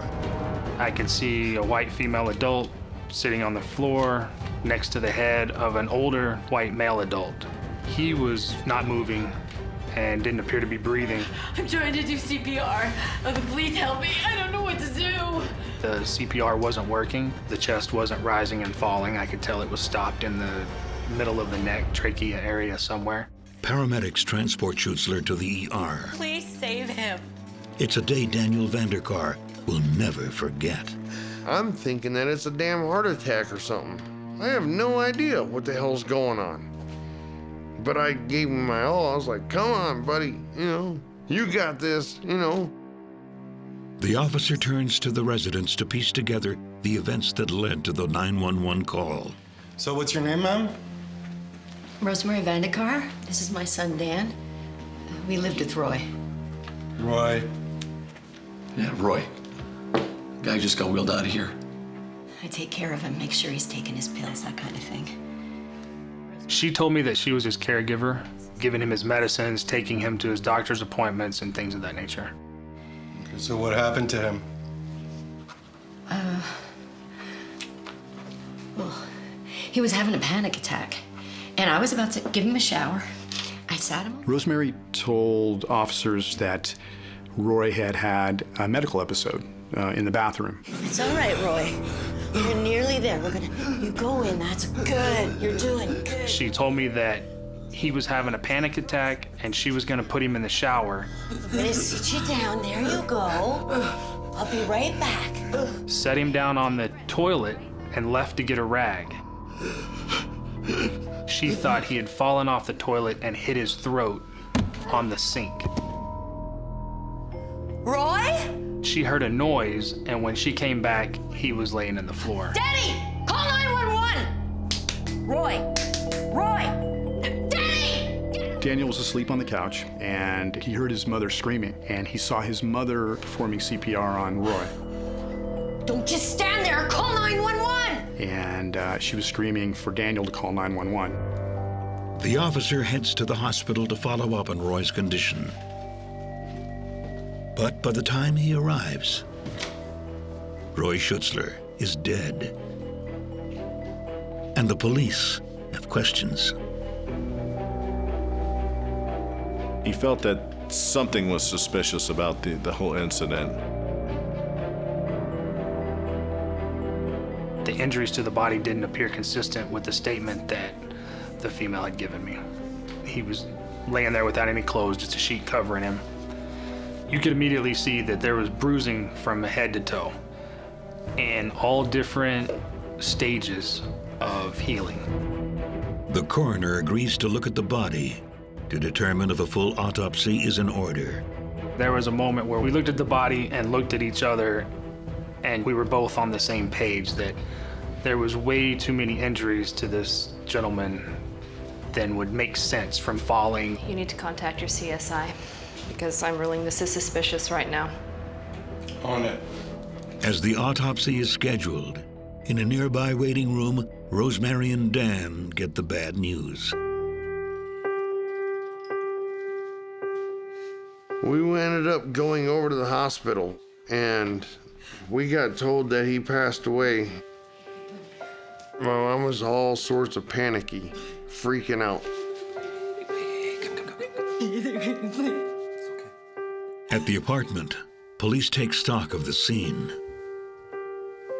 CSI went in and just started taking their pictures and doing their thing, and they go take pictures. They'll take any kind of evidence that they find that we would maybe need later in a case if it ended up looking like it was a murder. Could there be more to Roy's death? The next morning, we were notified to respond to the coroner's office for the autopsy. Rosemary told officers that Roy had fallen over and maybe fallen on his neck. They noticed what appeared to be ligature marks around Roy's neck, as well as a lot of bruising throughout his body, very serious bruising, and apparently very serious wounds inside of his throat. That's when we started our investigation. And what had just been a routine call the day before is now a homicide investigation. I believe they argued they didn't really get along. It was a very strained relationship. You look in those eyes and something wasn't right there. Roy Schutzler has been found dead in his bathroom. A tragic end for a man who dreamed of the wild, wild West. Before hearing the siren songs of Vegas, Roy spent his entire life up north in Michigan. Yet like so many other boys of his day, he grew up fascinated with the legends of cowboys and Indians. Every week that the Lone Ranger came on, we were right there listening to that radio. You knew the people in the white hats were the good guys and the ones with the black hats were the bad guys, and he just loved the Lone Ranger. He had a whole room with nothing but Lone Ranger memorabilia. As his Western dreams gather dust, Roy settles down in suburban Cadillac, Michigan with his wife Sharon and their 2 kids. He met Sharon in college. After they graduated, they got married. It was a very loving, warm relationship. It was structured. After high school came college. After college came marriage. After marriage came babies. This is just the way we were raised. Roy was a occupational therapist. Spent his whole life doing that. Did a lot of counseling in high schools and with people. He was very compassionate. He was a nice guy. He was also very female dependent. Now, I want you home by 6. No dilly-dallying at the office. I know these people need you, but guess what? So does your family. Not half as much as I need you guys. As a caseworker for Child Protective Services, Roy is introduced to his latest client. So, Rosemary, how are things going with you? Rosemary Vanderkar. My mom was successful and charming and beautiful. I'm working real hard. She worked for a nonprofit as a mediator, helping women who were going through the legal system, who had been arrested for something, who were going through trials. Her job was to help these women kind of understand their rights, understand their options, and help them get through that whole process. Whatever you need, we're here for you. She was working on a master's, and I don't really know what her degree was going towards, but I know that she had worked administrative a lot. She used to do volunteer for Red Cross. She was a military wife. But when she first meets Roy, her life looks very different. Okay, but how are things really going? He did this 2 days ago. Her first husband was a monster, was very abusive. There was definitely a history of abuse and a history of violence. My mother and my father, they were at each other's throats. I mean, this had to be one of the nastiest, publicly humiliating divorces, because of all places for it to happen in a very small town with, I would say, 3,500 people or less. By the time you could walk across the town, everybody knew what was happening. It was humiliating. I'm just afraid the town is too small and everybody knows him and they think he's so nice and they think he's so great. They don't realize what a violent monster he is. They don't realize how angry he gets. He gets so mad and the kids get really scared. They were going through a pretty wicked custody battle, and there was a time period when it was undecided where we would be placed. And so temporarily we were put into like a foster situation. My mom was getting a divorce, and she was assigned to him. Roy was our CPS case manager back when we were young kids, and that he was the gentleman that would come check on us. You need to call the police. But I don't know where to go. I have nowhere to go. I have nowhere to go right now. It's okay. I will find you a place. All right? Faced with the prospect of losing custody of her children, Rosemary needs Roy's support. I'm sorry, kid. He's a caring kind of guy. I mean, we were raised that way. We were raised to help other people. Roy? Roy, I just heard the news. With Roy's guidance, after a month in foster care, the children are returned to their mother. So, I just have a few things to explain to you, okay? You have full And over the years, Roy and Rosemary stay in touch. In 2003, Roy and Sharon learn she has terminal cancer. Roy retires early and devotes himself to Sharon's care. Whenever you have cancer, it's traumatic. Roy was just devastated. You just don't expect stuff like that to happen. In August of 2007, Sharon dies, and Roy, for the first time in his life, is well and truly alone. In the months and years after Sharon's passing, Roy's sadness deepens into a depression. I think he was very lonely. I think when anyone passes like that, especially as close as Sharon and Roy were, your whole life is built on this other person, and all of a sudden, the person dies and they're gone and you're just kind of left. You have tons of people around you for the first couple of weeks or so, and after that, you wake up and the house is really quiet. There's only one thing that keeps him going. Roy had a good relationship with his family. He had a daughter that lived close by, and the daughter had a daughter of her own, and they were close. Look who came to visit. Yes. Roy was female dependent, and he transferred that from Sharon to Kathy Jo and was dependent upon his daughter, Kathy Jo. And then when Rosemary came into his life, then he transferred the female dependency on her. At some point in 2009, Rosemary came back into Roy's life. Is Roy in? Yeah. Dad? My brother called me and told me that she had met up with Roy, that Roy had recently lost his wife, and he was sad.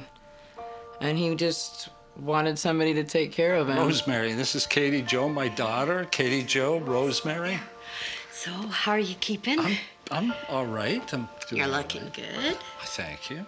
I think he just needed other people around him, and he just wanted someone who he could love, someone who could be a helpmate to him, someone who could be a companion, someone who could be a friend, someone who would be there for him. I'm here to help you. You know, you're really a neat guy. Such a neat guy that soon Rosemary moves in. Hey, Roy. Hey, Rosemary.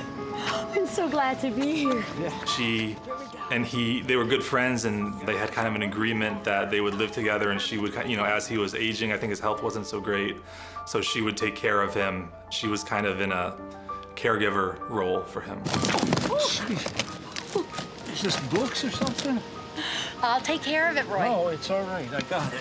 I know that Roy was hoping to have a romantic relationship with Rosemary. It was Rosemary this, it was Rosemary that, it was Rosemary the next thing. He was just absolutely enamored with this Rosemary. Here you go, Roy. Now, with daily company, Roy's spirits soar. Yes. But that's not the only change. I love this show. Roy was a hands-on grandfather.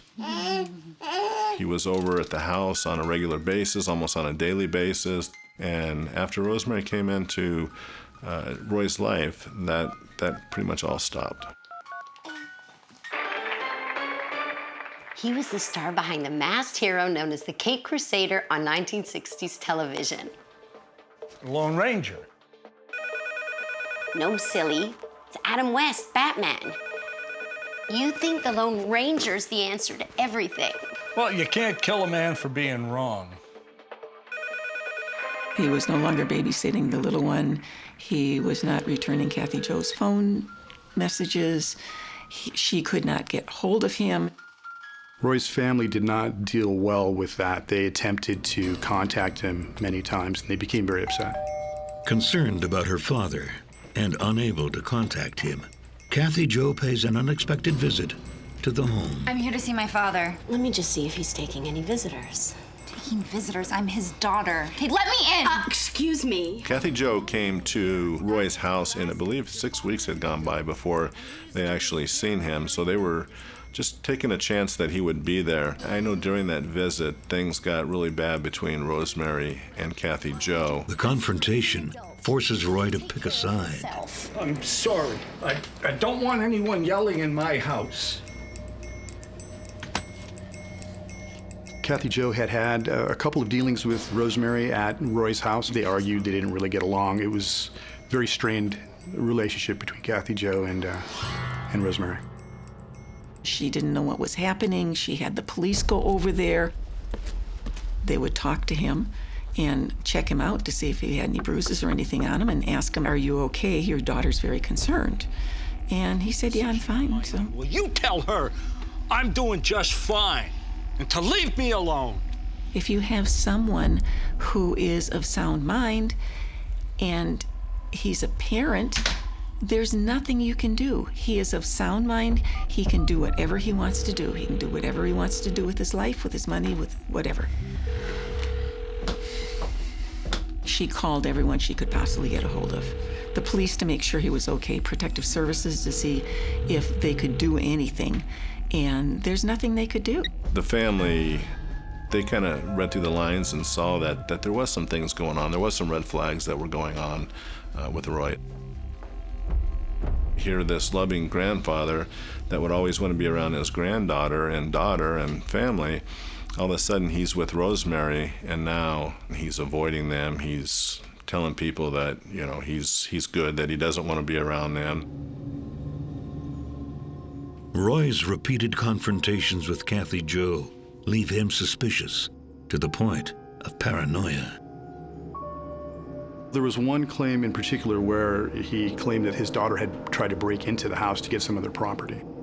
However paranoid Roy's claims may seem, they remain somewhat rooted in reality. One afternoon, Kathy Jo finally does take matters into her own hands. She had a key, so no, she didn't break in.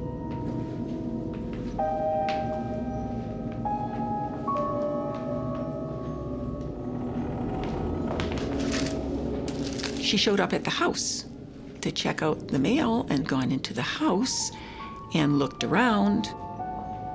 Kathy Jo was thinking that Rosemary was trying to control Roy and was trying to separate Roy from his family because she was worried about his safety.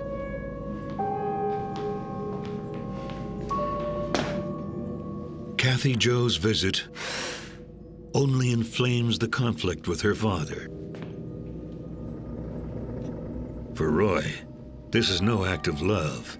It's a nuisance and an intrusion into his privacy. It's Kathy Jo. Yeah, I know. Roy contacted his attorney and let him know that everything was okay with him and that he wanted to be with Rosemary. I don't know what to do. I just don't know. You know, if we just left, it's not like they could follow us. He had mentioned that if they didn't back off, that he would end up filing a restraining order against Kathy Jo. Haven't you always wanted to go out west? California. I was thinking of someplace a little more exciting. That's what brought them out to Las Vegas. Roy and Rosemary pack up their things and finally head west, leaving Roy's family behind without so much as a goodbye. They tried to contact Roy, and they called him several times. She called the cops thinking that they were just gonna make me leave. You're gonna sit there and ask me if I'm traumatized? Leaving Michigan for Nevada, Roy Schutzler and Rosemary Vandekar are ready to settle into their new home. But on the other side of the country, Rosemary's now adult son, Daniel, is in big trouble. I was dating a chick that me and her got into a drunken argument. Where were you? Huh? Where were you? I swear to God, Dan, if you take one more step, I'm gonna call the police. Who do you think you are? Get out! Just get out. Get out. I'm sorry. There was nothing going on physically. She called the cops thinking that they were just gonna make me leave. Come to find out, well, now I kinda gotta go to jail, and I did. Held by police, even though his girlfriend won't press charges, Dan knows he's in a tight spot.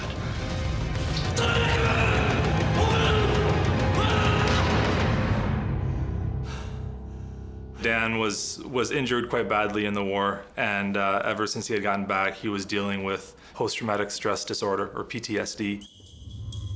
A veteran of 3 tours in Iraq and Afghanistan, Dan has paid a stiff price for his service. Dan was in the Marine Corps for, I believe, about 6 years. Ultimately, he had some injuries that he suffered due to some roadside bombs. He had some type of pressure injury to his head, as well as some PTSD.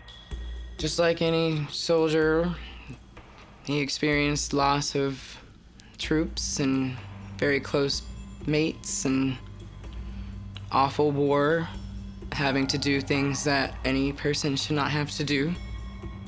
3 deployments, to Iraq and 1 to Afghanistan, and you're gonna sit there and ask me if I'm traumatized?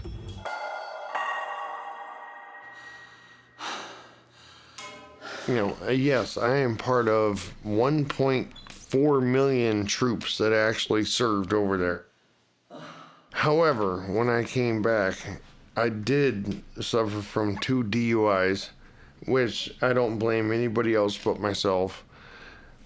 And I suffered from 3 failed relationships, to which I don't blame anybody but myself.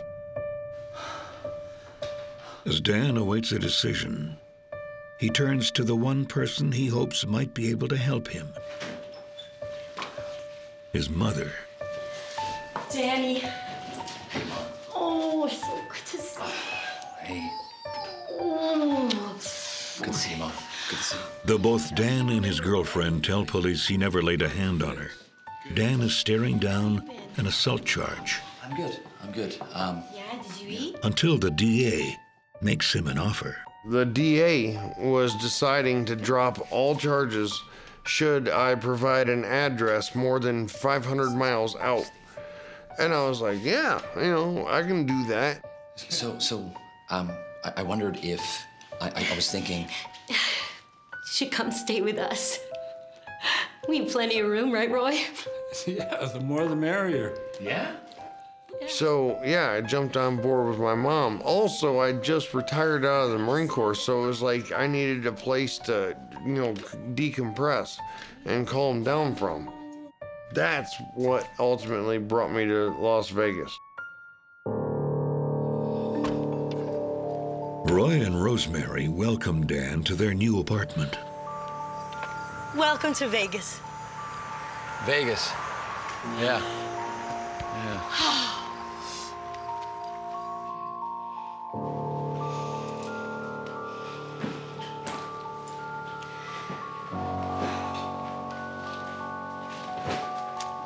Not bad, right?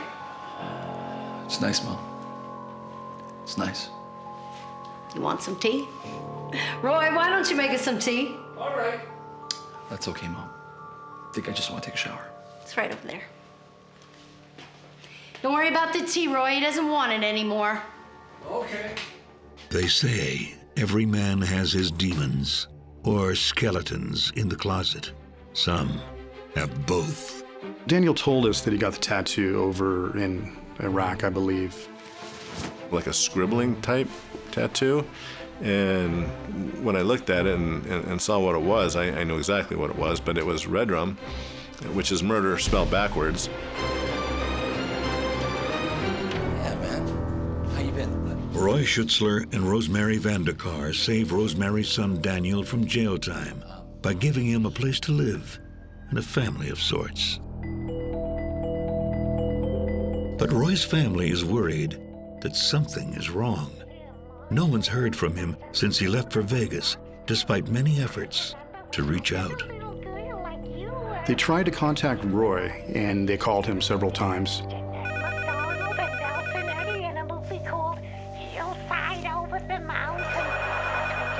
Who is it?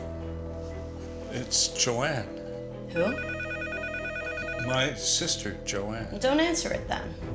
But don't you think that You know they're just trying to control you. They think you're an idiot. Leave it alone.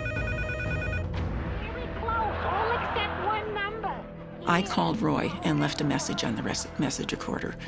And it was an upbeat, "Hi, Roy, I missed you. It's your sister Joanne. Give me a call back." Gave the phone number and never called back. He had no dealings with his family once he moved to Vegas. Pretty much cut them out of everything. Though separated from his family, Roy isn't entirely isolated. He and Dan fall into an easy friendship. And I ended up getting him into his first bar of his life. Never been to a bar in his whole entire life. And be like, "Oh my God, Roy," you know, having fun. Do you really think you should be drinking? I mean, it may not be the best thing for you right now. Well, sure as hell not the worst.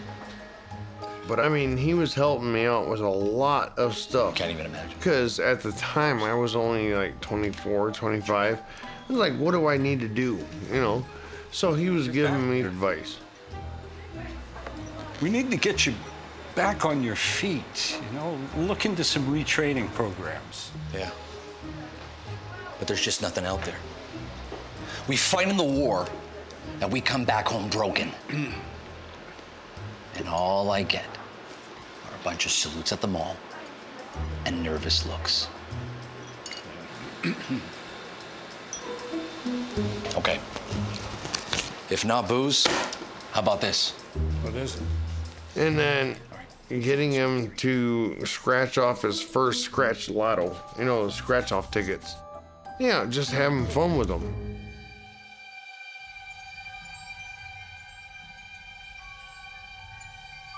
As Roy helps Dan to adjust to civilian life, Dan notices a tension between Roy and his mom, Rosemary.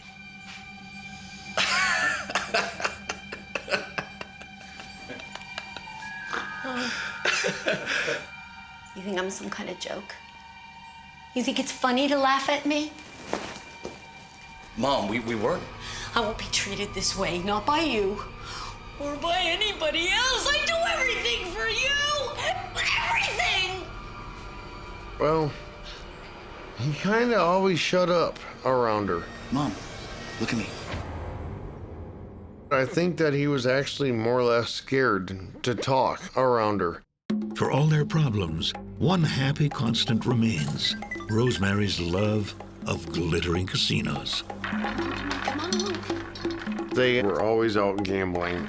Let's do it. Let's do it. Let's do it. Come on. Roy had a pretty good pension coming in from the school district back in Michigan. He got a good-sized check every month, and he had a good-sized savings.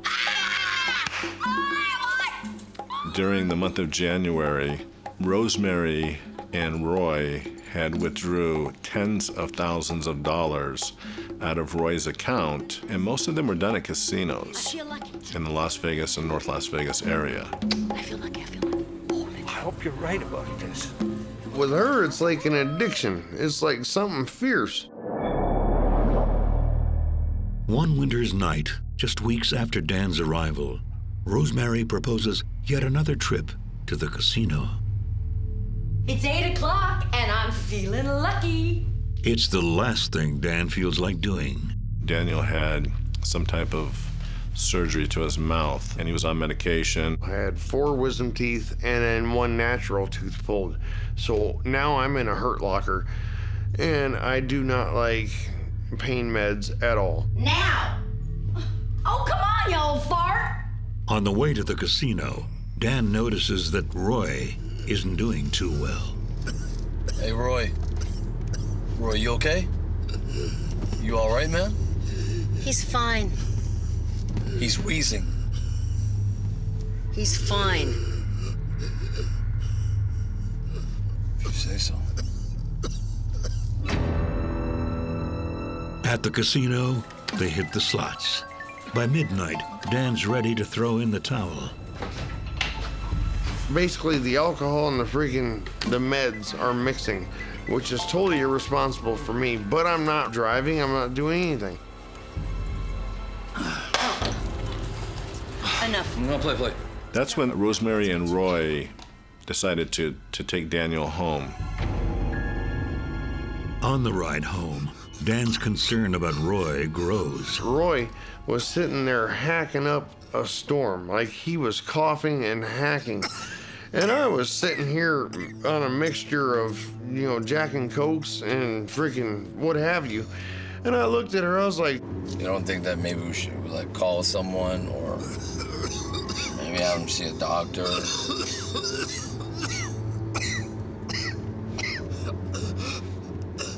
Seriously? You can die in a ditch for all I care. I shit you not. That's exactly what she said. I shit you not. It seems Rosemary and Roy's night has just begun. Once they took him home, they had continued with their night of partying and gambling and went out to another casino. Dan crashes out on the couch until dawn, when he's awakened by the sound of his mother shouting from the bathroom. Danny, call 911! Danny, call 911! Well, when I first woke up, I looked over and it said 6 o'clock. It said 6:02. I thought it was evening. Danny, goddammit, get up! And I was like, what the hell was that noise? She was screaming for Daniel to call 911. Don't just stand there, call 911! Right now! So Daniel called 911 and got police and an ambulance to respond to the apartment. At the hospital, Dan is alarmed by Rosemary's response to Roy's passing. They're gonna try to pin this on me. Mom, that's crazy, okay? He did nothing wrong. They're gonna blame me. I thought it was a damn heart attack or, some kind of medical emergency that I don't know about. Rosemary's odd behavior persists. Seriously, Mom, look. I'm upset too, but you have to calm down. Look, if you are not scared right now, then you are just stupid. I looked at her, I was like, why are you so panicky about this? I mean, if he just died of natural causes, why are you so freaking out? Spurred by the results of the autopsy, homicide detectives Michael Bodnar and Tony Litieri are assigned the case. The list of suspects isn't long. You have a woman in her mid-50s who's quite frail and probably weighs 100 pounds, and then you have a 6'4" Army vet with severe PTSD with the word murder tattooed across his chest. It's it's pretty easy to draw conclusions as to who you might think would be guilty in a crime like this. I saw a lot of money going out in cash. Just a panicked state. North Las Vegas police detectives have brought Rosemary Vandekar and her son Dan in for questioning regarding the death of Roy Schutzler. The police believe it was a brutal act of murder. The conclusion of the autopsy was that it was a homicide and a manner of death was strangulation.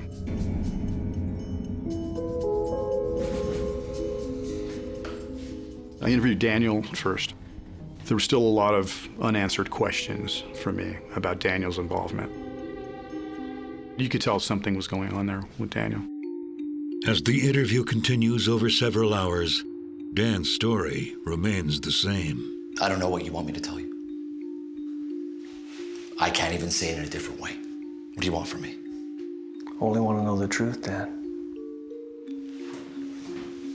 I didn't do anything to Roy. Could have died in the bathroom for all I know. Most people, when they come down to the police department and given stories, they'll be intimidated just because they're in a police department. But Daniel was a matter of fact about, I didn't have anything to do with it, and I don't know how Roy ultimately died, but I didn't do it. I was drinking and taking pen medication for my teeth, and it was hell. Trust me. He never deviated from that story. I woke up, I can't even tell you if it was the morning or the middle of the afternoon. He said he was sleeping on the couch, awoke to his mother's screams, saw her performing CPR on Roy, and called 911. Just stand there, call 911 right now! We spent 7.5 hours, I think, give or take, getting interrogated. And I was not involved in Roy's death. It wasn't me. Yeah, well then who killed him?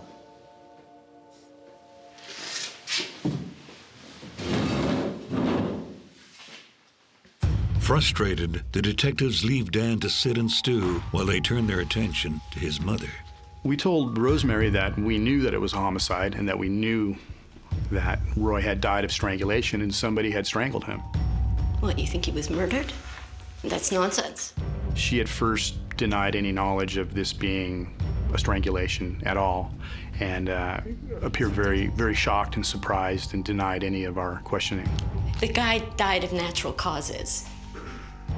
Roy was a very frail person, almost 70 years old. I heard a crash, came running in. The first story was that he had fallen and hurt himself and maybe fallen on his neck or fallen, and then it progressed. Why is it so hard for you to believe that? She kept asking if Roy could have done this to himself somehow. He couldn't have done that to himself. He's too bruised up. We had told her there's absolutely no way that someone can do this to themselves. There's way too much damage for that. It's then that Rosemary's story changes. I'll give you the truth. She says that she was a victim in the relationship. Roy was far from being an angel, okay? Especially with me. She had told us that they had got into an argument at the casino. They came back. He was abusive. I went to the bathroom to brush my teeth. I wanted to close the door, but he wouldn't let me. Just give me a moment. I'll be right out. You idiot. He just kept yelling at me like he always did. You loser! I could have won thousands tonight if it wasn't for you. She was tired of the abuse. She wasn't going to let it go on anymore. I had enough. I had enough.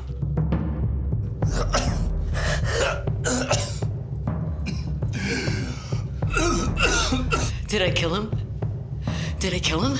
She finally said, "What don't you understand? I had my hands around his neck and I was choking him." I hate you! I hate you!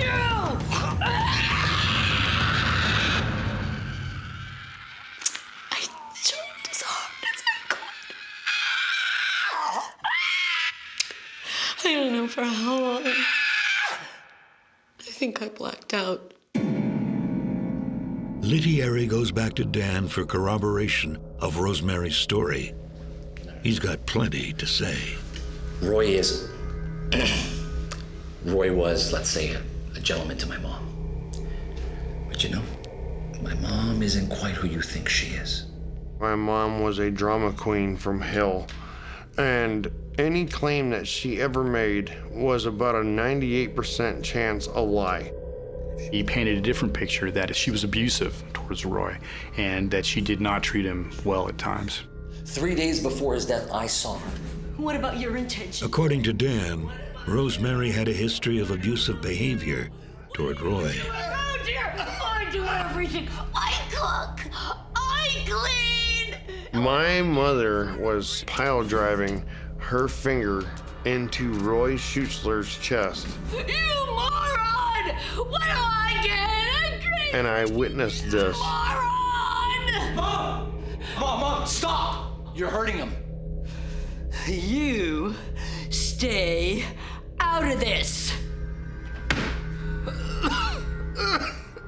Roy would never hurt a fly. I cannot believe that she would say something like that. I mean, she has to be delusional. No, I'm sorry. Roy wouldn't hurt a flea. And there's something else. Dan then describes Rosemary's behavior at the hospital. We need to go to the bank. What? right, now let's go before the family gets involved. It turns out Roy's family back in Michigan had been right to be concerned. It seemed like she systematically separated him from his family members. Then she was able to get Roy to sign power of attorneys and make her the executor of his will, and also completed a new will naming her in it. Dan even reveals that Rosemary had a plan in case she was arrested. She told me if she got caught, to skip town. She said, hey, if I go down, I want you to freaking leave. Wait, what? Leave where? Are you freaking serious? You are psychotic. I even told her that. It's the only time in my life I ever told my mom she's psychotic. Armed with this damning new information, the detectives are ready to make an arrest. When we arrested her, she had a cashier's check still in her purse for $10,000 that we recovered $5,200 cash in her purse. With a solid case shaping up against Rosemary, Dan is released and his mother is charged. After Rosemary's, quote-unquote confession, the spotlight fell off of Daniel, and he was quickly released, and, there was no further investigation into him, and he kind of wasn't seen again until her trial when he was there to testify against her. Rosemary was charged with murder, victim over 60, and she was convicted of second-degree murder. I don't think that she deliberately premeditated. I don't think that she ever thought that this would end up in murder.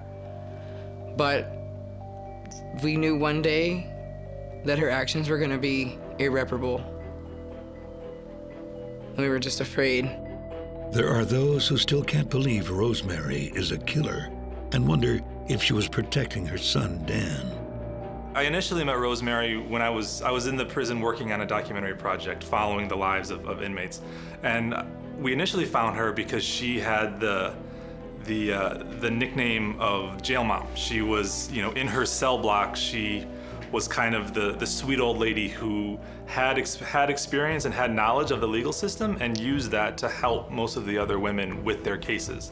If she is this, master manipulator, she's a really good actor because she definitely does not portray that. She definitely does not come across as that. She plays the role. If it is, acting, she plays the role of the sweet old lady very, very well. If anyone thinks that she stepped up and took the fall for him, don't believe it. I've considered it myself. I've considered if this were my situation, what would I do? I'd probably take the blame and, But I don't believe that that's the case here. Because like I said, I've been on the other side of one of her chokeholds before. And I know my brother. And although a sentence of 18 to life is no trade for a life taken, police are glad someone paid a price. Rosemary took advantage of Roy because he was grieving for his wife. He wanted another relationship, and I'm sure she worked that angle. And it shows that we really have to really watch out for our older population because they are very vulnerable. I would just admonish anyone who is in a situation where they've lost a spouse just to be very cautious to letting in any new people in their lives. And that's when the exploiters do come in, because they can sense it. You can sense when someone is really needy, that they want a friend. My biggest regret on earth is not calling Adult Protective Services. And if his family is watching this, I apologize. There is no bigger apology on earth that I can give than right now. I'm sorry. I wish I could have done something different. I think he was very lonely.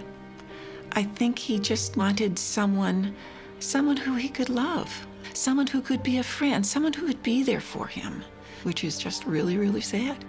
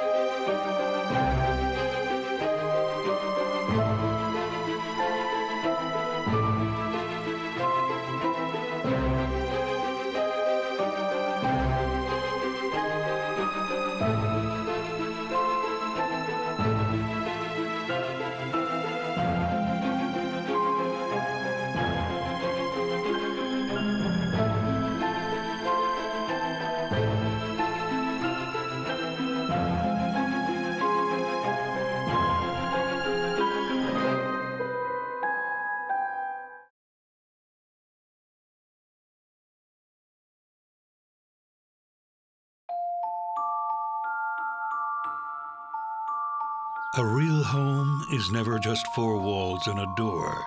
It was a small house, really just south of downtown Indianapolis.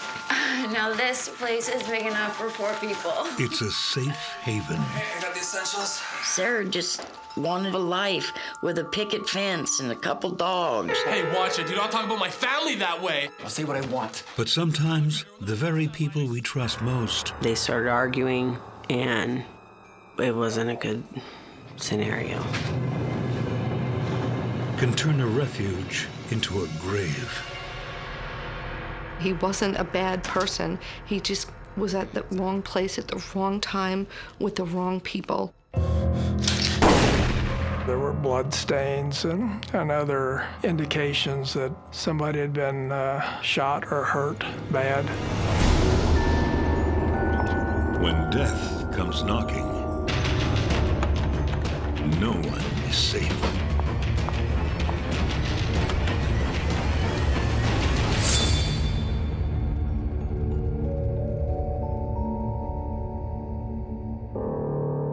October 25th, 2000. Just another ordinary day in Indianapolis.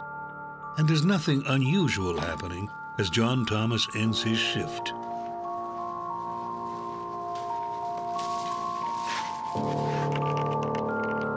Hey, Rummy, get out of there! I said get out! I don't have all day! In a heartbeat, the day becomes anything but ordinary. He thought it was maybe a bum that was in there, but then he realized he wasn't moving.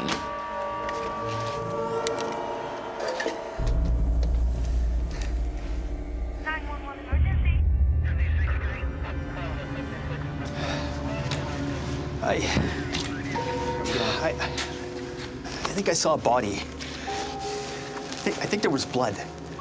All right, you did fine. Well, let's see what we got here.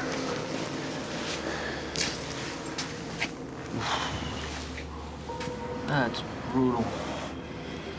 We got severe damage to the body. Then, police make another shocking discovery. They found the first body and didn't know there was a second body until they moved the first one.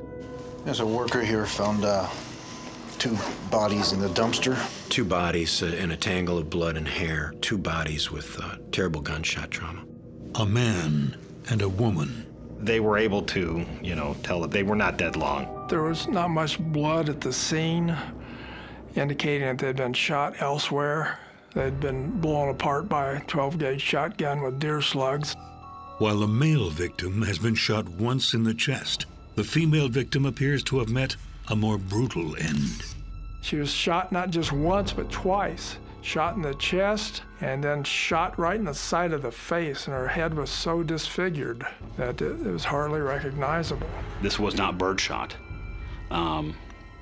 So it didn't take a lot of shots to kill these 2.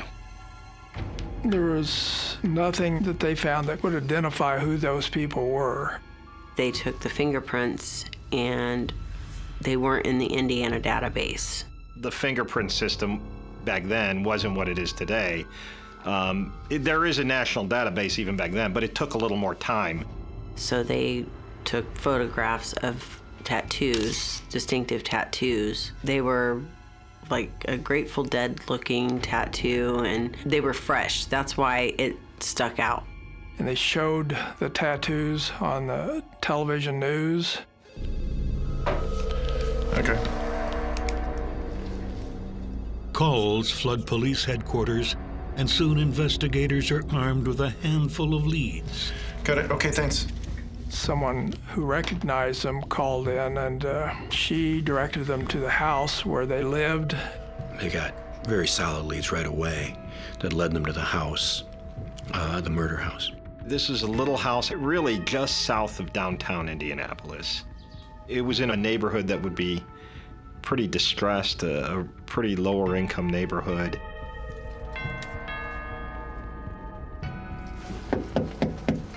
This is police, open up. When police arrive at the South Michael Street house, there's no one there.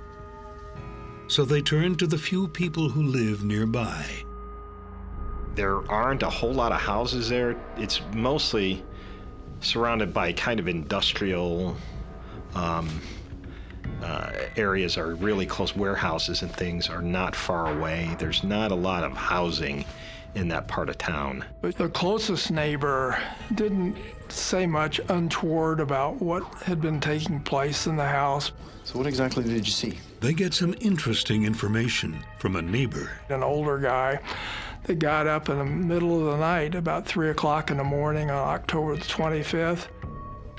He saw two larger people. He didn't know whether male or female, but they were putting something in the back of a pickup truck right there by the house. This man wasn't in close proximity to the house. He couldn't see very well. Detectives get a search warrant for the Michael house. The warrant was, of course, obtained quickly because this is a brutal murder, and any judge is going to sign that warrant. They went inside the home and discovered that the place was a mess. Now, why would you put a sofa in the middle of the living room? There was still evidence that something had happened in there. There were blood stains and other indications that somebody had been shot or hurt bad. Well, there had been an attempt to clean it up, but it was pretty apparent that there was blood stain there. And I guess that's the reason why he moved the couch over on top of it.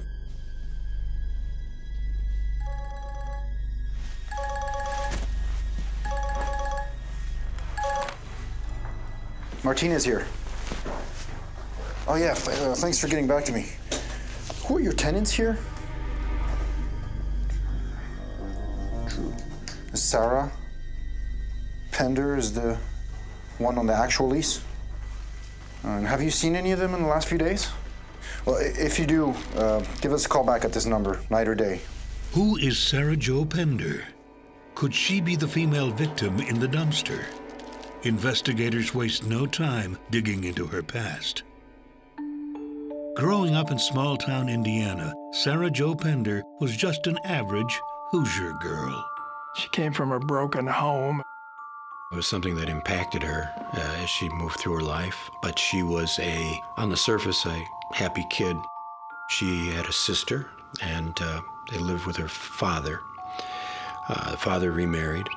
Sarah was a good-natured kid. She liked to shock people. She had a mischievous sense of humor. People would say that underneath, though, that she was a little bit troubled. She'd always been troubled by that divorce, and that she struggled a little bit to adjust. She was such a fun sister, but she was different than I was in the perspective of that she was more book smart and more school focused.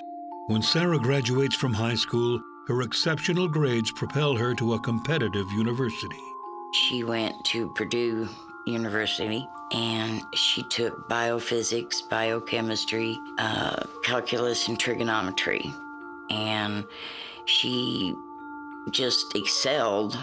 I thought she needed a year off before she went into college.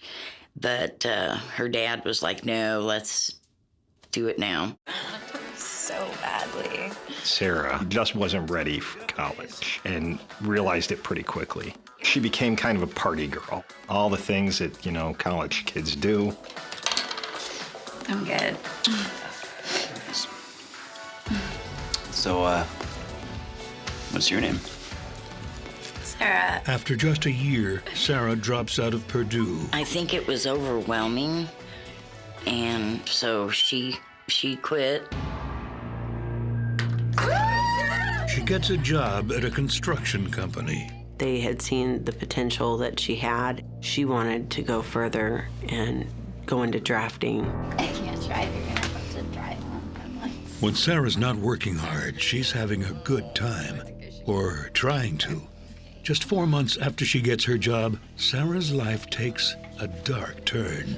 Sarah did not like to drink and drive, and they had had a few drinks. Her friend left, and she didn't realize it.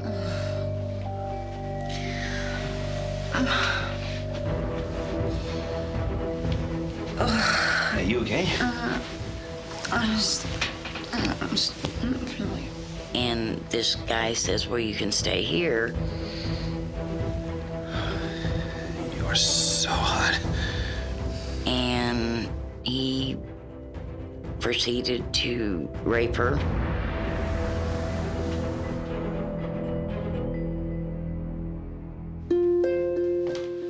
Honey, what's wrong? I was at a party, Mom, and I was drinking. I asked who he was, where he lived, and she wouldn't tell me because I was going to press charges and do whatever I could. No police report was ever made involving the incident or alleged incident. I knew exactly why she didn't go to prosecute, because being a female, you have to go in front of the judge and jury, and you feel guilty for a crime that you didn't do. Hello? It's a decision Sarah will come to regret. Stop calling me. You know, reality sets in that we don't have control sometimes of our life. She was starting to fear for herself, for her life.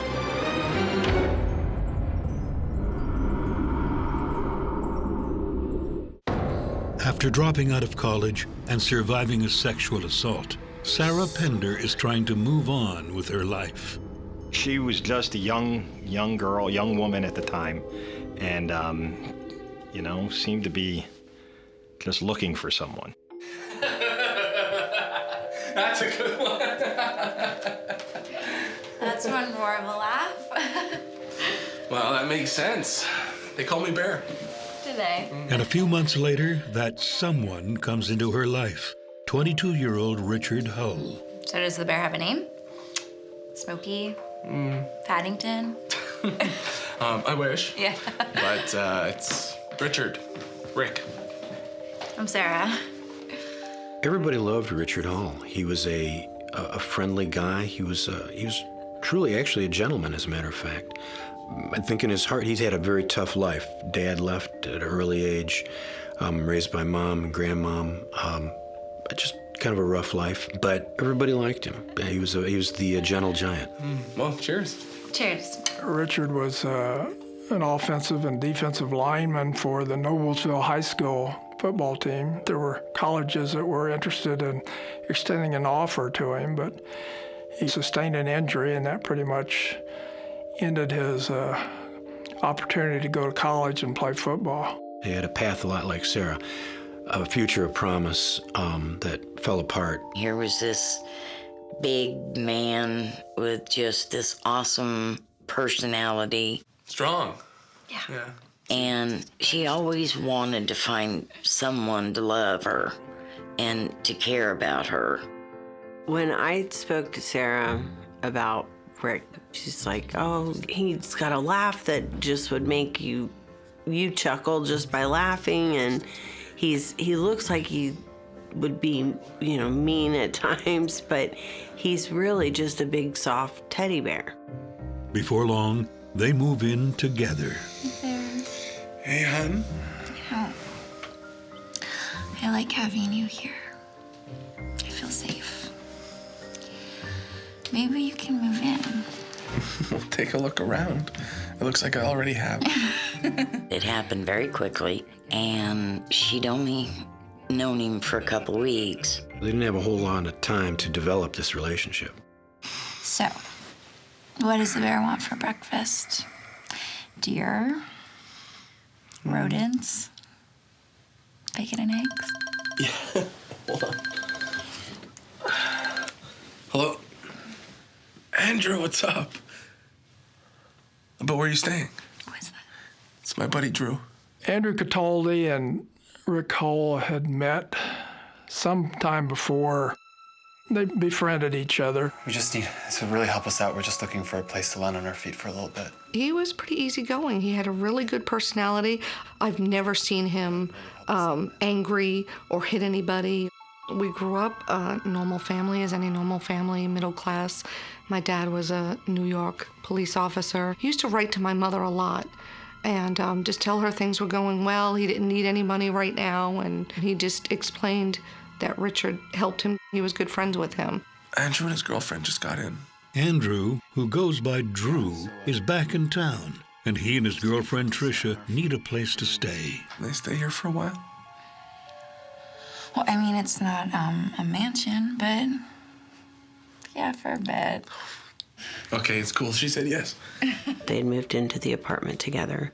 Thanks so much. And it was crowded, so that they had gotten a house together. Now this place is big enough for 4 people. Hey, I got the essentials. Okay. Time to toast. Andrew, Tricia, Rick, Sarah. They all moved into a house just to the south of the pro football stadium in Indianapolis. The neighborhood was sketchy, but it was a house, it was cheap. You want to go check out upstairs? It's not much, but it's home. Excuse us. And Sarah has big dreams for her future with Rick. Sarah just wanted a life with a picket fence and a couple dogs. The house was in her name, the utilities was in her name, everything basically was hers. Hello? Stop calling me! What was that all about? Rick, it's that guy that I told you about, okay? He won't stop calling me. I don't know what to do. It's okay. I'll take care of it. Leave it to me. It's also a place where she and her new boyfriend can host family and friends. Hi, anyone? Oh, you're such a doll. Mom, this is Bear. Nice to meet you, man. I'm not your teacher. Call me Bonnie. Bonnie it is. And thanks for making this one. I got to meet him, after they'd been in the house for about a month. And he was a big man. He was 6'5", 330 pounds. And he treated Sarah very, very nicely. Guys, say hi to my mom. She made pie. Hey, Sarah's mom. The 2 times that I had been to the house, Drew and Trish were sitting on a love seat. Let's go into the kitchen. I never saw Drew's face. He would not turn around and acknowledge that we were even in the room. And Trish did, and she was very nice, loved Sarah to death. And I thought, well, okay. I wasn't real happy. I didn't get good vibes. As far as I know, the other people in the house and the 2 roommates, they were self-employed. What? Like, how are they paying you rent? And she said, well, they have a side business.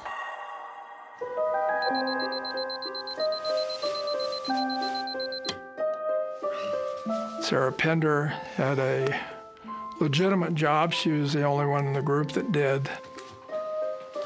People were worried about it.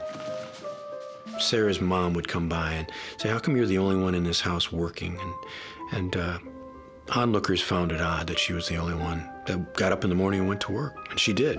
She was a good worker, too. She'd love for Rick to share her work ethic. Get up. Just because you're up doesn't mean I have to be. Like, you should really look into that bouncing job that I found for you in the newspaper. I'll give them a call. The conflicts in the house was more of, hey, you need to get a job, you need to get your stuff together. If we were both making regular income, we could start making plans for the future. Okay, but Drew has some other ideas to make some money. He started bouncing, and she was happy with that because at least he's gainfully employed and there's potential for more work. Maybe he could pick up a side job. But his side job is not what she has in mind. At the beginning, it was marijuana. Rick was using the bouncing job and was selling drugs. And that was a big no-no with Sarah. What's going on here? I told you guys, I don't want this in my house. Sarah, it's nothing. Rick doesn't see it her way, and he has the rap sheet to prove it. It's not a first date question. Hey, are you a felon? They were primarily theft-related offenses and drug-related offenses. No crimes of violence. He wasn't going to work at a factory or at a restaurant. He was a drug dealer. They were going to have a drug operation running out of that house they were living in. So sick of this small-time stuff, dude. Well, what do you mean? I think we can think bigger. I know a guy who could set us up. Did you talk to him? I think we should totally do it. Look, just be discreet about it. I don't need Sarah knowing all about our business. She wants me to keep the bouncing job at the bar. But before long, tensions arise. Dude, this isn't a credit agency. Like, look, I don't care who she is, even if she's one of your people. Hey, watch it. Do not talk about my family that way. I'll say what I want. Richard and Andrew and Trisha got into a disagreement about money. I'll say whatever I want. There are some lines that you do not cross, I swear to God. Okay, again? Seriously? I am so sick of this arguing, okay? I'm so sick of this! Dude, you're being so stuck up. Forget about it. I'm gonna go for a drive, and when I get back, this has got to be over. Sarah and Cataldi did not get along, and she wanted both Trish and Cataldi out of the house. These guys are really getting on my nerves. She was very agitated about, how Drew was doing his business. She didn't want to be around there because they would get in confrontations quite a bit. That's what she told me as far as him and Drew. And when they would start in the confrontations, she would get in her vehicle and leave. She did not like confrontations. I want them out of here. Well, I don't know. They're my partners. No, listen. I'm your partner, okay? And I want them gone. Whatever. Let's get out of here, okay? After only weeks of living on Michael Street, Rick and Sarah begin to avoid their own home. Later that night, 2 of the 4 roommates will be dead, and 2 on the run. Police figured out they knew who they were looking for. They know they've got to find these people.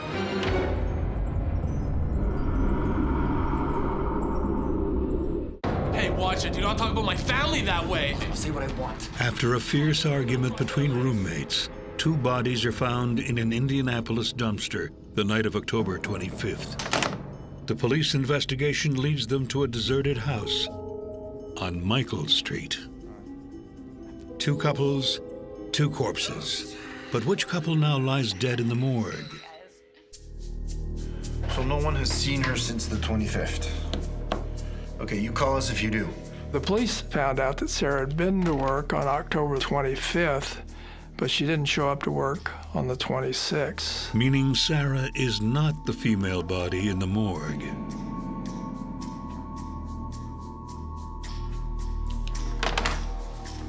That same day, the coroner confirms the identities of the deceased. The bodies have been positively ID'd.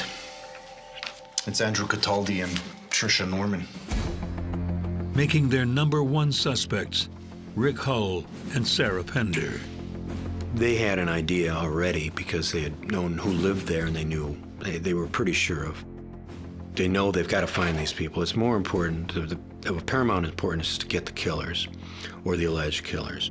The chase is on, and it doesn't last long. Found out that Rick was from Noblesville, and his mother lived up there. So they started watching until finally Richard and Sarah showed up there, and police arrested them. I don't think that they put up much of a fight. I think they went along really quick. Within 24 hours, they were apprehended.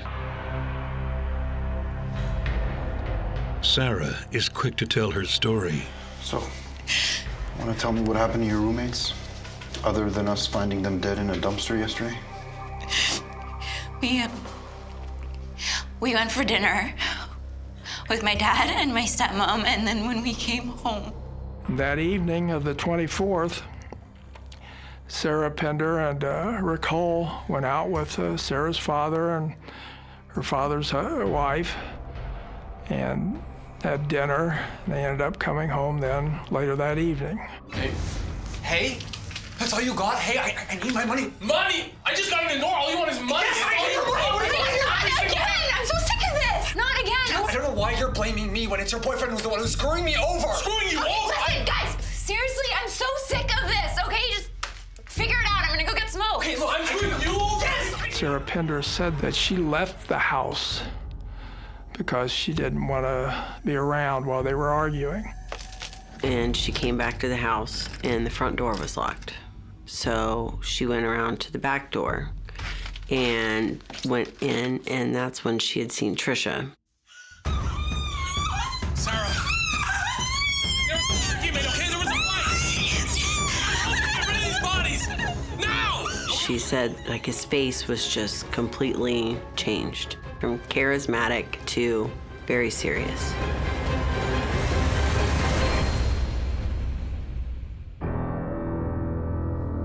Sarah tells police that Rick said, "You got to help me get rid of these bodies now."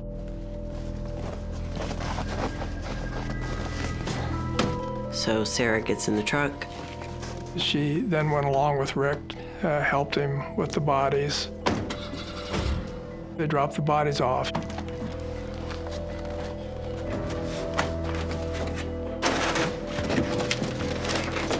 So if you had nothing to do with the killings, why did you help? Why not just go straight to police? Because I didn't want to end up in a dumpster like Drew and Trisha. She said that she was worried that the same thing might happen to her. So she then went along with Rick. So where did you end up? We ended up at a motel, and Rick told me to go into work the next day and that he'd buy a steam cleaner and he'd clean everything up. As Sarah bares her soul, a reluctant Rick stews in the interrogation room next door. So Sarah's gone for a walk. And what happens?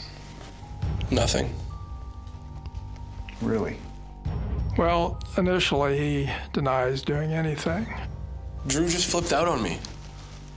I didn't know what was happening. Then he gets to the point where he acknowledges a disagreement with Cataldi. I don't know why you're holding back. Just give me the money. Calm down. Screw that. I'm not coming down.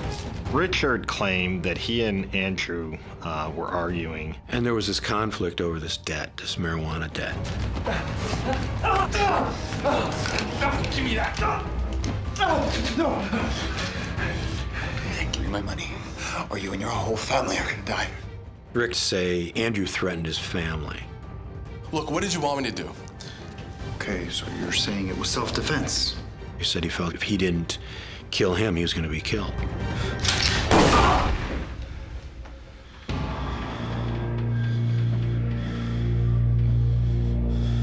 But if it was self-defense, another question remains. So how did Trisha's face get blown off? I think I need to make a phone call. But then he lawyered up. I thought you might say that. Rick is charged with the murders of both Drew Cataldi and Trisha Nordman. Sarah is released. They thought that Sarah had very little to do with this. She was another victim and was only doing what she had to do. The case looks open and shut, but as police are collecting evidence, they get a surprise. They went to the Walmart where the shotgun had been purchased and talked to a clerk there who identified, I had the paperwork that had been completed to purchase the shotgun with Sarah's name on it, and identified Sarah as well as the person that purchased it. And Rick Hull as the person that was with her. Well, she bought a shotgun. It was pretty apparent she hadn't been forthcoming with him about all the facts of the case. So what they did was they called her back and said, "Listen, we got some items we need you to come there and pick up." Is this Sarah? She says a couple stories about this gun. Sarah says, "Well, I bought it for a birthday gift for Rick." You guys have it all wrong, okay? That gun was for protection. You bought a shotgun on the day that your roommates were murdered with it. She says as well she got the shotgun because she'd been sexually assaulted in the past. There was this guy that had raped me, and he kept bothering me, and Rick just wanted to keep me safe. Stop calling me. The guy who raped her Hello? had been leaving messages. Stop calling me! Saying that I will find you and I will do it again. Rick, it's that guy that I told you about, okay? He won't stop calling me. I don't know So that was his reasoning for her to buy a shotgun, because he was a felon, so he wasn't able to get a gun. With no charges ever filed against the alleged rapist, investigators are dubious. You have the right to remain silent. She was charged then with murder and assisting a criminal. In Indiana, the law doesn't require the prosecution to prove in a murder case that the person on trial actually pulled the trigger, only that they assisted somehow in the commission of the crime, and then they're just as guilty as the person that actually committed the murders. With both lovers facing murder charges, the case is about to take another dramatic turn. While they're locked up, they're communicating through letters. That's not normal. There's something wrong with that picture.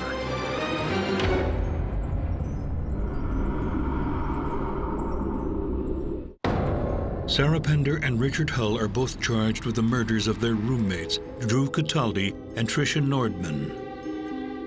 The co-defendants are forbidden to communicate, but Sarah finds someone to mail her love letters to Rick. During a routine check, jail officials find dozens of letters. Information was mostly X-rated stuff, but in those letters, there was an indication that they were colluding with one another, to supporting one another, to make certain that things turned out okay in their case. But 7 months into their incarceration, Rick's defense counsel produces a letter that will change everything. Well, Sarah Pender apologized in the letter to Rick for putting him through what she had, said she must have been high on acid and that she had lost it and killed her two roommates. Sarah? What did you do? It's a shocking turn of events, and soon after, Rick changes his tune. He now claims that he was the one who had gone to the store and came back to discover the bodies. He goes, "What'd you do, Sarah? What's wrong? What's wrong?" And she couldn't even talk, and then he noticed the two deceased. The state's crime lab evaluates the letter and determines that even though the only fingerprints on the letter are Rick's, it's a match to Sarah's handwriting. Not only the crime lab initial expert made the comparisons, but another handwriting expert, and agreed, again, 100%. So what has she told you already? Nothing about the murder yet, but she will. Prosecutors are still reeling from this new information when another inmate brings forward more damning evidence against Sarah. This man indicates that he can get close to Sarah Pender and perhaps find out from her what her involvement was in the murders, although she had not admitted anything up to him at that point. Homicide detectives make a plan to get the jailbirds together alone to see if Sarah will sing. This fella, through the assistance of homicide detective, makes arrangements then to meet Sarah Pender out at the hospital in the detention unit. Fancy meeting you here. Nice to talk to someone who's not a cop or a screw. Tell me about it. I've been dying for real conversation. Me too. They were shackled to beds, 15, 20 feet apart, but were able to at least communicate with one another. No one was present, I guess, during some of the conversations that took place. Sarah admitted to him that she had planned the murders of the two roommates and gotten Rick Hull to shoot them, to murder them. He said that Sarah had pulled the strings. Even though this contradicts the confession letter, it speaks to motive, and both are used at Sarah's trial. I argued to the jury that there was evidence as to more than one way the crime occurred. One, that Richard Hull committed the crime, and she induced it even encouraged him to do it, or that she herself shot the two roommates and killed them. Either way, she's guilty of murder. The evidence that helped convict Sarah Pender, there were really three things: the receipt for the shotgun, this letter, and the testimony of that jailhouse snitch. Larry called her the female Charles Manson, and that stuck. Sarah Pender became the female Charles Manson. He was convinced that while Richard Hull pulled the trigger, she had pulled the strings. The jury agrees. On August 22, 2002, Sarah Jo Pender is found guilty of 2 counts of murder.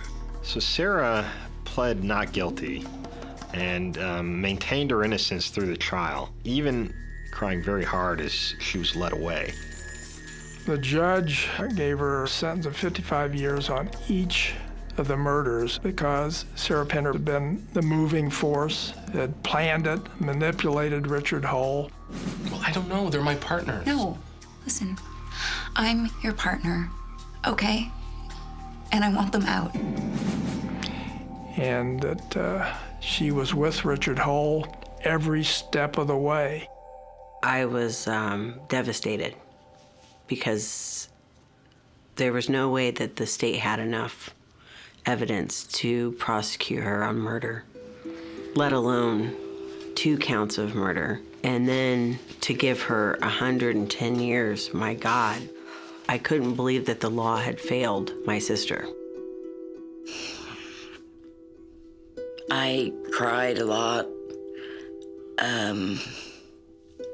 I was just dumbfounded when it came back that she had to serve 110 years. When Rick Hull pled guilty, it was his position that he helped Sarah Pender commit the murders, that she actually committed them. He said he was taking responsibility for his involvement in the murders, even though he didn't shoot the 2 people. Rick Hull is sentenced to 75 years for 2 counts of murder. It appears that justice has finally been served. But nothing about this case is as it seems. In 2005, 3 years after the sentencing, Rick makes a surprising claim. But that letter was a fake. Do you understand? The one where it says she killed Drew and Trisha. Rick stated that the confession letter that he provided was a fraud. And signs an affidavit to that effect. The affidavit indicated that Richard Hull had killed the 2 roommates and that Sarah Pender didn't have anything to do with it, that her involvement was just afterwards. She was scared and helped him. Get rid of these bodies! Now, go get some blankets! She didn't actually have any involvement in the murders. He thought he was already sentenced, so he didn't have to worry about any repercussions for him after that, and he just came to save his love of his life. In light of this new information, Sarah's legal team requests that the court reconsider the case. So you mean I can get out of here? Okay, let's start the paperwork then, okay? But the request is denied. What? Are you serious? There's no other way. The courts have decided that this new evidence doesn't rise to a level that they believe is enough to give her a new trial. Having exhausted her legal avenues, a desperate Sarah puts another plan into action. She'd been telling people, I'm going to get out of here. The world has not seen the last of Sarah Jo Pender. It started with seducing one of the guards there. Then I thought, well, maybe Larry had something.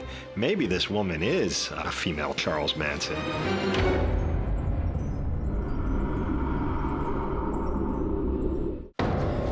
It's August 4th, 2008, and Sarah Pender has been sitting in Rockville Correctional Facility for 6 years. Despite new evidence, But that letter was a fake. she now faces her 110-year sentence. Or does she? She had begun making plans for this escape. She figured out a way she could do it, and it started with seducing one of the guards there. She exploited that with great expertise, and she, with the help of the guard and a change of clothes, she snuck out of the prison in the back of a van driven by this compromised guard. And in the prison parking lot, she got into a waiting car and drove off. When she got this guard to leave his wife and help her escape from prison, then I thought maybe this woman is a female Charles Manson. She certainly did show those skills in getting out of prison. Now on the lam, Sarah changes her appearance and adopts the name Ashley Thompson. Hello, Ashley. But that doesn't keep law enforcement off her scent. The U.S. Marshals made her a top 15 wanted fugitive. I think she was the first female. Then it got a lot of more attention. As the nationwide hunt for Sarah garners international attention, writer Steve Miller digs into her case for a book, enlisting the aid of the man who sent her to prison. Well, Steve Miller and I went to the Indianapolis Police Department, and we're looking through the homicide files, and we came across the file of the snitch. I'd already thought I'd seen everything that was in that file. And then Steve pulls out this folded up pieces of yellow legal pad and opens it up. It was handwritten. It was just a handwritten piece of paper. It's 2 pages. And I looked, and I said, this is interesting. And I look at it. Larry's like, what are you looking at? And I handed it to him. I said, this looks like a list of people that the snitch was willing to turn evidence on. Oh. And I look at it, and I said, oh, I've never seen that before. I didn't have it. The defense didn't have it. They should have had it for the trial. On the paper is a huge list of all the people the inmate was willing to sell out for a lighter sentence. He was throwing everybody under the bus. If I'd known that, I would have never called him as a witness, because he would have been useless to me. I wouldn't have believed anything he said at that point. To cast anything he said into doubt, because he was willing to turn on anyone. Nothing about the murder yet, but she will. Was it credible or not, he was just willing to do whatever it took. That means he's also willing to say anything. But with her appeals exhausted, the snitch list can't help Sarah. As the list fades into memory, Sarah continues to spin a new web, this time in Chicago. This story was that she was hiding from an abusive ex-husband. A few months later, her past finally catches up to her when Chicago police get a fateful phone call. She was on America's Most Wanted several times, and on that night that she was caught, America's Most Wanted aired an episode and put her picture on there and said she's been out since August. It was a neighbor in Chicago who called the Chicago Police Department one night and said, hey, I think my neighbor, something suspicious, you know, she never comes out. Come in. She was smoking marijuana when she answered the door, so her guards were really down. The 2 police officers asked who she was, and she identified herself. I'm her. I'm Sarah Pender. You caught me. And so she offered no resistance. Good for you. Sarah Jo Pender is sent straight back to prison. Anyone who escapes is deemed high risk because you got out once, they sure don't want you to get out again. So Sarah was put in solitary for 5 years because of the escape. The judicial system wanted to see her ball up and fall into a deep depression by locking her into solitary confinement for 5 years. As Sarah sits in solitary, a nagging voice prompts former prosecutor Sells to speak up, despite his conviction that Sarah is guilty. Steve Miller's book came out, Girl Wanted, The Chase for Sarah Pender. I read that book and came across that passage in the book that referred to that same incident in the homicide room where I saw that snitch list. I said, oh, hell, Larry, you gotta do something about this. So I eventually contacted Sarah Pender's mother, Bonnie Prosser. Hello? I said, Bonnie, hear me out. And he told me of the 72 murder cases that he had done, one was a mistake, and it was Sarah's. I said, I don't think Sarah got a fair trial. And ever since, we have been trying so hard to just find someone who would stand with us and try to make this right. And I'll do what I can to help assure that she does get a fair trial. To date, the state refuses to reopen the case. When they convict somebody in Indiana, they don't like to turn it around. We got the bad end of the deal.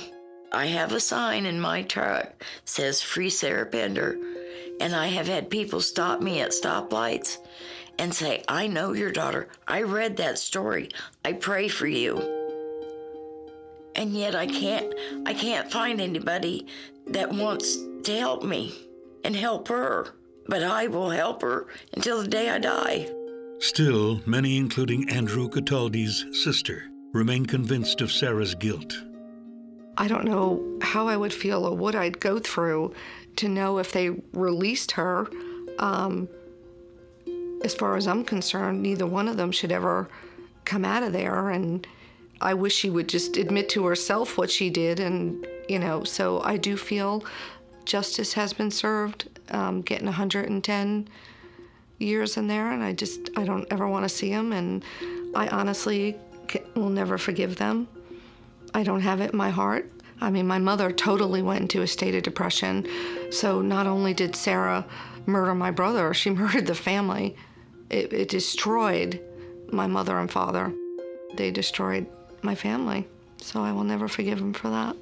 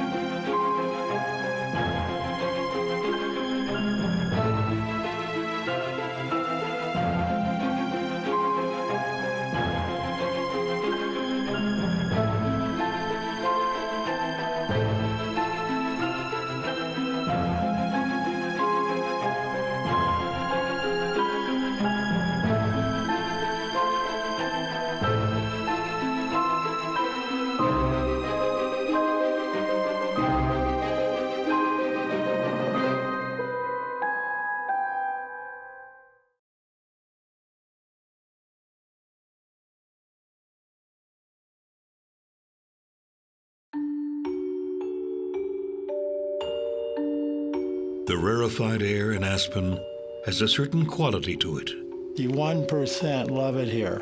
Billionaires love to hang out with billionaires. It's the best place in the world to live. But even here, there are shadows lurking.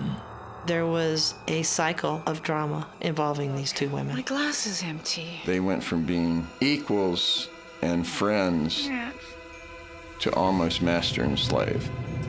Finding their way to our most sacred of sanctuaries. I could detect an odor that I knew was a dead body, just from experience. When death comes knocking, no one is safe.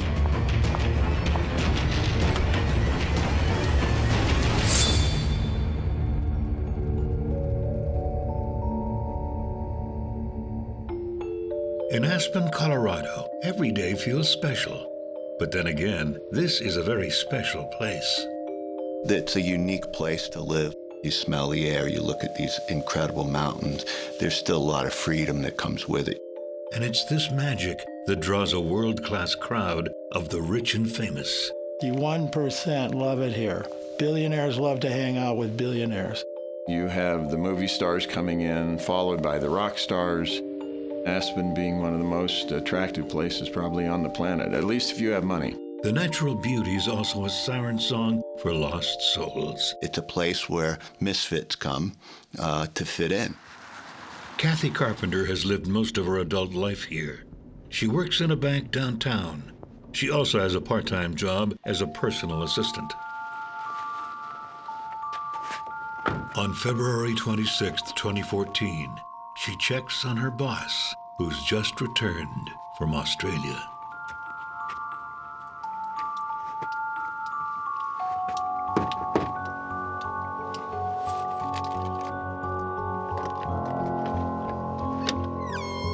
Hey, Gaby. Hey, sweetie. Inside, nothing looks amiss. Anybody home? But she senses that something is not quite right.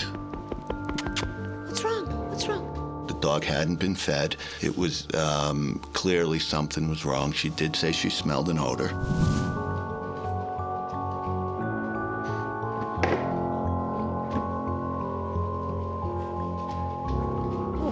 The smell gets stronger and more powerful as Kathy approaches the bedroom.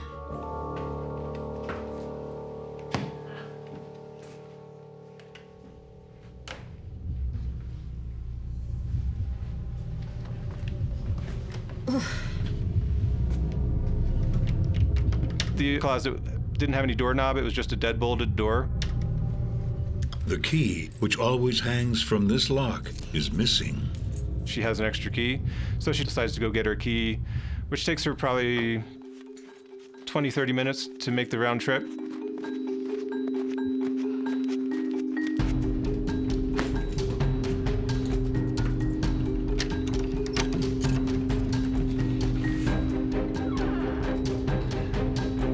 At first glance, nothing seems out of the ordinary. A pile of linen is what it initially looked like.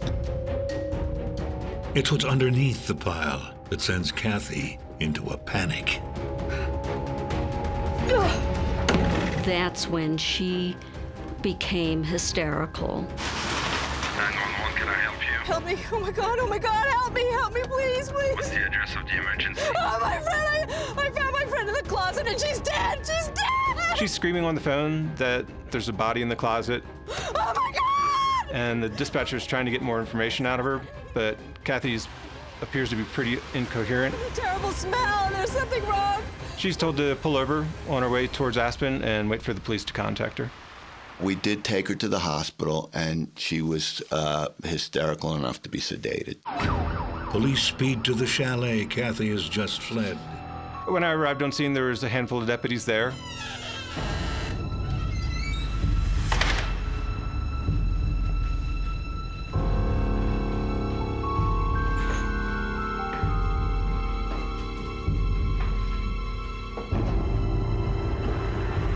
Initially, the bedroom seems almost as orderly as the rest of the house. Almost. There really wasn't anything out of place. It didn't look like there had been a violent confrontation. The place wasn't ripped apart. There wasn't blood on the floor. There wasn't blood on the bed clothings. A closer examination reveals a disturbing detail. We did notice a swipe of blood on the headboard. The mattress has been flipped. There's a big pool of blood on the underside of the mattress.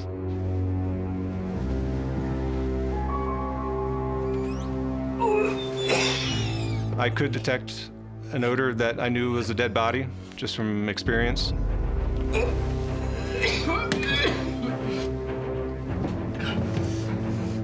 It just looked like a pile of bed sheets.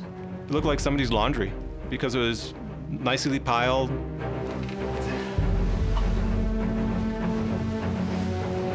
There was no blood on the white sheets, so it was pretty unusual. That's why it was so hard to tell that there was a body under the blanket. It was impossible to tell who was under all those blankets. And it wasn't until we started peeling back the blanket and the sheets that we started to see a white trash bag and a white towel. And that's when we could finally go, okay, yes, there's a body here. They stop what they're doing. We knew if we started unmasking the body any more than that, if we started removing the trash bags, we would just get evidence all over the place. We did not open the bag on scene. We took it the way it was, put it inside a body bag. But from the looks of it, this was no natural death, and the police are afraid they know who it is. We got the bag to a forensic pathologist that opened it, and that's the first time we really knew it was Nancy. The town is in shock. Nancy Pfister is a fixture in Aspen. To many, she summed up what the place was all about. Nancy was the ultimate free spirit for Aspen, Colorado. Nancy and her family are considered Aspen royalty. Her family developed Buttermilk Mountain, one of the very first ski resorts in Colorado. They all grew up here, clearly with privilege, and with privilege came the incredible freedom to do whatever you wanted to do. Celebrities are attracted to Aspen for its natural beauty and grandeur. They're attracted to Nancy Pfister for the very same reason. She was very good at hanging out with the rich and the famous, the Kennedys, the Dalai Lama, the movie stars. There's no secret that she dated Michael Douglas and Jack Nicholson, and that would have been in the 70s. But she was no snob. She could charm an invitation from the royal family, or she would feel just as comfortable sitting around a campfire talking with a bunch of ski bums. Nancy was the sort of person who, if she walked into a room and knew half the people in it, she would know the other half after 5 minutes. That's the way it was on a chilly evening in October 2013. Nancy decides to spend the evening at a popular watering hole in downtown Aspen. A regular at the exclusive hangout, Nancy is well known to both staff and patrons. I was there the day that she met the Stylers. Excuse me. They were discussing the possibility of opening a spa. Nancy overheard them. Are you just visiting us here in Aspen? We're hoping to move here. My name is Nancy Styler. My name is Nancy, too. And this is my husband, Dr. William Styler. Oh. It's a pleasure. It's a pleasure to meet you. May I? Sure, have a seat. Thank you. Dr. Styler was a known anesthesiologist, a professional, highly educated, highly respected in his field. And then his wife was known to grow the special flower, and she was a darling of that society and that culture. Dr. and Mrs. Styler are new to Aspen. Until recently, they owned a $1 million home and were part of Denver's high society. William Styler ended up getting sick, and it really caused him not to be able to work anymore as an anesthesiologist. Aspen's, in my opinion, it's the most wonderful place to live. It's the best place in the world. We have not been able to find anything we like. Really? No. Well, if you're looking for a place, you know, my place is going to sit empty all winter. It's not a mansion, but it has fabulous views, and I have a beautiful greenhouse. And really? Oh. My wife is a world-class horticulturalist.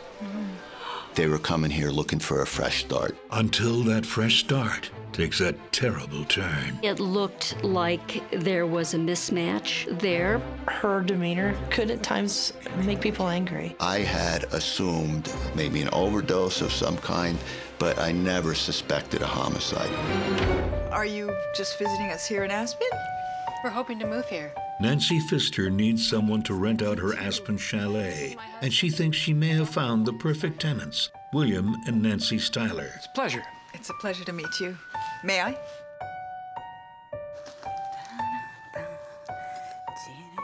A few days pass before Nancy gets a call from the Stylers.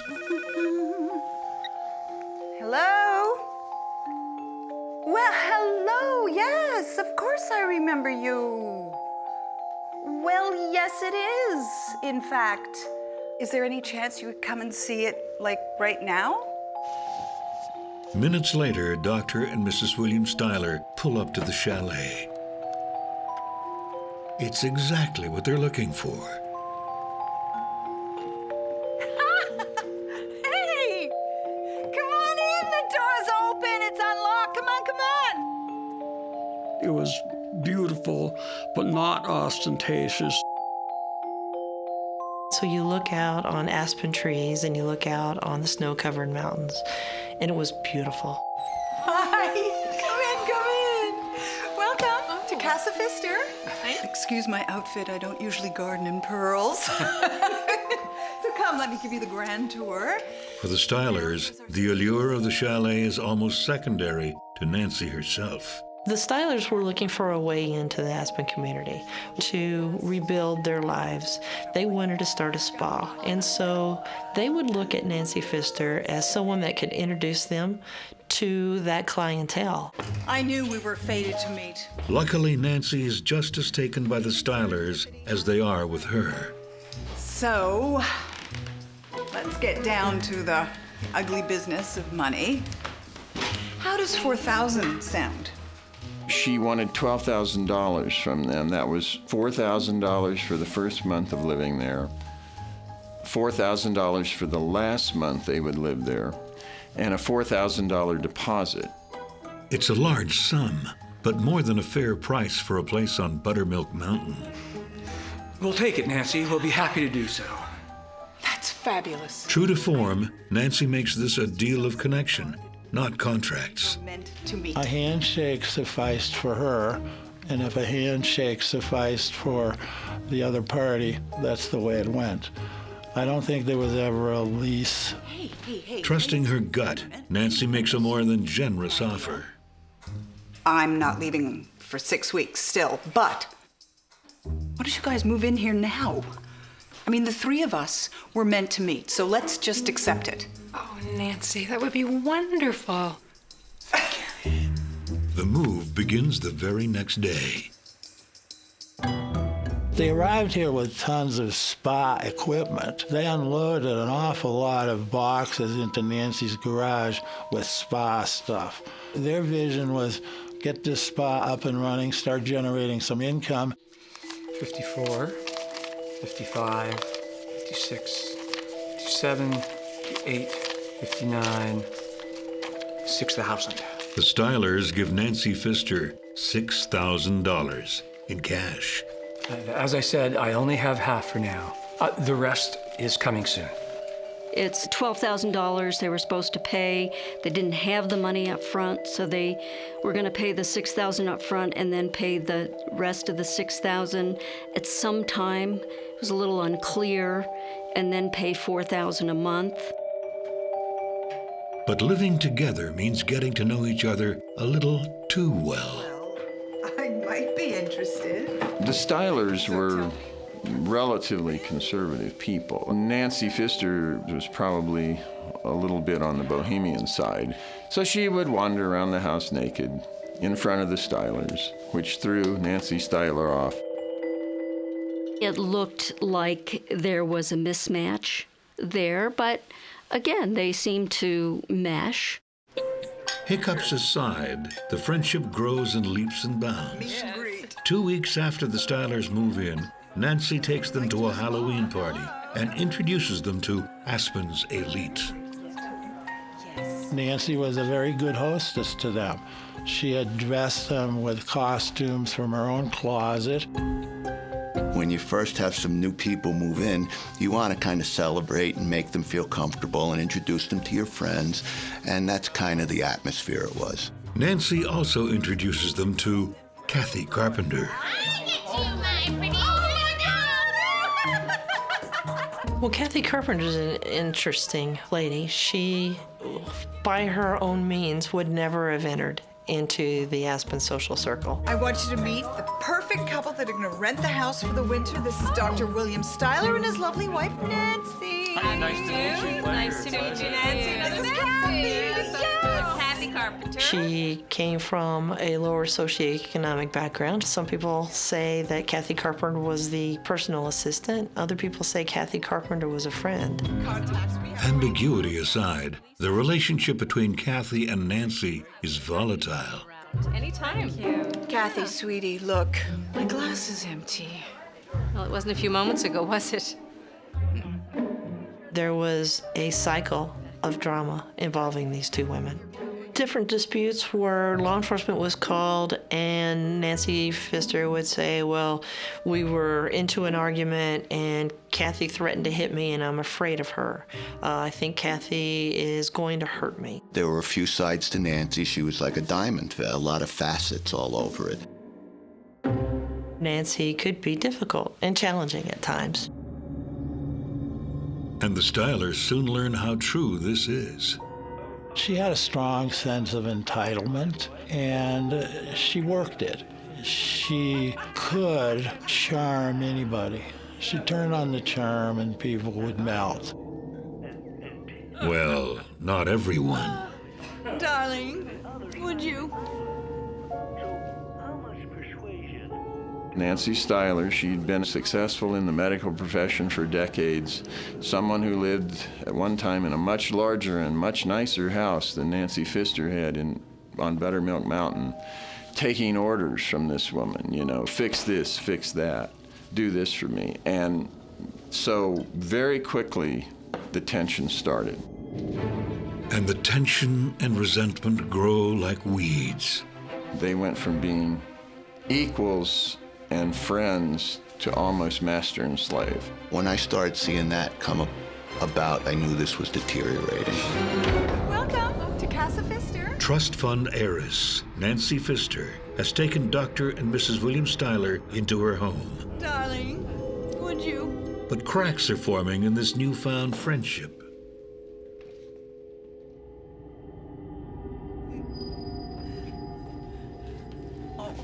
Thank you so much. This is like soul food to Aspenites. Or me, anyway.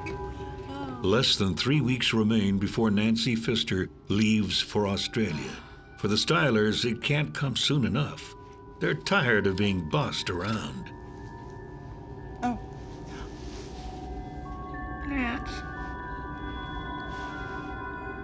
Nancy Styler came from an environment where she wasn't used to be treating like that.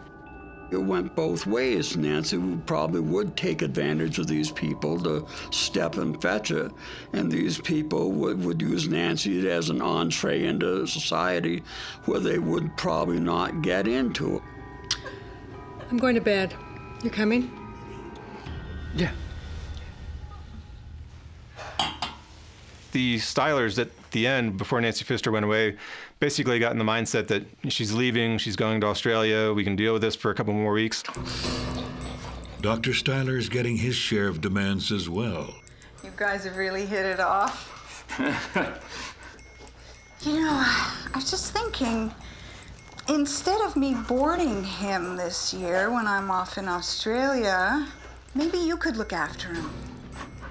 Well, I'm not sure that I'm the best one. Oh, no, he's so easy to look after. You just open the door, you let him go. He comes when he's called. Okay. They went from being equals and friends to almost master and slave. It's not just the Stylers who are getting fed up with Nancy. And I need you to make sure my passport is still valid and confirm my seat reservation as well. Can't the Stylers do any of this? They're doing enough. They hardly even paid their whole rent. Oh, Kathy. Kathy, do I detect a twinge of jealousy? Hardly. As the friendship with Nancy Pfister falters, the bond between the Stylers and Kathy Carpenter flourishes. Nancy Styler was reportedly practicing some of her facials and some of her cosmetic treatments upon Kathy Carpenter, and they would have girl talk. Oh, look at it. It's so dewy looking. I love it. I mean, your skin is gorgeous. You look beautiful. So sweet. Few things bond people together like a common enemy. I hate that woman. Oh, I could just kill that woman. Dr. Styler and his wife Nancy, along with Kathy Carpenter, found a commonality that allowed them to grow an interesting relationship. The commonality being their dislike of the treatment provided by Nancy Pfister. It's a cross they don't have to bear for long. Oh, that is music to my ears. On November 16th, 2013, the pink champagne flows freely as Nancy throws herself a going-away party. Could you put a couple more in the fridge? There's only 2 left in there. This was a big party, and it was a celebration of Nancy spending the winter in the Southern Hemisphere, and for her to introduce the Stylers to dozens of her friends. Cheers. Though the party is a roaring success, the expensive champagne leaves a bitter taste in the Stylers' mouths. Everyone have a great winter. Without me.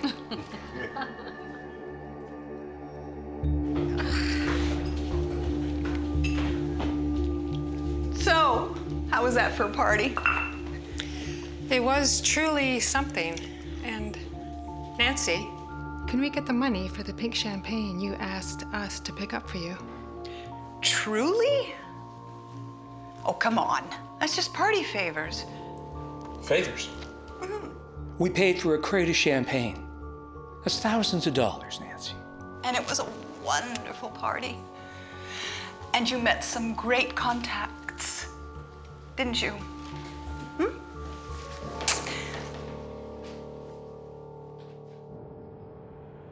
The day Nancy Pfister leaves for Australia is indeed a cause for celebration. But the goodwill doesn't last long. In December, Nancy Pfister receives an email from the Stylers. They're refusing to pay rent.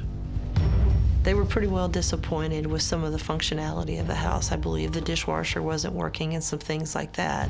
And so they were feeling like they just weren't getting the bang for their buck. For 2 months, a flurry of angry emails crisscrosses the globe. That evolved into some real cutting remarks that got personal after a while. Look, go find another place to live which would be more to your financial ability to pay. Maybe a trailer down by the valley. When we first met you, we thought our dreams had come true. Since then, your attitude towards us has seemed to change. I have lost patience with you. I am way too old, and nobody needs to be lied to, so I feel like I've been duped. Nancy wants the Stylers out of her house. There was a dispute about whether the $6,000 they paid up front was a deposit or was to be used for rent. They did finally pay the $6,000 to Kathy Carpenter for the balance. As far as Nancy's concerned, $12,000 is what the Stylers agreed to pay up front. They still owe her rent. Nancy had quickly told them that she was going to terminate the lease sometime in February. She was pretty forceful in her comments towards the Stylers through the emails, very threatening in her correspondence with them. But the end of February is near, and the Stylers don't seem ready to move. They're still in the house, so are all their possessions. By this point, the Stylers are refusing to speak with Nancy directly. Kathy was kind of in between Nancy Pfister and the Stylers. Kathy, what is it? So it falls on Kathy to deliver the news. I'm only telling you this because you won't talk to her. I didn't want to be the one to have to tell you. I have a message from Nancy. Nancy's on her way home. You have to move everything out before she gets here. She's really mad. It would have been very unpleasant for the Stylers. At the same time, I suspect she had a perfect right to be supremely pissed off at the situation. How long do we have? 4 days. A 4-day deadline that will drive the Stylers to desperation.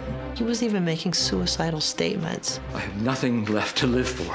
There's this note being placed on the residence, basically telling people to stay away. Having waited months for rent that never comes, Nancy Pfister decides to evict the Stylers. I have a message from Nancy. She tells them she's flying home and they have just 4 days to be out of the house. The very same day Kathy tells them they have to leave, Dr. William Styler makes an appointment with a loan officer. Seems their displays of wealth are just a facade. William Styler ended up in a dispute with his partners in the medical office. They went to court, and it sounds like the Stylers ended up with basically a crooked lawyer down in Denver, and the lawyer ended up bilking him out of about $600,000 in cash. In fact, The Stylers are broke and desperate. But banks aren't in the business of performing acts of charity. At this point in his life, he really didn't have anything for collateral, and so he was turned down for the loan, and he was quite disheartened by this. I have financial problems. Financial problems with my landlady. If something were to happen to Nancy Pfister, it would be the best for everyone involved. I have nothing left to live for. It scared the bank personnel enough that they actually reached out to helplines looking to see what they should do, what action they could take. 3 days later, the couple checks into a hotel just 20 minutes outside Aspen town limits. The Aspinalt is just a regular hotel. It's a more moderately priced hotel for Basalt, probably comparable to a Holiday Inn. Not a bad place. But not the sort of place the Stylers thought they'd be starting their new life. And half of that new life remains in Nancy's chalet. Nancy Pfister is already en route as the Stylers head back to the chalet to spend the day frantically packing. It's a bigger job than they anticipated. The Stylers actually did the best they could. It's impossible to move a house full of goods within 4 days. It just can't be done. On February 22nd, 2014, Kathy Carpenter picks up Nancy at the airport. It's good to be home. Though thrilled to finally be home, once through the door, Nancy's mood flips like a light switch. What? They were only able to move small loads. All of the spa equipment, all the things that the Stylers were planning to use to start their new life was still in that residence. But Kathy, you shouldn't have. The Stylers have left pink champagne chilling on ice. To Nancy from the Stylers. To Nancy, it's literally the least they could do. Well, let me tell you, this bottle is costing me thousands of dollars. And they're gonna have to pay me every cent they owe me before they get any of this stuff back. Kathy spends the night catching up with Nancy. Cheers, welcome home. On Sunday afternoon, she meets with the Stylers to deliver a list of Nancy's demands. What Nancy Pfister was saying was, unless I get that $14,000, you don't get your possessions in my house. Outrageous. Kathy returns to the chalet later that day. How'd they take it? Not good. You really pissed them off. They're gonna call a lawyer. Well, I'm pretty sure I'm more pissed off than they are. Trust me. We need another bottle. Would you mind? Get a glass. The all-weekend slumber party continues. Late that night, Nancy sends a text to her friend Bob. When Nancy got back from Australia, she texted me, "We got to get together. There's a party Tuesday night we should go to." It's the last time he or anyone hears from Nancy.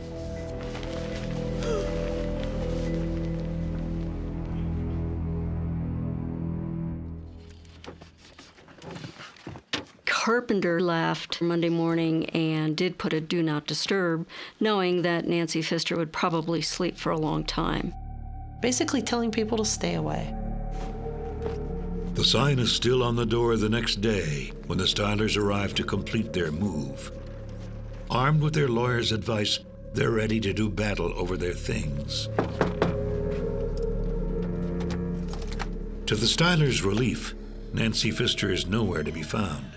But something catches the attention of the Stylers. It stinks in here. Does it? It's awful. Nancy Styler herself talked about a strange smell being in the house. That doesn't affect Dr. Styler. He lost his sense of smell in an accident when he was a child. Nancy Styler tracks the terrible smell, which seems to be coming from the closet. It's locked. The smell behind the locked door is just one of the reasons for the Stylers to leave the chalet behind. Good riddance. Nancy Styler sends a text to Kathy Carpenter saying they haven't seen any sign of Nancy Pfister for days. And there was a statement from Nancy Styler to Kathy Carpenter about, well, I wonder if she just took off, if she's killed herself. Kathy feels obliged to check in and then makes her gruesome discovery. Who killed Nancy Pfister? No one looks innocent. Initially, the suspect pool was pretty wide. You'll have to follow us to the station. What was going on in the interviews were a lot of disflection, a lot of smoke and mirrors, not answering questions. The threats took a little bit more of an ominous meaning. Aspen heiress Nancy Pfister has been found brutally murdered. Police have suspects, but they lack a murder weapon and enough evidence to charge anyone. Only hours after discovering Nancy Pfister's body, Kathy Carpenter is questioned. How well did you know Nancy Pfister? She was my best friend. Do you know anyone who'd want to hurt her? Well, people talk. I know people who kind of said they wanted her dead. And Nancy Styler is one of them. She had told us the Stylers had made some vague threats against Nancy Pfister. Oh, I could just kill that woman.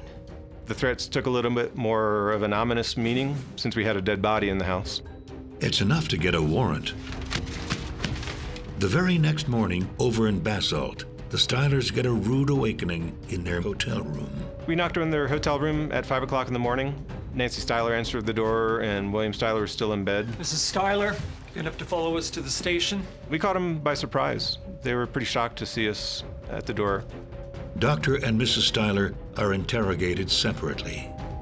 I know you threatened to kill Nancy Pfister. I was angry. I'm pretty sure I'm not the only one in town who ever said that. Nancy Styler also told us how there were a lot of people in town that would make the same kind of threats or be angry with Nancy Pfister also. I'm not going to say anything else until I have a lawyer next to me. End of story. About 2.5 hours into my interview with Nancy Styler, she invoked her right to have a lawyer present, so as soon as she said that, we stopped the interview with her. Next door, her husband is being asked very similar questions. I'm thinking you know way more than you're letting on. Come on. Look at me. Who do you take me for? William Styler was saying that, he couldn't hurt a fly. Why would he do this? He's too weak. After being interviewed for 12 hours, Dr. Styler is released, along with his wife. All right. You're free to leave. The investigation hits a dead end. But 2 days after the body is found, a stunning event changes everything. I was exhausted, and I left my undersheriff in charge. Within a couple of hours of me going home, he calls and he says, "We have the most amazing break we could imagine." That very morning, just a few hundred yards away from the Stylers' hotel, a city worker in Basalt is looking for illegally dumped garbage. He opens up this trash bag to take a look to see if it was inappropriate or illegal dumping. It's an evidentiary jackpot. The treasure trove includes items with Nancy Pfister's name on them, including a boarding pass, a vehicle registration for a Jaguar, and that Jaguar was owned by William and Nancy Styler. The real prize is at the bottom of the bag. There was a hammer with blood on it. If that trash had been emptied by somebody who was not as diligent, I don't think we would have ever found this. Results from the lab soon confirmed the blood is Nancy Pfister's and also revealed DNA traces on the hammer handle belonging to none other than Dr. William Styler. William and Nancy Styler are charged with first-degree murder and conspiracy to commit first-degree murder. The Stylers are arrested on March 3rd, and the police continue to really push Kathy Carpenter. Soon, detectives stumble upon a very interesting fact. We learned that Kathy had gone into Nancy's safe deposit box and removed about $6,000 worth of cash and jewelry from the safety deposit box. Kathy Carpenter is taken in for questioning. What about the safety deposit box? It seemed prudent. You took money and jewelry out of a safety deposit box to keep it safe? Yeah. You never know. She explained that she was taking the jewelry for preservation's sake for Nancy's daughter, Juliana, and she took the cash for the same reason. You have the right to remain silent. Please stand. The detectives aren't buying it. Kathy Carpenter is also arrested on charges of first-degree murder and conspiracy to commit first-degree murder. After the arrest, nobody said much.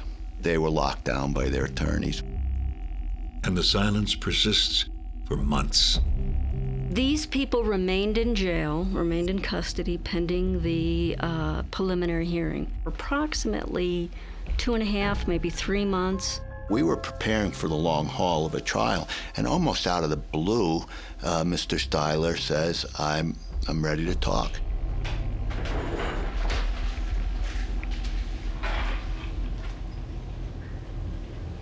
I'm the one you want. Me.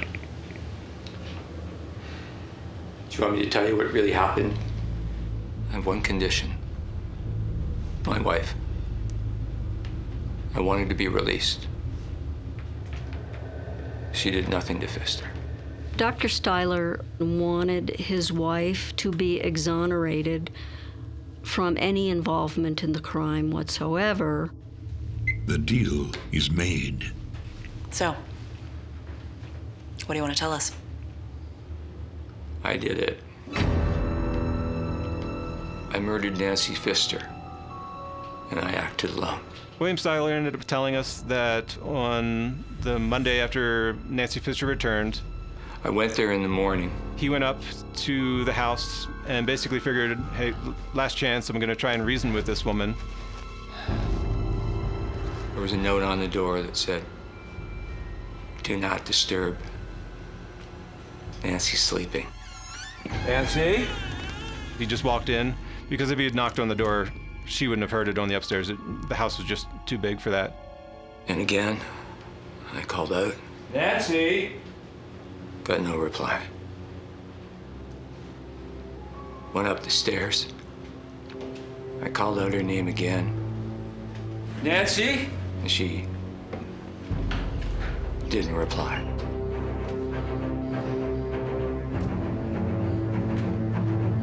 I didn't realize at the time that she had earplugs in.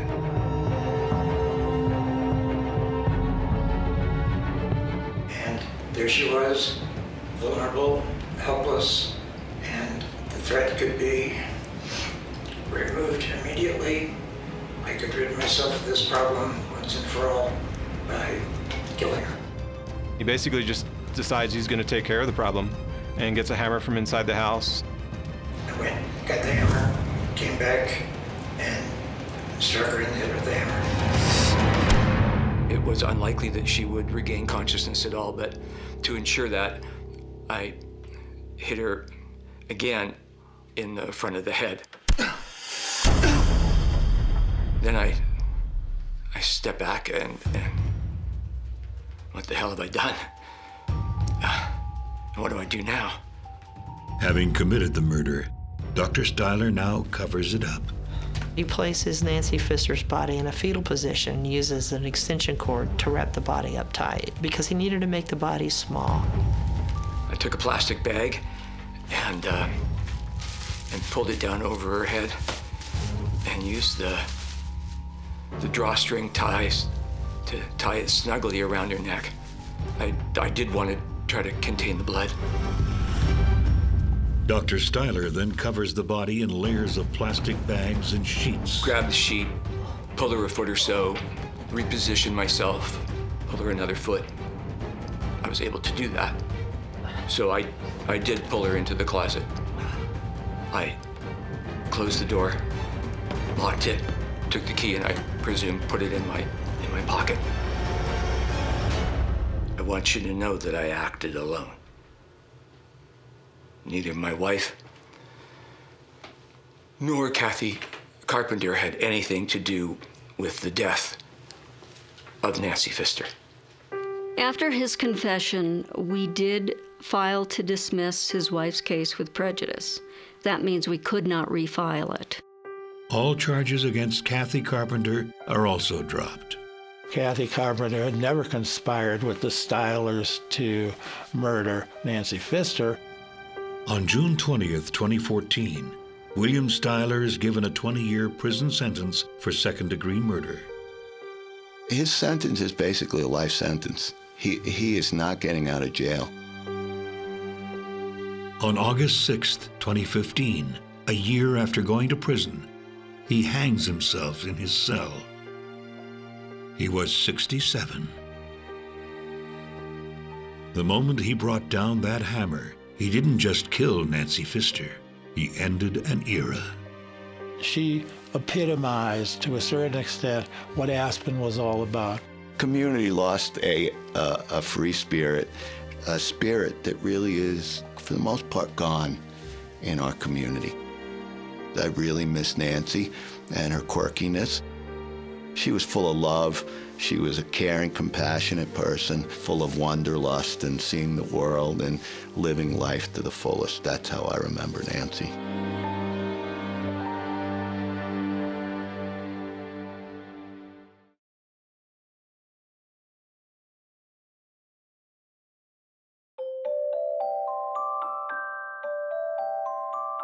Do you like ice cream?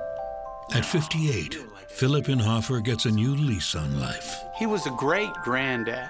He was very happy, really proud to work at McClellan Air Force Base. I was building a relationship back with my father. He lives each day like it's his last. He had gotten this convertible two-seater Mercedes, just trying to look kind of like a playboy. You guys need anything in town? The more gold he got on his fingers, it's like the more tense things got. You using an escort service? I was shocked. Just me and the guys having a little bit of fun. I didn't really know everything about his lifestyle. Until new habits lead him to a terrible fate. I was scared to death. Just like a wave of heat that came from my head and flowed all the way out my toes. It was just one of the most brutal murders that I'd ever seen.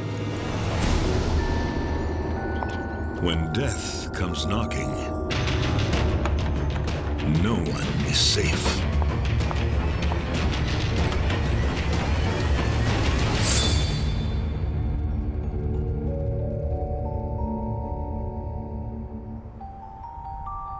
A terrible silence has fallen on the already quiet town of North Natomas, California.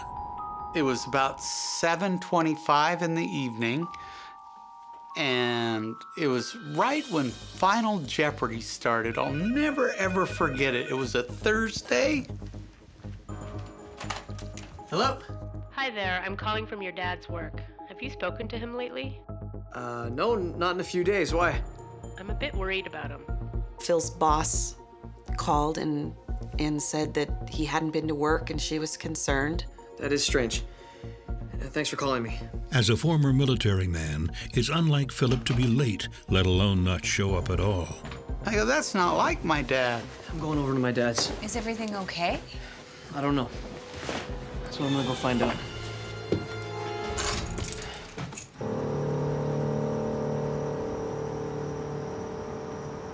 I noticed that his car isn't in the driveway and the lights are all off and it just looks like no one's home. I say, wait a minute. I have to go check. I have to see if my dad is in there or something is going on. I opened the door. Dad? Is anybody home? And I don't know if you've ever had to go to anybody's house that isn't yours and try and find the light, or any light for that matter, but I couldn't find the lights. Made my way to the refrigerator, opened the refrigerator for light.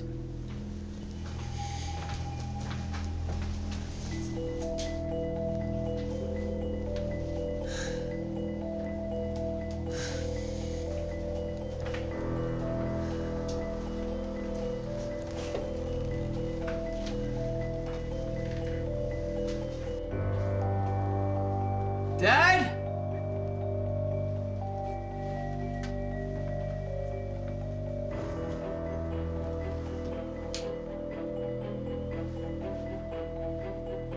Dad!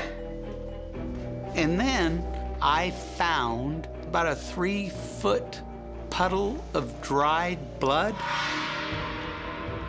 In my mind, I thought, hey, my dad just got hurt. Maybe he's just at the hospital. A dark feeling comes over Henry. Something again came to me and said, no, you gotta check this place out. You need to look through everywhere. Is anybody home?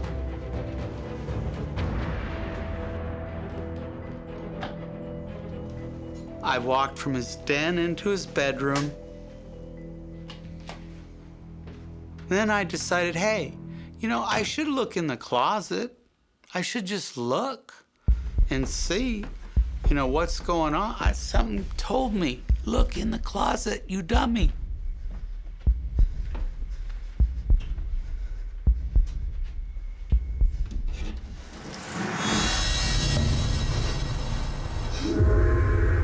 I found my father face down, naked, and he had a plastic bag over his head. I almost vomited. I was scared to death. Julie, you need to get over here. Dad's dead. Juliana arrives almost immediately. I was just horrified, just scared. We were both just terrified, scared. We thought he had killed himself at that point.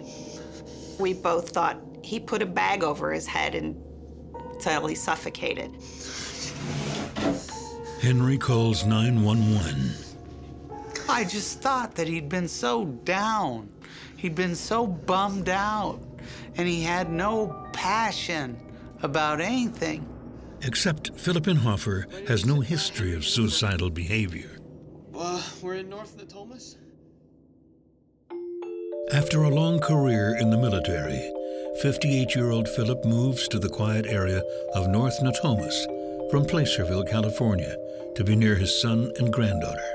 He was somebody who loved to tell corny jokes. He was the king of the groaner type of joke, you know, the grandpa style of joke. Recently divorced from his second wife, he's enjoying his new chapter as a grandfather. I think he looks hungry. Do you think he looks hungry? Well, would he eat ice cream? Really? He was a great granddad, A+ granddad. Our oldest daughter, Erica, was his first grandchild, and he adored her. He just loved her. He'd only had sons, so this was the first little girl, his first grandchild. She had so much of a relationship with him, and he just always wanted to take her places and just adored her. It's also an opportunity to get to know his son after spending years abroad.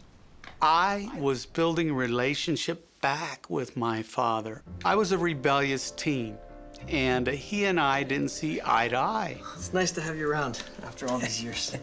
Strange, but nice. Tell me about it.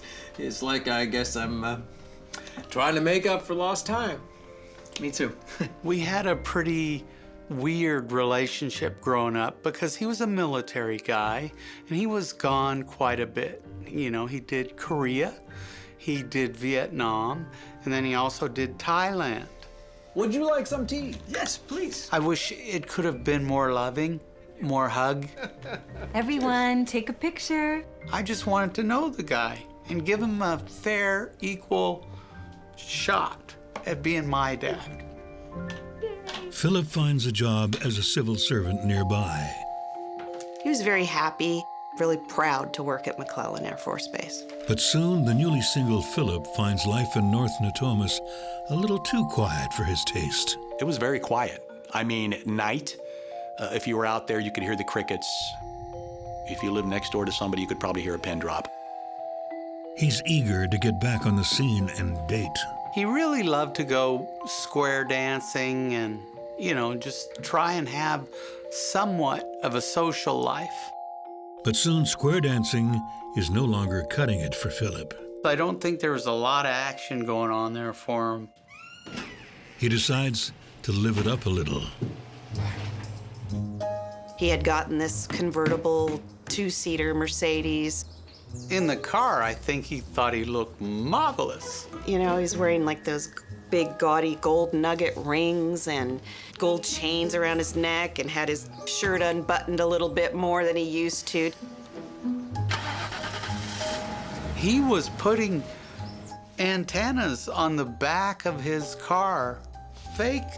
You used to have a phone permanently mounted in your car and you'd have a little antenna on the back. Well, he'd buy the antenna, but he never had the phone. He just proceeded to go out, try and meet folks, basically have a social life of some sort. He went from, you know, the square dance guy to the gold nugget guy in like a blink. So when he is out on the prowl, we'll say, in his ride, driving up and down the streets with his babe magnet stuff, all the tools that he could get, he seemed like he was happy just to be doing that. They were just gaudy displays of, look how much gold I have. Hey, I got this. I've got this bracelet. I've got this ring. I've got this cool chain too, if you want to see. It really just seemed to me like this guy that was kind of going through an identity crisis and trying to present himself in such a way that he might attract people, a certain type of person. He basically was buying things, as I said, to make himself appear greater than he was in real life. But even that stops being enough. I found a list. Want another one? Sure, why not? On this list, they have women, and it shows what they do, what they don't do, and their height, their weight. Are you serious?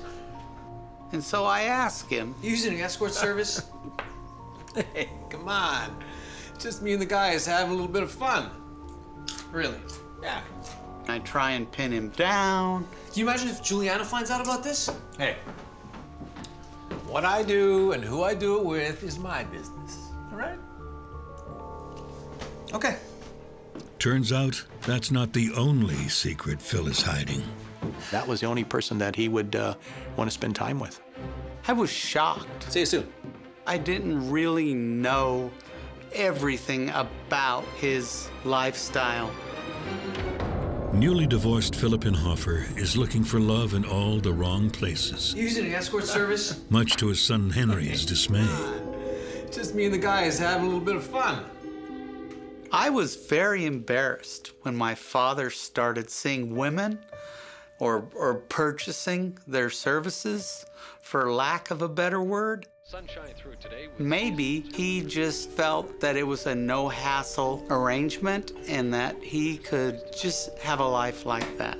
Even so, Philip often finds himself alone. I don't think he liked being alone. I don't think that's him. In January of 1991, Philip phones an escort service and asks for one of his regular girls. Hi. Is Christine available tonight? Would she be able to bring along one of her friends as well? Christina brings one of her new roommates, Jade Kabading, to meet Philip. Hey, ladies, welcome. Come on in. It's good to be back, Philip. Ooh, I love your dress. And who have we here? I'm Jade. It's nice to meet you. Hi there, Jade. Come on in. Philip is struck by Jade's beauty. That was the first time that Jade had accompanied Christina over to Phil's home.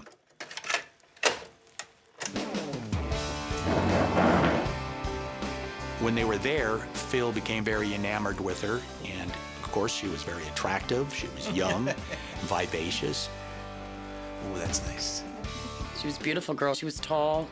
Her figure was perfect. She had long legs. Jade had blonde hair. She dressed well. She liked to wear nice clothing, put her makeup on, and really looked good, really looked great. She was very friendly. She was a people person. She could adapt to whatever the situation was quickly. She had really good manners. If she told somebody she was a prostitute, they probably wouldn't have believed her because she just didn't fit that, you know, that stereotype that people kind of think what prostitutes look like. But she's a very attractive woman. Jade is legendary at the Mustang Ranch brothel where the girls work. She had repeat customers. They were enthralled with her. I mean, she was so, I don't know, she was like a magnet. Bam. Whenever she was in a lineup, they were picking her, so and she made more money than anybody made out there. I was attracted to her as a woman. That's how attractive she was. I don't do women, so. Well, thank you, honey. She was so gorgeous. She was incredible. Let me just say it like that. Philip only has eyes for Jade. You know, Jade's a really beautiful name. Thanks, baby. It's my namesake gemstone. I'd really like to see you again.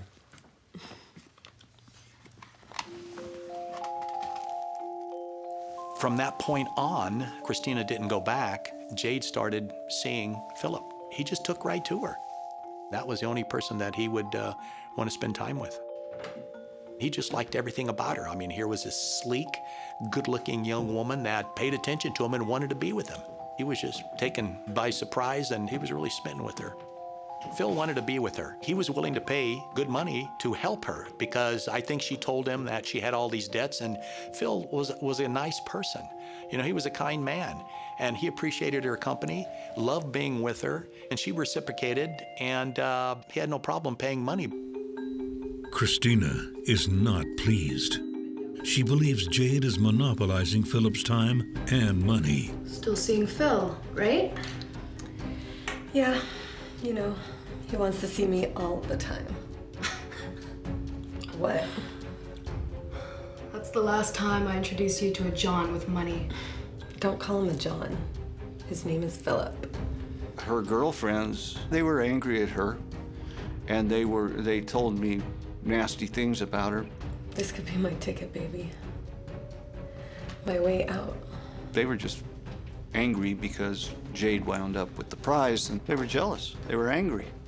Jade was triumphant. She had told her coworker, you know, that Phil loved her and that she cared about him, giving them the sense that she wanted to leave the business and to have a real life, you know, settle down, have a real life. Hi there. When she's not working, Jade spends more and more time with Philip, often driving long hours between the Mustang Ranch in Reno and Philip's home in North Natomas, California. You know, she thought this was for real. As does Philip, who doesn't know what to tell his son and daughter-in-law. They, in turn, don't know what to make of the new Philip. Hey, guys. Just on my way up to Sacramento to get them gold hubcaps for the Benz. You guys need anything in town? No, Dad, we're good. Thanks. Okay, so this playboy dude riding around with his shirt unbuttoned and his Mercedes and his gold nugget rings. It's yourself. It started to bother me. I'm worried about letting him take my little girl out. What has gotten into your dad? I mean, this is weird. The more gold he got on his fingers, it's like the more tense things got. But Philip doesn't care.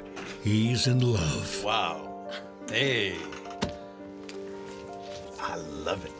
I love it. It's nice. I mean, he was giddy about her because she was just so attractive. And, you know, and he liked the fact that she would be a lot of fun. He just liked everything about her. Show me some more. Okay. Including her love of flashy and expensive things. She did have expensive taste. She had the most beautiful luggage I've ever seen. And the clothes that she had, they were beautiful. I mean, it's like something you buy on Rodeo Drive or something. You look beautiful, baby. We'll take that one. Thank you, baby. Oh, yeah. Oh. This goes perfectly. Look. All right, we'll take it. Yeah. Oh, thank you. Phil was now taking care of her monetarily. He was paying some big amounts of money for her company, and he was also buying her things and take her shopping. And Philip's family still doesn't know about Jade. Henry? Is that you?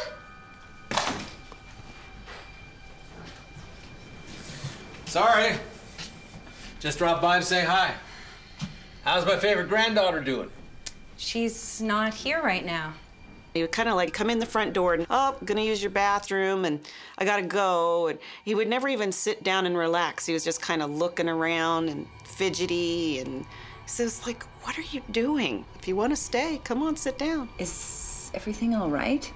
Yeah. Lots going on. You wouldn't understand. Oh, you wouldn't understand. That's all he said to me. You wouldn't understand. Like that. Bye now. I knew him well enough and I sensed that something was going on. And my big concern was for his personal safety from harming himself. But Philip's not depressed. Far from it. His problem is that he's in love, and it's costing him.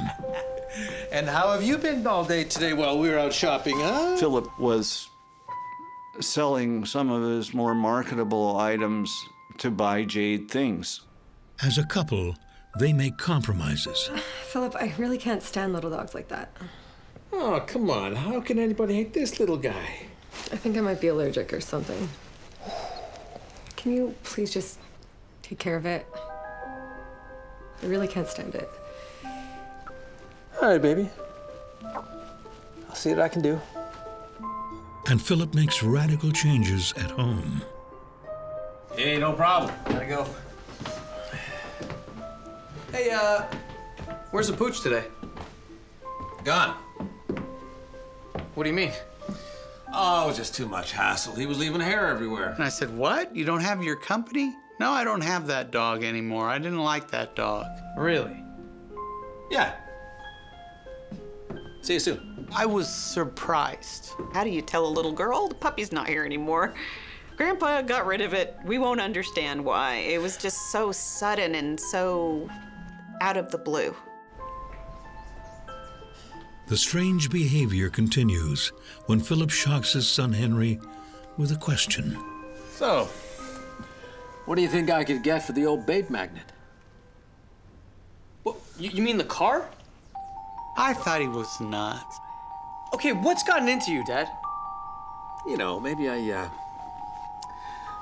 need a change or something. You've got what you wanted this whole time. You finally have your bling mobile. But you love that car.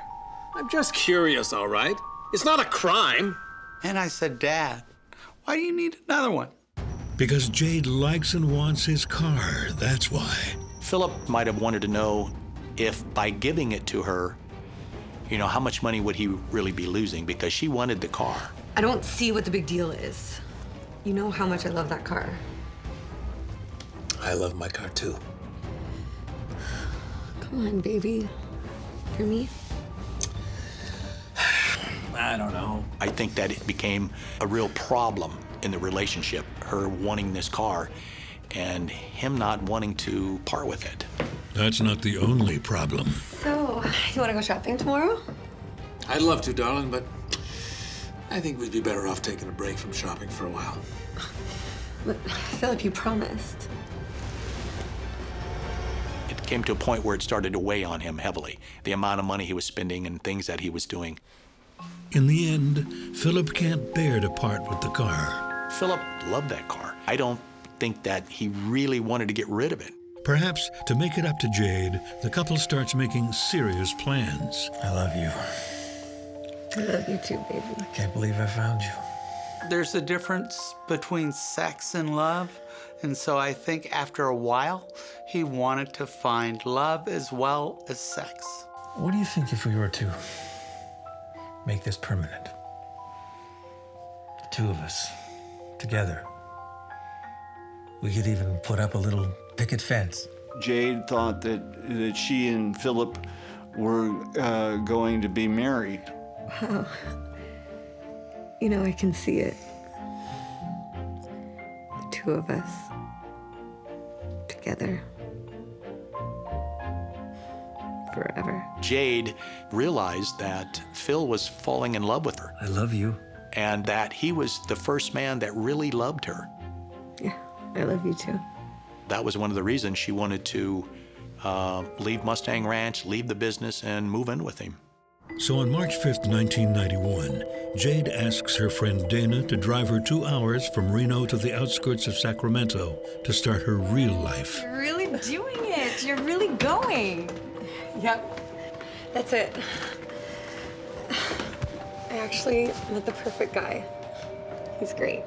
Jade had told everybody she was leaving Mustang Ranch. And so Dana knew, driving her down there, that, that could be the last time she would see her, because she said she wasn't coming back to the ranch. Taking the highway pass to Sacramento is not advised. Except a terrible storm has hit the Sierra Nevada mountains.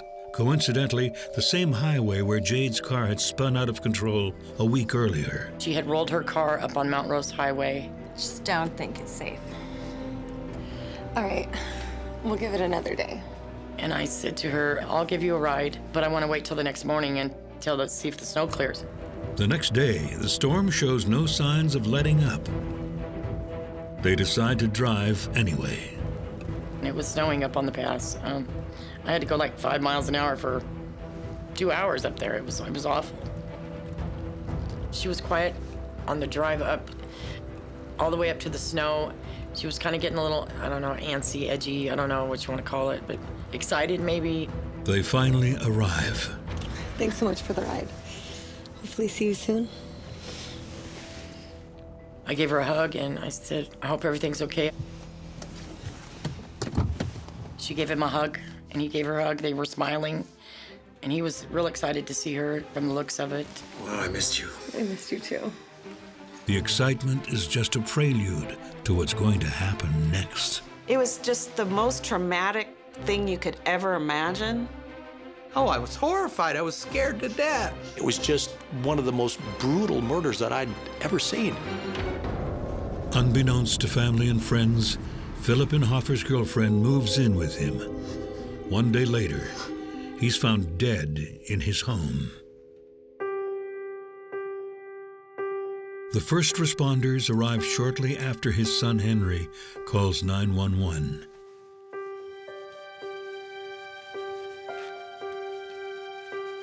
It's clear to them that this was no suicide.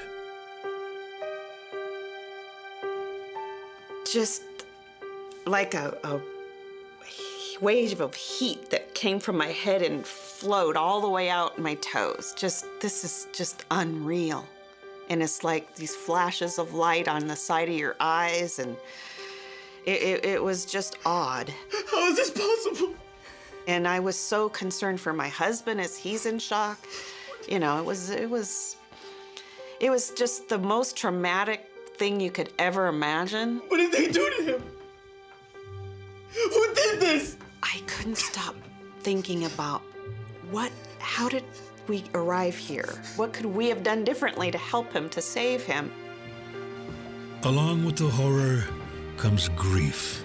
You know, my daughter's just lost her grandfather. That was the part that just broke my heart. That it was just every imaginable horrible thing. It's just god-awful. How am I gonna tell her? How do you explain this to a 6-year-old? At that moment, I was sad because we were just starting to work things out. That's what really had saddened me.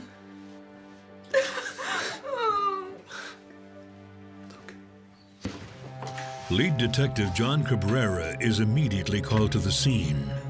It was just one of the most brutal murders that I'd ever seen. There was a large blood stain in the carpet.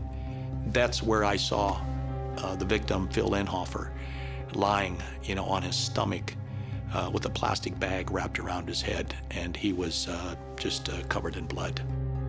I could see that he had suffered numerous stab wounds on his arms, hands, his back, and I noticed that his throat had been slashed.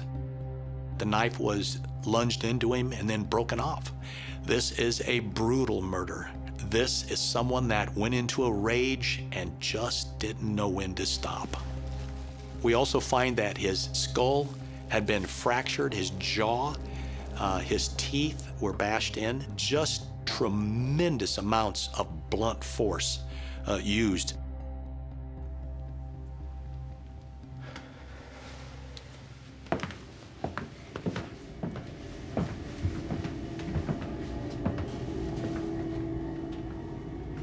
The first thing I saw when I looked in the bathroom was the shredded shower curtain.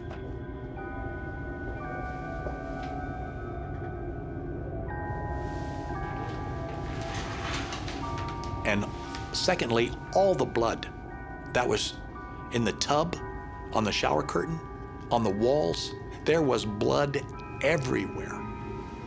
This was just a vicious, brutal attack.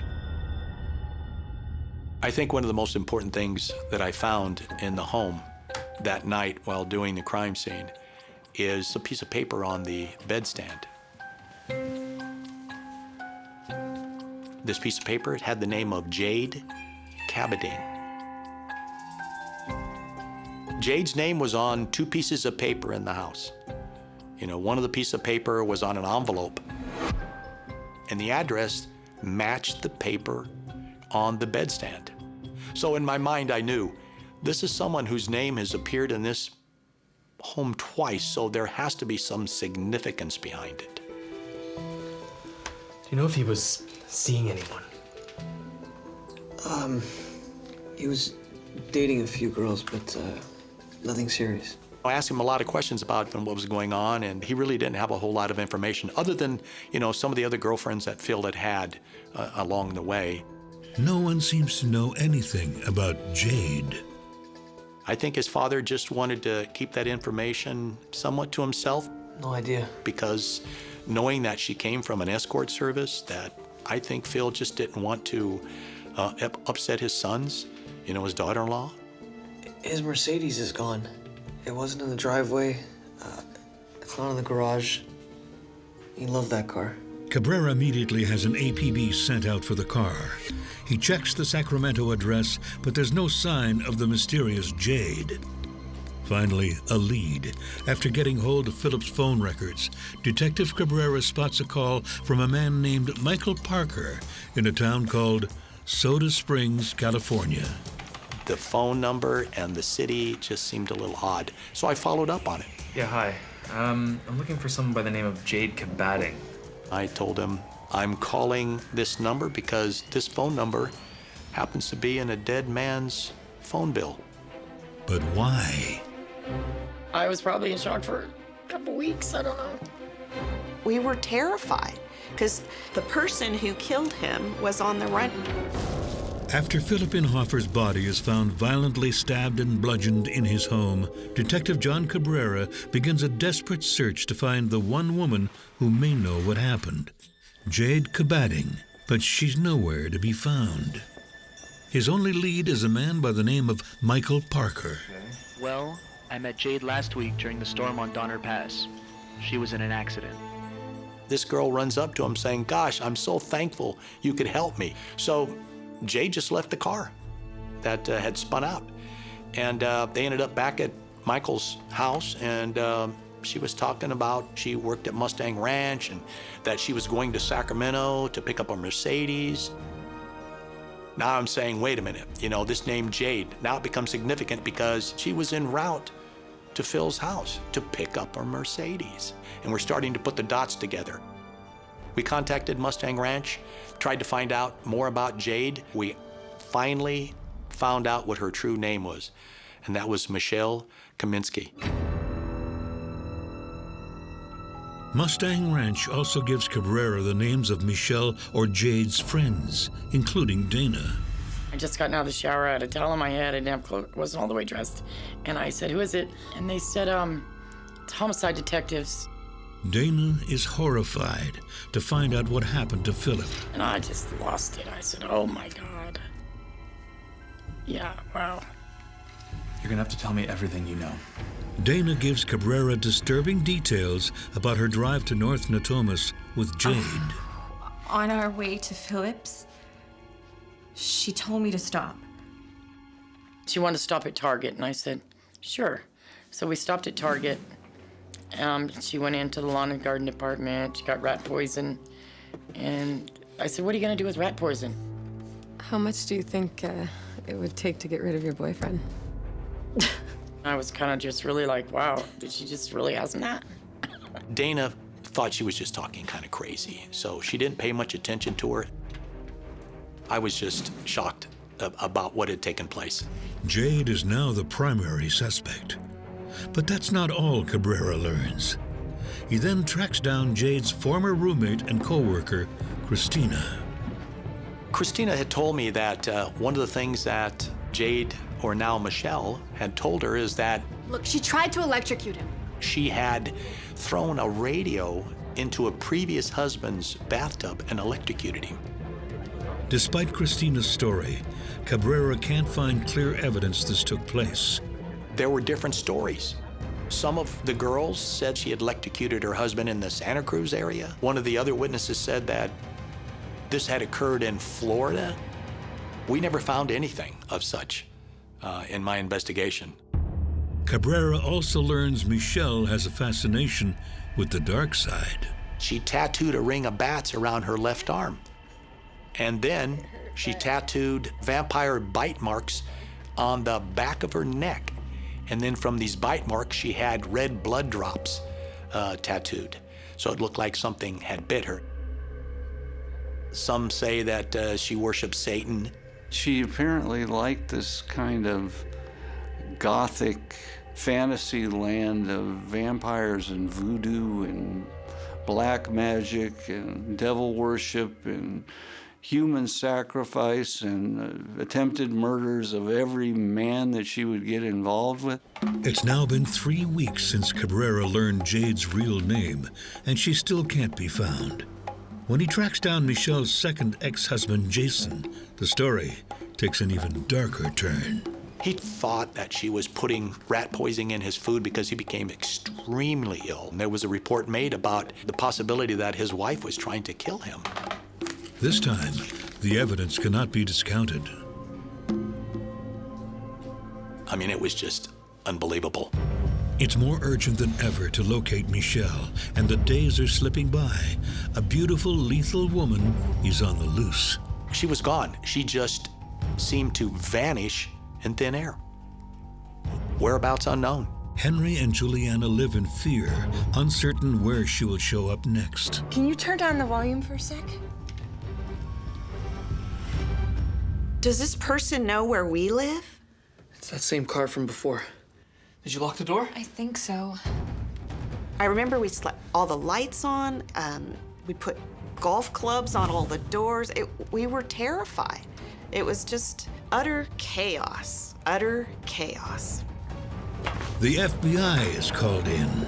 To put a nationwide bulletin out, for her, and enlisted the assistance of the FBI and other law enforcement agencies to help us in make an attempt to locate her. Cabrera also reaches out to the media. Michelle is nicknamed Batgirl, and the story catches fire. Once she appeared on these national television shows, the story about her and our search for her, we started getting phone calls from all over the United States. We're getting phone calls for people that said, yeah, she'd been by here. Finally, there's a breakthrough. 2 weeks after the nationwide bulletin, a police officer from Biloxi, Mississippi, is on routine patrol when he notices 2 women pulled off to the side of the road. Hi. Can I help you? Some cop happens to be driving by and he wonders what they're doing there. And, Yeah, sure, you can look around. and they've got this, it's like a Ryder truck with a big box on the back. The officer takes a closer look at the truck and discovers a freshly painted silver Mercedes parked in it. So he gets up in the vehicle, no plates. However, all vehicles have a VIN number. He runs the VIN number, and it automatically comes back to a hit that the vehicle belonged to a murder victim in Sacramento, California. And at that particular time, he places both individuals under arrest. Cabrera does not waste a moment and immediately flies to Biloxi. I was so relieved. You know, I thought, good, now this ends, and it ends now. But what he learns there is far more bizarre than he anticipated. Some sort of devil worshiper, and she's in her zone now. She saw snakes, and it was like a monster. That's not a crime of passion, that's a nightmare. Detective John Cabrera has finally tracked down the elusive Michelle Comiskey, also known as Jade or Batgirl, 2,000 miles away in Mississippi. He questions both Michelle and Crystal, her friend, found with her in the van. Crystal was kind of, blank on anything about Michelle. She didn't even know her name was Michelle. She knew her as Julie Nelson. Crystal was released. She had really nothing to do. He turns to Michelle. I asked her, did you stab Phil Inhofer? We were going to try and make it work. We were going to get married. Then she told me, I hurt the man I loved. I'm just gonna step out for a sec. Take a breather. Okay. I'll be waiting for you. I decided to take some LSD. I was doing a lot of it at the time. The LSD kicked in, and I went to get back in the shower, but it was awful. It was awful. There was a cloud of smoke coming out of the shower. She said that she saw snakes coming up from Phil's neck. She saw snakes, and it was like a monster. It was a nightmare. Philip was a beast. There were creatures coming out of him. Animals were crawling out of him, that he was some other entity. Something was telling me to eliminate him. He was a dark force I needed to get rid of.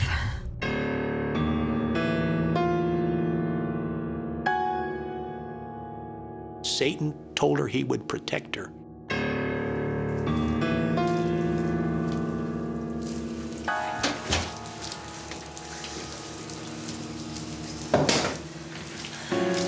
Honey, is everything all right? Jade? Put the knife down, Jade! She's stabbing him. And by doing so, she's shredding this shower curtain. I kept hurting him. I couldn't stop it from happening. And he's putting his arms out. And by putting his arms out, he's receiving all of these defensive wounds on his fingers, on his palms of his hands, on his forearms, because all he wants is for this to stop. He tried so hard, but he couldn't. I was too strong.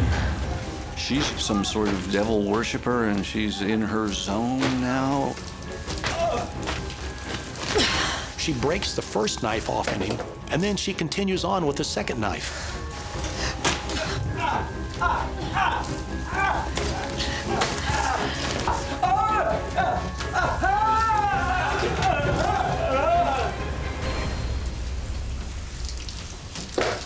And if that wasn't enough, I had to make sure it was over. she used her aluminum baseball bat on Phil's head. You know, kind of a coup de grace, making sure if he wasn't dead, he would be dead after she was done with him.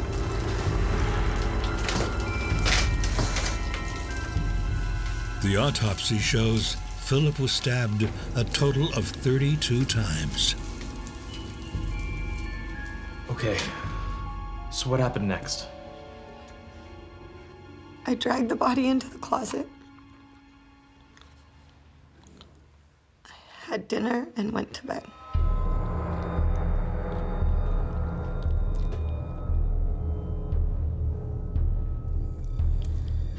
Satan was the only one there for me.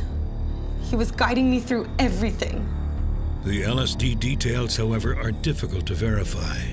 You know, I'll never know if she took LSD. The only thing I can say is that all of her roommates, co-workers, said that she'd taken over 200-300 hits of LSD. She loved to be on LSD. The day after the murder, Michelle leaves North Natomas. And I asked her, what did you do with all the rags? What did you do with whatever you used? And she said, well, Satan told me to take them so I could sacrifice them. According to Michelle, Satan also told her to steal the car. You know, she talked about his license plate. His license plate ends with 666. That was to her a sign, apparently, that Satan was alive and well. She had to have the car painted silver to purify it for Satan. Michelle is charged with homicide. On May 14th, 1991, she makes her first appearance in court amid a media circus. The satanic Batgirl looks more like a Laura Ashley doll. They dressed her up like a Catholic schoolgirl. I wanted to jump across the aisle and rip her head off, to be real honest with you. The defense argues that she endured a difficult childhood and that the jury should show some leniency. She had sustained some physical abuse, emotional abuse. So she was portrayed as a girl that had had a miserable upbringing. The prosecution maintains that it was a cold and calculated crime. Michelle would go to any lengths to get what she wanted, including murder.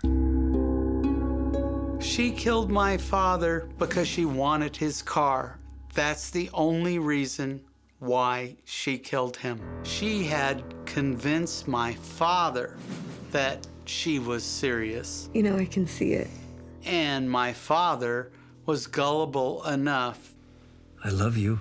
to believe her and maybe let her in. Yeah, I love you too. But I don't think that he really wanted her there because he would be embarrassed to have such a young girl at his home if his son came home. On April 1st, 1994, Michelle Comiskey is sentenced to 26 years to life. She blew up a bunch of lives that day. She didn't just kill him, she altered the destiny of several people forever. I think the most heartbreaking thing for me when he died was the grief I felt for the loss that my daughter had, because that was her grandpa. She loved him. I wanted to know my dad as an adult and see if we could have a loving father-son relationship. I never had that. I wish that he could have just lived long and died a natural death. You know, been able to see all his great-grandchildren that he has today. Would you like some tea? Yes, please. He was a good man. He would help you out if you needed help. And most of all, he cared about people.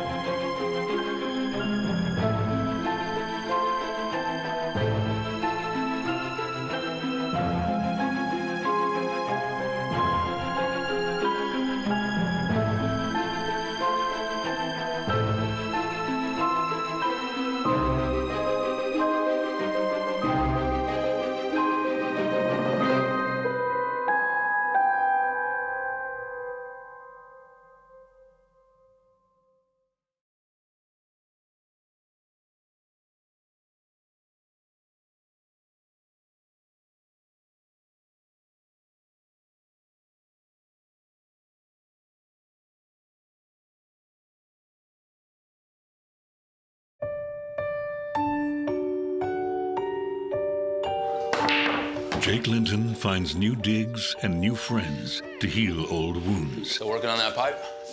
I think he was doing some couch surfing, and then What do you know? His dear friend from the bar says, I got an extra room. Sometimes a stranger's smile can lift your spirits, and more. Kiss me.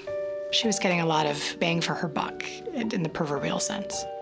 That was the tipping point where things started to go bad. Make yourself at home. Thanks. There was so many people, from under my understanding, in and out of the house. The hell, man? Don't push me, man! It was just like conflict all the time. Conflicts that lead to a brutal ending. It seemed unlikely that this was a random act of violence. When death comes knocking, no one is safe.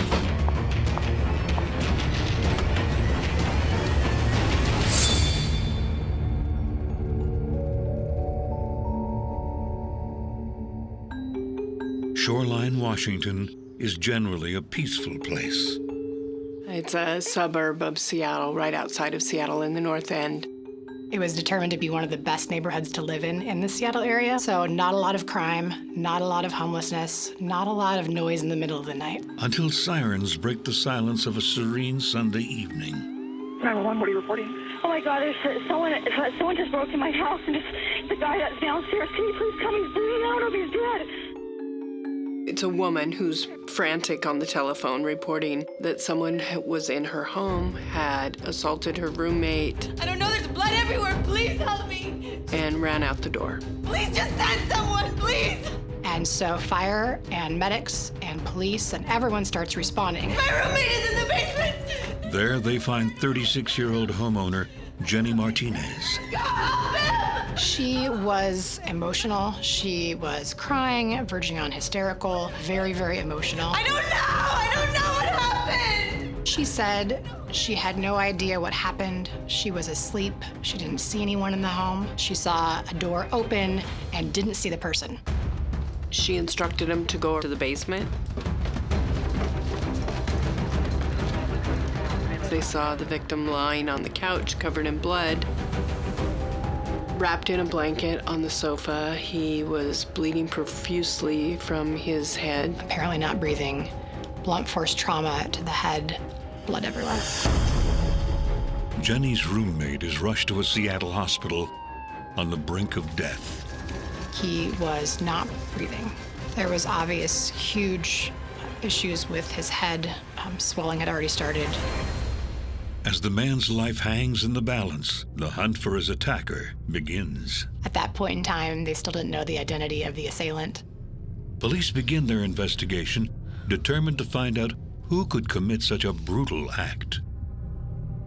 3 people lived in that house, including Stephen Pollock, Jenny Martinez, and Jacob Linton. Which begs the question, was it really an intruder, or was this an inside job? Back in the spring of 2008, 29-year-old Jacob Linton wasn't even living in the Shoreline house. Yeah, baby. He's just getting settled in Seattle with his fiancée, Melinda Harris. After a lifetime of bouncing back and forth between Texas, where his father lives, It's good to be back, and the Pacific Northwest, where his mother lives, Want to join me for a run? Jake is ready to grow up and settle down. I don't know, I kind of missed you. I had something else in mind, you know? Really? Yeah, really.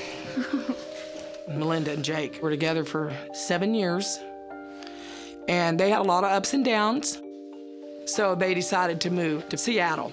They started going to gyms, working out, they were running, they were just healthy. What time is it? Oh, shoot, I'm late for work. That's my brother. Jake works in construction with 2 of his brothers. I'll call you later, babe. And despite a tough economy, is doing okay. My brother was a framer. I worshipped him. If I needed help, he would always come and help me, or if he needed help, I could go help him. He was a lovable, outgoing person. I hope you brought something grubby. I raided your closet. This is the nicest shirt I could find. Everybody liked him. He was just a good-to-go person. Jake is good-looking and charismatic. Jake was very particular about his appearance. Everything was ironed. I've seen him iron a hoodie. He liked his jewelry. He's a very nice-looking man, young man, very conceited, His charm makes it easy for him to make new friends. Boo! What's going on, man? Guess what, we working together. I'm Jake. Hey, Steve. Nice to meet you, bro. Hey. That's my brother, Scotty. Including Steve Pollock, a 21-year-old California native he meets on a job site. He was doing the same thing my brother was doing. He was framing houses and stuff. Framing, sheetrock, a little bit of everything. Still working on that pipe? Just finished. Looking good. Hey, we're gonna go grab a beer. You wanna come? Sure, yeah. Steve is rooming with some college students while he tries to launch his career in construction. I thought he was a really cool guy. I was like, oh, this guy seems like somebody I could get along with, hang out with all the time. In a way, they were both the same person, but just two different bodies. Jake and Steve become fast friends. They both liked the same stuff and did the same stuff. Including drinking at the local bar without Jake's longtime girlfriend, Melinda. Come on, man. They talked constantly, always talking crap to each other, and like all guys do. Just joking around, messing around, horsing around, I guess you'd put it. Oh, I'm gonna kick your butt. Oh, no, you're not. I'm gonna kick your butt. And they just keep going for hours. See what you got, little buddy. My understanding was that Stephen looked up to Jacob quite a bit. What's going on, Mel? Wanted nothing more than to spend time with Jacob and revered him on some level. It's my girlfriend. She's really pissed. They joked around, they laughed, they played. Yeah, I'll see you soon. Already whooping your butt, little man. Jake was a leader, not a follower. Okay, well, we'll see. I'll just get us some more drinks. No, I got you, man. He always was smiling and joking and making other people laugh and just good-hearted. They were best friends. I know that Jacob had taken him under his wing.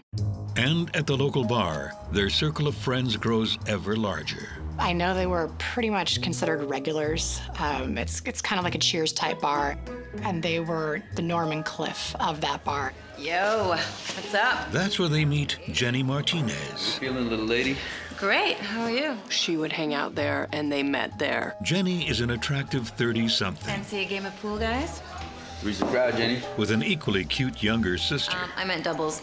My sister Amber. What's up, Amber? I'm Jake. Steve. She's on my team. Maybe we should mix it up. Why don't I be with Amber? I'll break. All right. Amber meets Stephen through Jenny, and they ultimately began dating. Meanwhile, Steve and Jake have grown so close that Jake's mom, Julie, often invites him over. She really said that, though? I can't make that stuff up, man. Nice young man. Nice young-looking man. Hey, Jake, where's Melinda? I don't know, Ma. She should be here by now. We all like to play cards. We played poker a lot, and he would sit down and play. I considered him kind of like a brother in a way. That's probably her. Could you get it? Everybody seemed to get along with him fine. Everyone, that is, except for Melinda. Oh, I didn't know Steve would be here. Hey, Melinda. And that's when things start to get complicated. Melinda had said that she actually hated Stephen Pollock. Do whatever you want. I'm going home. She kept him under control until Stephen came along, and I don't know what happened. Come on, man. 30-year-old Jake Linton's fallen in with a new crowd. Already whooping your butt, little man. Steve Pollock and Jenny Martinez. But his fiancée, Melinda, doesn't like it. Oh, I didn't know Steve would be here. Hey, Melinda. You could see that she was getting more agitated. She just like gave him like a dirty look, like, ugh, why? Oh, 1 second. Hey, guys. Jake would always want to go do something and she wouldn't. You guys want to stick around for a nightcap? When Jake became friends with Stephen, there was a lot more partying going on. Melinda felt very left out, I think. Was used to having Jake to herself, and for some reason, Jake took to Stephen more. Not as young. Come on, baby, just one drink. You know what? Do whatever you want. I'm going home. I could see it quite a few times that she was irritated. Still love you, baby. Like, oh, come on, Jake, let's just go do our thing. And he'd be like, no, I'm gonna go do this with Stephen. and I'll come back and we'll do something. And then it'd be like 4 or 5 hours later, and she would get really mad, PO'd.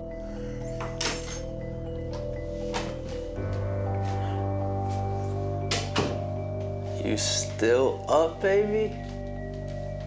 I think that Melinda believed that Steve was a bad influence on Jake. She was totally not supportive of the lifestyle changes he was making, of him going to the bars, of him drinking and being out at all hours. Finally, enough's enough.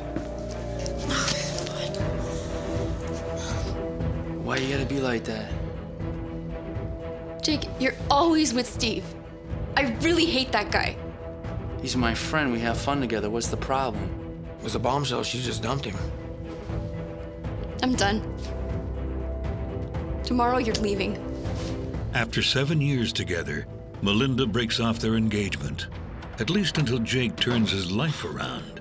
I knew she broke up with him because she wanted him to quit drinking, and he wouldn't. He, I guess, basically wasn't ready. Melinda wanted a life change. I think she felt like she just wasn't getting it, especially with Steven in the picture. He was pretty devastated because, I mean, he wanted to have kids with her and get married to her. And, I mean, she loved my family loved her. And so he was pretty devastated when it happened. Broken-hearted, Jake couch surfs with friends. Jack, straight up. Where are you going? You know. No way. It happened. Yeah, You got kicked out. something like that. I'm sorry. It's all good. No, I got it. Put on my tab, please. Until Jenny offers a much more comfortable landing pad. I got an extra room. You for real? I think he was looking for something slightly more permanent, and then, what do you know, his dear friend from the bar says, "It just so happens I might have room for you." And next thing I know, he moves in with Jenny.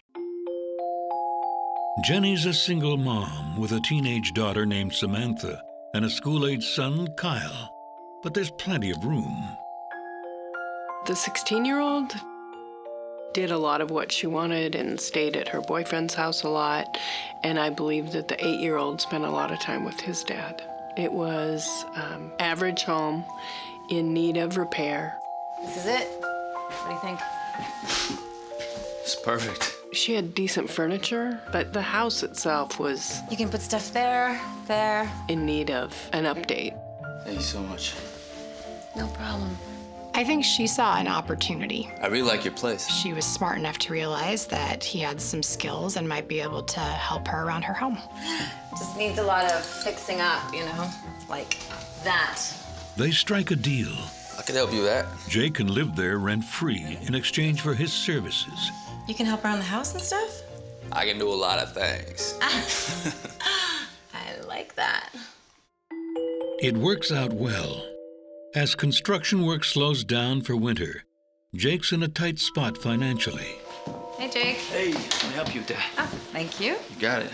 Man, you got a lot of stuff. This is looking great. Thanks for the groceries. Oh, please, come on. My brother tried to give her some money a couple times, but she wouldn't take it because she knew he was kind of doing bad. I don't need charity. Yeah, but you do need my tacos.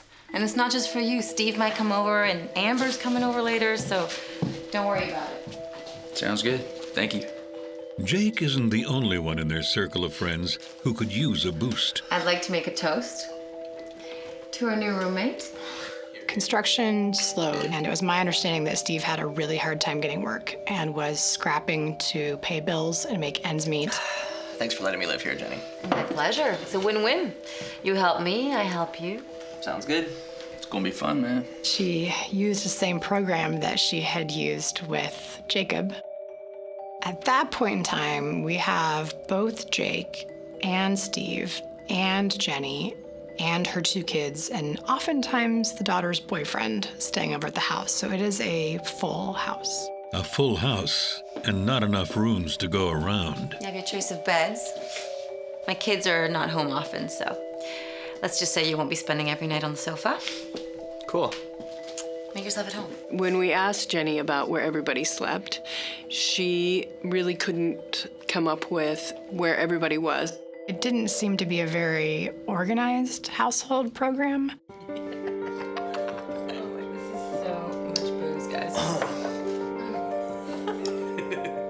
I'm going to bed. Yeah. Really? Yeah, it's time. Definitely time. He's done. Bye, guys. Bye. Don't do anything I wouldn't do, bro. What do you want to do? I don't know. I know what I want to do. Is that right? Somewhere in this game of musical bedrooms, Kiss me. Jake and Jenny end up spending the night together.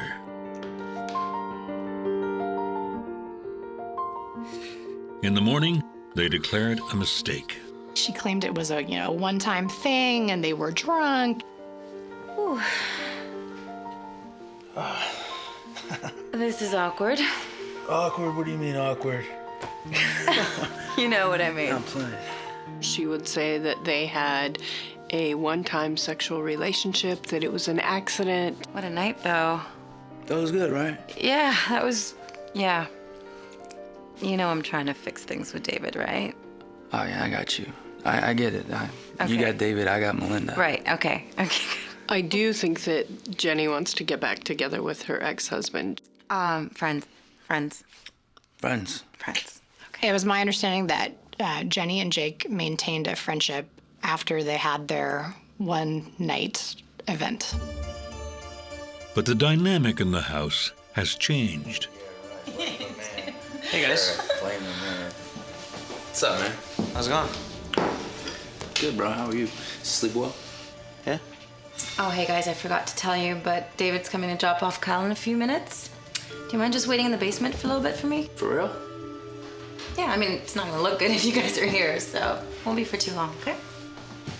Sure. Thanks. Jenny, for some reason, she hid the fact that my brother was living there, just so there wouldn't be any problems.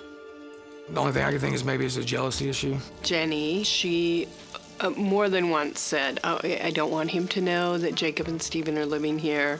I want to be back with him. I would imagine there was either spousal support or child support involved. They never went through the courts with their breakup, and he was probably just giving her a certain amount of cash each month. And if her spouse knew that she had roommates and potentially money coming into the house, he might give her less money. So what did you do? Tell her. Yeah, We we did went- this trampoline. Huh? We went horseback riding. I know, huh? Laser You took him? tag. Yeah. Wow. Hey, who's that? It's nothing. It might be Mom's roommate. You're funny. Hey, you know, you have to go get ready, because we're going somewhere really cool right now. Hey? Let's go.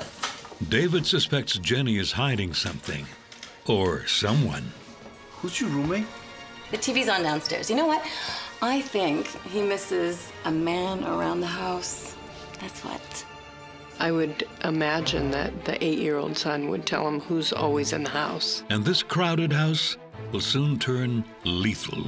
She was getting a lot of bang for her buck in the proverbial sense. Hanging out with Jenny ultimately took him down this fatal road. Wake up, man. You gotta clean up. Come on. To our new roommate? Jenny Martinez offers Jake Linton and Steve Pollock a place to live rent-free. Cool. Make yourself at home. In exchange for some renovation help. Jenny was able to get both men to do far more in terms of the work that they were doing on the house than might have been equatable to the rent they would have paid. Take it back. All right, I got it from here. All right. So she was getting a lot of bang for her buck in the proverbial sense. What's up, man? Hey, guys. Steve's been dating Jenny's sister, Amber. But that relationship ends abruptly. What's wrong, dude? Amber's pregnant. Congratulations, brother. I told you had it. It's not mine. Amber breaks up with Steve because Amber's boyfriend is released from prison. And Amber is pregnant now with her ex-boyfriend's baby. Oh, sad. Jake tries to make light of the situation. Man, I told you she had that bad boy fever, dog. It's not funny, Jake. Yo, you need to step up your game, choir boy. I said that's not funny, Jake. You guys are jerks, man. Yo, I'm just playing, Steve. Jake was the joker. I was playing, dog. Jake was the fun guy. Jake was everybody's friend and buddy, and he had more fun making Steve be the brunt of the joke than really having that compassionate guy talk about, hey, buddy, things are gonna get better. For Jake, things do get better. His ex-girlfriend Melinda, the source of his heartache, is back in the picture. There's the most beautiful lady in the world. I was totally shocked when I looked up and seen Jake, and then the next thing I know, I seen Melinda. Oh, so glad to see you. We were hugging, and I thought, oh my gosh, they're working. Maybe they're gonna get back together. My mama. My ladies. They stayed late that night, and I do know they stayed together that night. But this new development with the old flame makes things a little awkward. Jake, it's me again. Can you call me back? After Jake slept with Jenny, it was never quite the same. She got feelings for him quite badly. I guess because it'd be possessive with him. You guys have a good night's sleep? Yeah, Mom. You? She would have to know when, where he was, what time he'd be done, when he'd have to be home, and just basically kind of little stuff like that. Hey, where are you? I'm busy. What do you want, Jenny? Can you tell me when you're coming back at least? Stop asking me that all the time. I'll get there when I get there. He didn't like it whatsoever. He straight up was like, it doesn't matter when I'm gonna be done. I'll be home when I be home. Jake would come to the house to see us, and he would constantly tell me, Mom, if Jenny calls, I am not here. You haven't seen me, you don't know where I'm at, I am not here. I don't even really know how she got my phone number personally, because Jake had a cell phone. I would assume that she was probably wanting to get serious with my brother. If Jenny sees Melinda as the competition, she's mistaken. After spending the night with him, Melinda rejects Jake for good. I don't know what to do, Mom. I'm so messed up. At a certain point, she was just done with him. I know. I love you too. Bye. He would call me, crying, very depressed, because he missed her so much. Jenny! Steve? You guys home? Jake turns to Jenny and Steve for comfort, but all of a sudden, they don't have time for him. You guys all right? Yeah. They started spending more time together. She started talking to him more, paying more attention to him. It was almost like Jenny was playing housewife for this guy who was kind of crumbling to pieces, playing like she was his girlfriend. Did y'all hear me upstairs? No, man. A little busy, you know what I mean? You want me to get you another one? No, I'm good. Just stick around. I don't think they were a couple, but she's doing a lot of things that you would do if you were dating someone. So Jake started getting excluded as she included Steve. This love triangle was like the elephant in the room. And as you can imagine, the dynamic between the three of them gets more strange as that occurs. I truly believe that she just played both of them. So I think that she would turn it on and off for wherever she needed the alliance to shift. The tension builds for weeks. One night, Jenny suggested everyone get together, kids included, and go bowling. Come on, let's go. The kids are waiting for us. I'm straight. I'm gonna stay here and clean up. And Jacob wanted nothing to do with it, didn't want to hang out with Steve, didn't want to do this weird pseudo-family thing she was suggesting. Come on, don't be ridiculous. I don't need charity like some people. Whatever, man. Suit yourself. I think Jacob was kind of sulking, wanting Jenny to really beg him to come along, and she didn't. At the same time, I think he wanted to shame Steven into, I can't believe you're gonna go and let her pay for everything. And so she went with Steve and the kids, and Jake didn't go. It proves to be a fateful decision for everyone.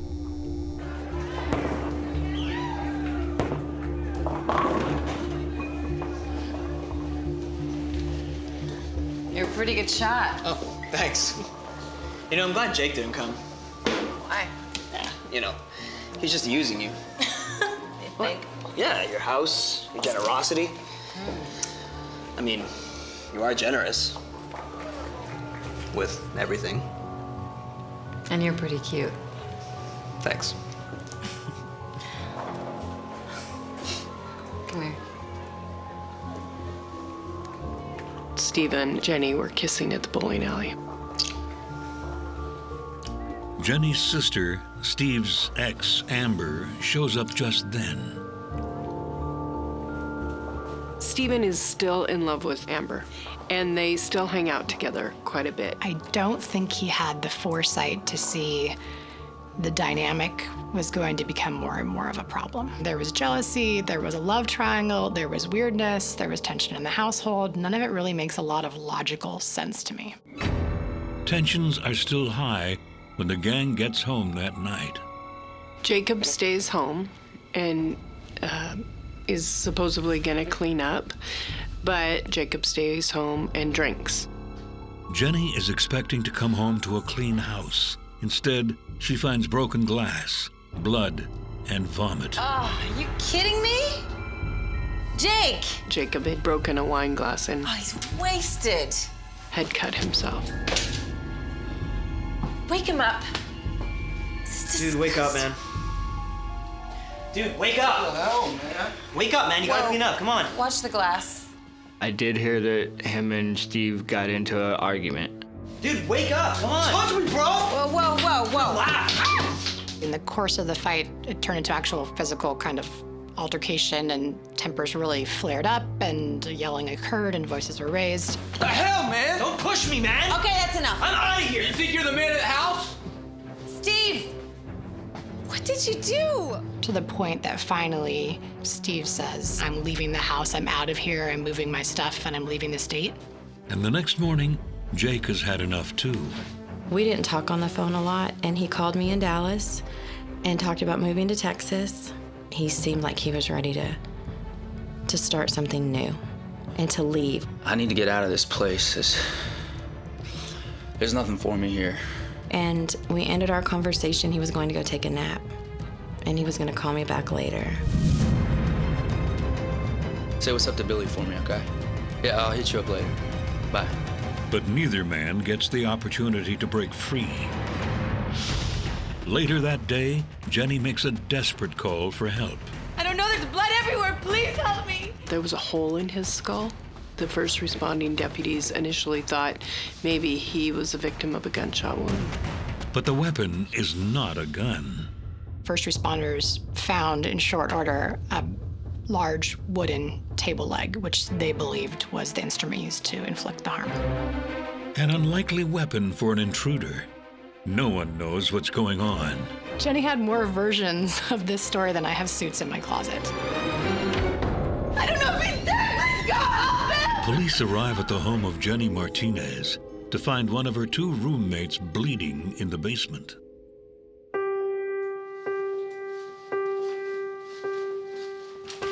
His name is Jake.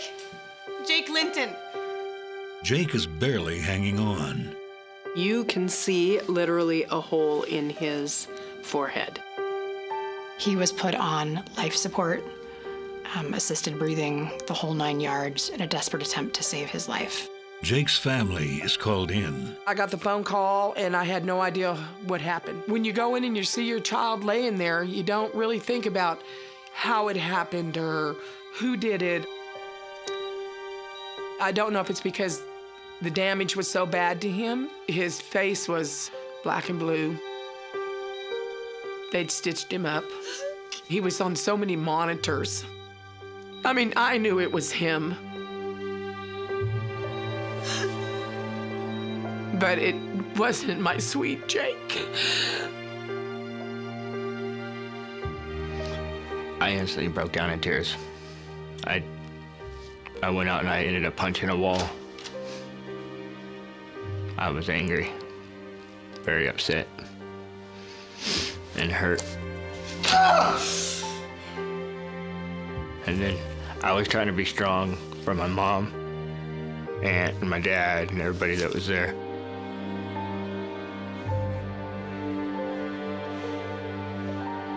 I was thinking I just talked to him. hours ago. He's supposed to be coming down here. And then the next call I got was from my mother-in-law that the attack had happened. As Jake receives visitors and the best possible care, Detective Bartlett sets out to piece together how this brutal attack happened. And the obvious place to start is with Jenny Martinez. I had her in the back of my police car to interview her. How much have you had to drink? I just had an orange juice and vodka. This was hours ago. She seemed very intoxicated to me. My entire police car smelled like stale alcohol. We gave her a breathalyzer test, and she still was a .03. It was significantly high for having had only one drink, unless I suppose that drink was 8 ounces of straight alcohol. You want to tell me what happened? But Jenny's sober enough to say it was a regular Sunday morning, despite the fight the night before. Steve wasn't home. Kyle had gone with his dad, and my daughter had just left with her boyfriend. I made Jake and me a brunch. That's when I had a drink. They had breakfast. No one else was in the home. She and Jacob had one drink. We were getting a little tired, so we decided to go downstairs and watch a movie. It's your house, you decide. At some point, we must have fallen asleep. But the nap ends abruptly. And then I heard a loud crashing sound. And Jake was lying there, covered in blood. I didn't see who did it. Jake! Jenny said it was a stranger and that it was a break-in. There were no clues on the scene as to who did it. Police check to see if anything is missing. And indeed, Jake's gold jewelry is gone. But that's it. In fact, Jenny had $300 cash in her purse that was sitting on the counter. She reported no loss. They're both sound asleep, reportedly on the couch. And an unknown assailant, for no apparent reason, walks in, doesn't ransack the house, hits Jacob in the head, leaving Jenny totally unharmed. It seemed unlikely that this was a random act of violence. While police consider their options, Jenny goes to the hospital. I met Jenny one time at the hospital. You must be Jake's mom? The morning after Jake was hit. I'm Jenny.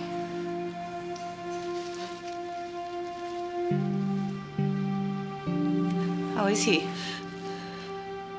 Baby brain dead. I don't know.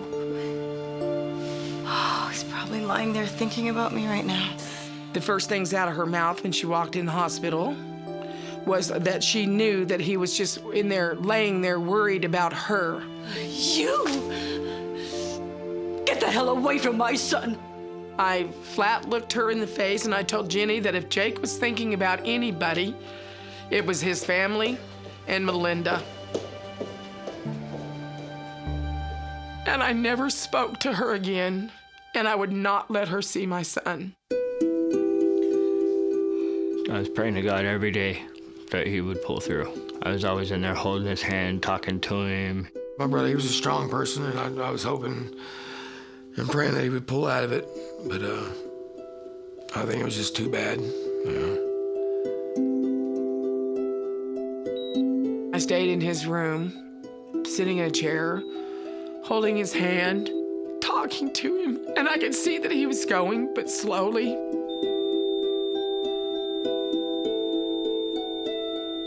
When it finally stopped, I can remember the nurse reaching over and turning it off. And I laid there with him for a few hours. 8 days after the beating, Jacob Linton succumbs to his injuries.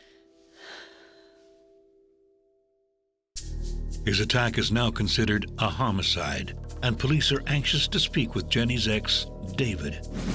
Who's your roommate? Certainly, he would be somebody that we would look at. He would have a motive because Jenny is living with these other two men. David came actually to the scene while we were processing it. And so certainly when he shows up, we have a strong interest in him. What's going on? He provides accounts of everywhere he was during the day, and the 8-year-old son is with him and also says that he was with his dad all day. So David is quickly eliminated. But Jenny is not. Well, everybody's a suspect until they're not. We wanted a very clear version of her events. She too was brought back in. I thought I already gave you my statement. I don't understand what I'm doing here. Because her statements have been inconsistent. There's the story she told first responders. I don't know what happened. And Detective Bartlett. She woke up to a noise. I never saw anybody. I just heard somebody hit somebody with something. But that story doesn't match her 911 call. When you listen to the 911 call, she reports that there's a stranger, he came, she saw him hit Jacob and run out the door.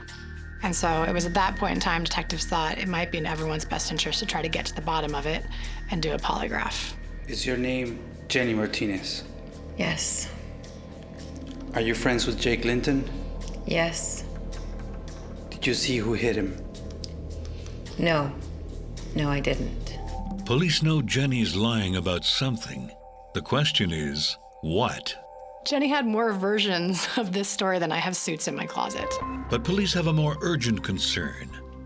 Jenny and Jacob's other roommate, Steve, is nowhere to be found. They made efforts to try to reach him to be able to interview him, and he was at large.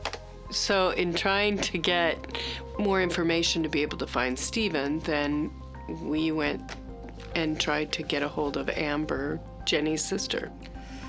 And so while we were in these long interviews, Amber actually received a telephone call.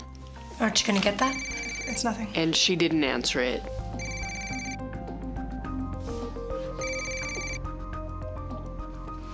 She finally admitted that it was Stephen calling. Call him back.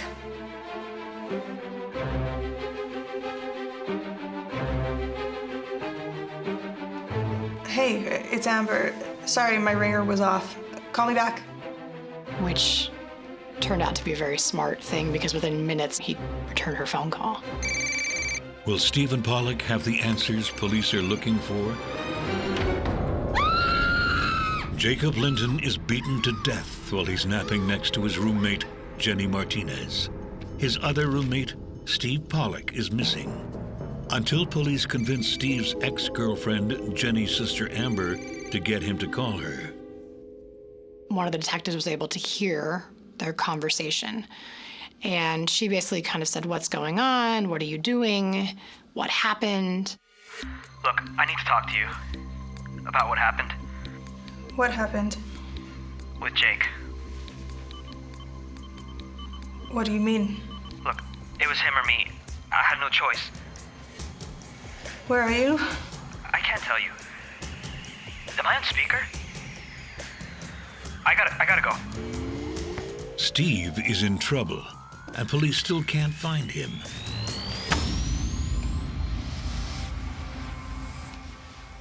You lied.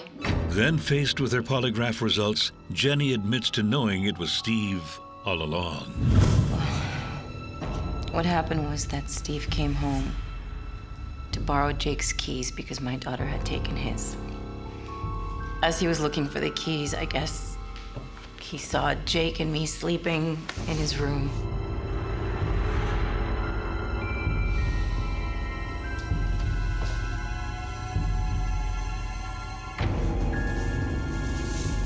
Steve goes to take a shower.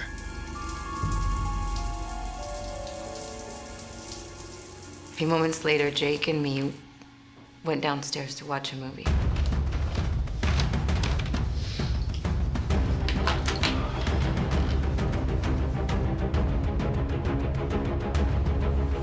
And eventually fell asleep.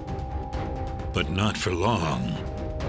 She woke up that Steve was standing and that he had this piece of a table leg in his hand. And he dropped the table leg and he just ran out.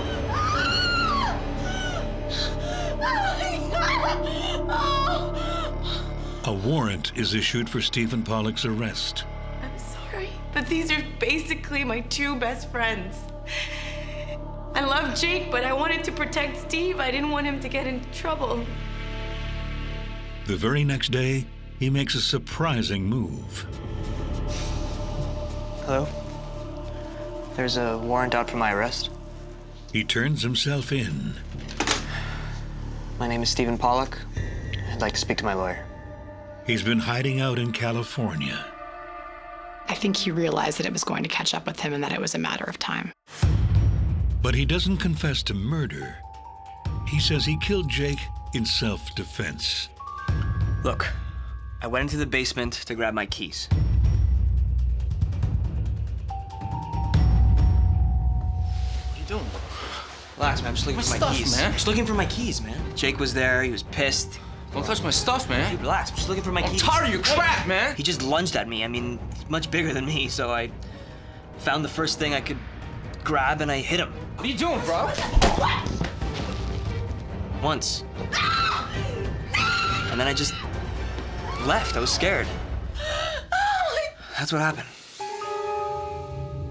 As Steve indicated in his phone call to his ex-girlfriend, it was either him or me. He started coming at me. Police and prosecutors find it suspicious that Steve happened to find a table leg so readily. The whole table leg was odd, just in and of itself. It just didn't make sense. It also strikes them as unlikely Jake would just wake up and attack. Jake didn't have any defensive wounds on his hands. Jake would not have let someone hit him and not fought back unless he was asleep and he didn't know it was coming. Steven's a small guy. Looking for my keys, man. Literally, Jacob could have picked him up and thrown him across the room. And we had blood spatter on the sofa. So there's no doubt in my mind that he was fully aware of what he did. He also had the opportunity to use the other end of this stick. The table leg had a really large screw, and that is what penetrated Jacob's brain. There's no way that Stephen did not know the damage that he caused. Instead, they believe a different scenario likely played out. Over time, Steve is getting more and more attention from Jenny. Yet, despite that, he's still jealous of Jacob, the bigger, better-looking, more social guy. I think he just obsessed about it. You need to step up your game, choir boy. I said that's not funny, Jake. It consumed him. I think Stephen believed that he and Jenny were going to be in a relationship together. He had been out with Jenny the night before. They had been kissing. When he comes home to find Jenny and Jake quietly napping together, he loses it. They're downstairs, they're together, the TV's on, and I think he just became enraged.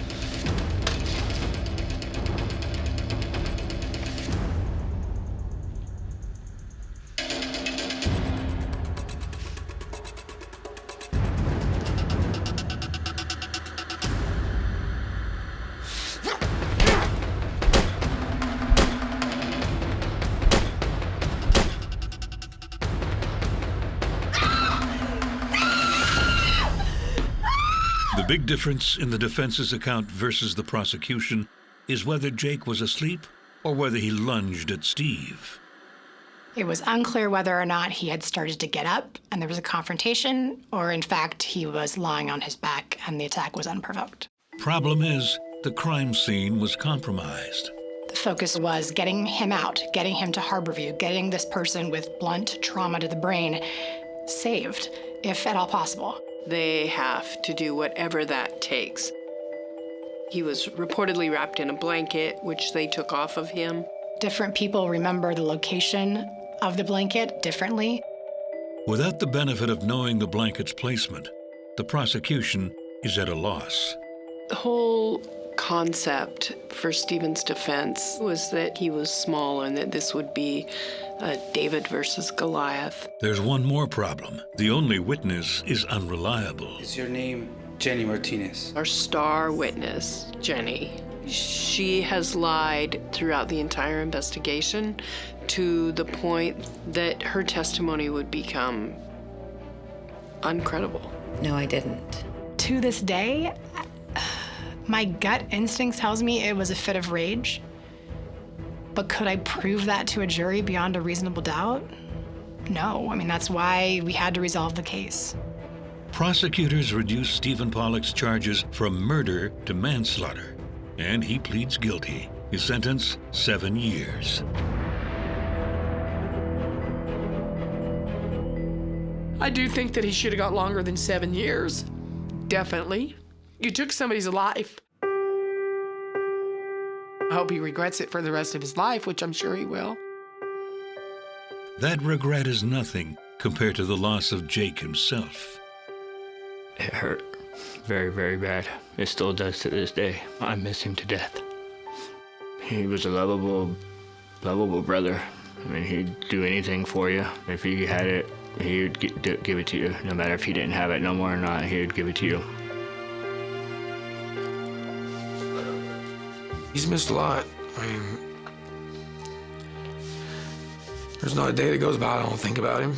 It's like a part of you goes. It's like a part of your heart's gone.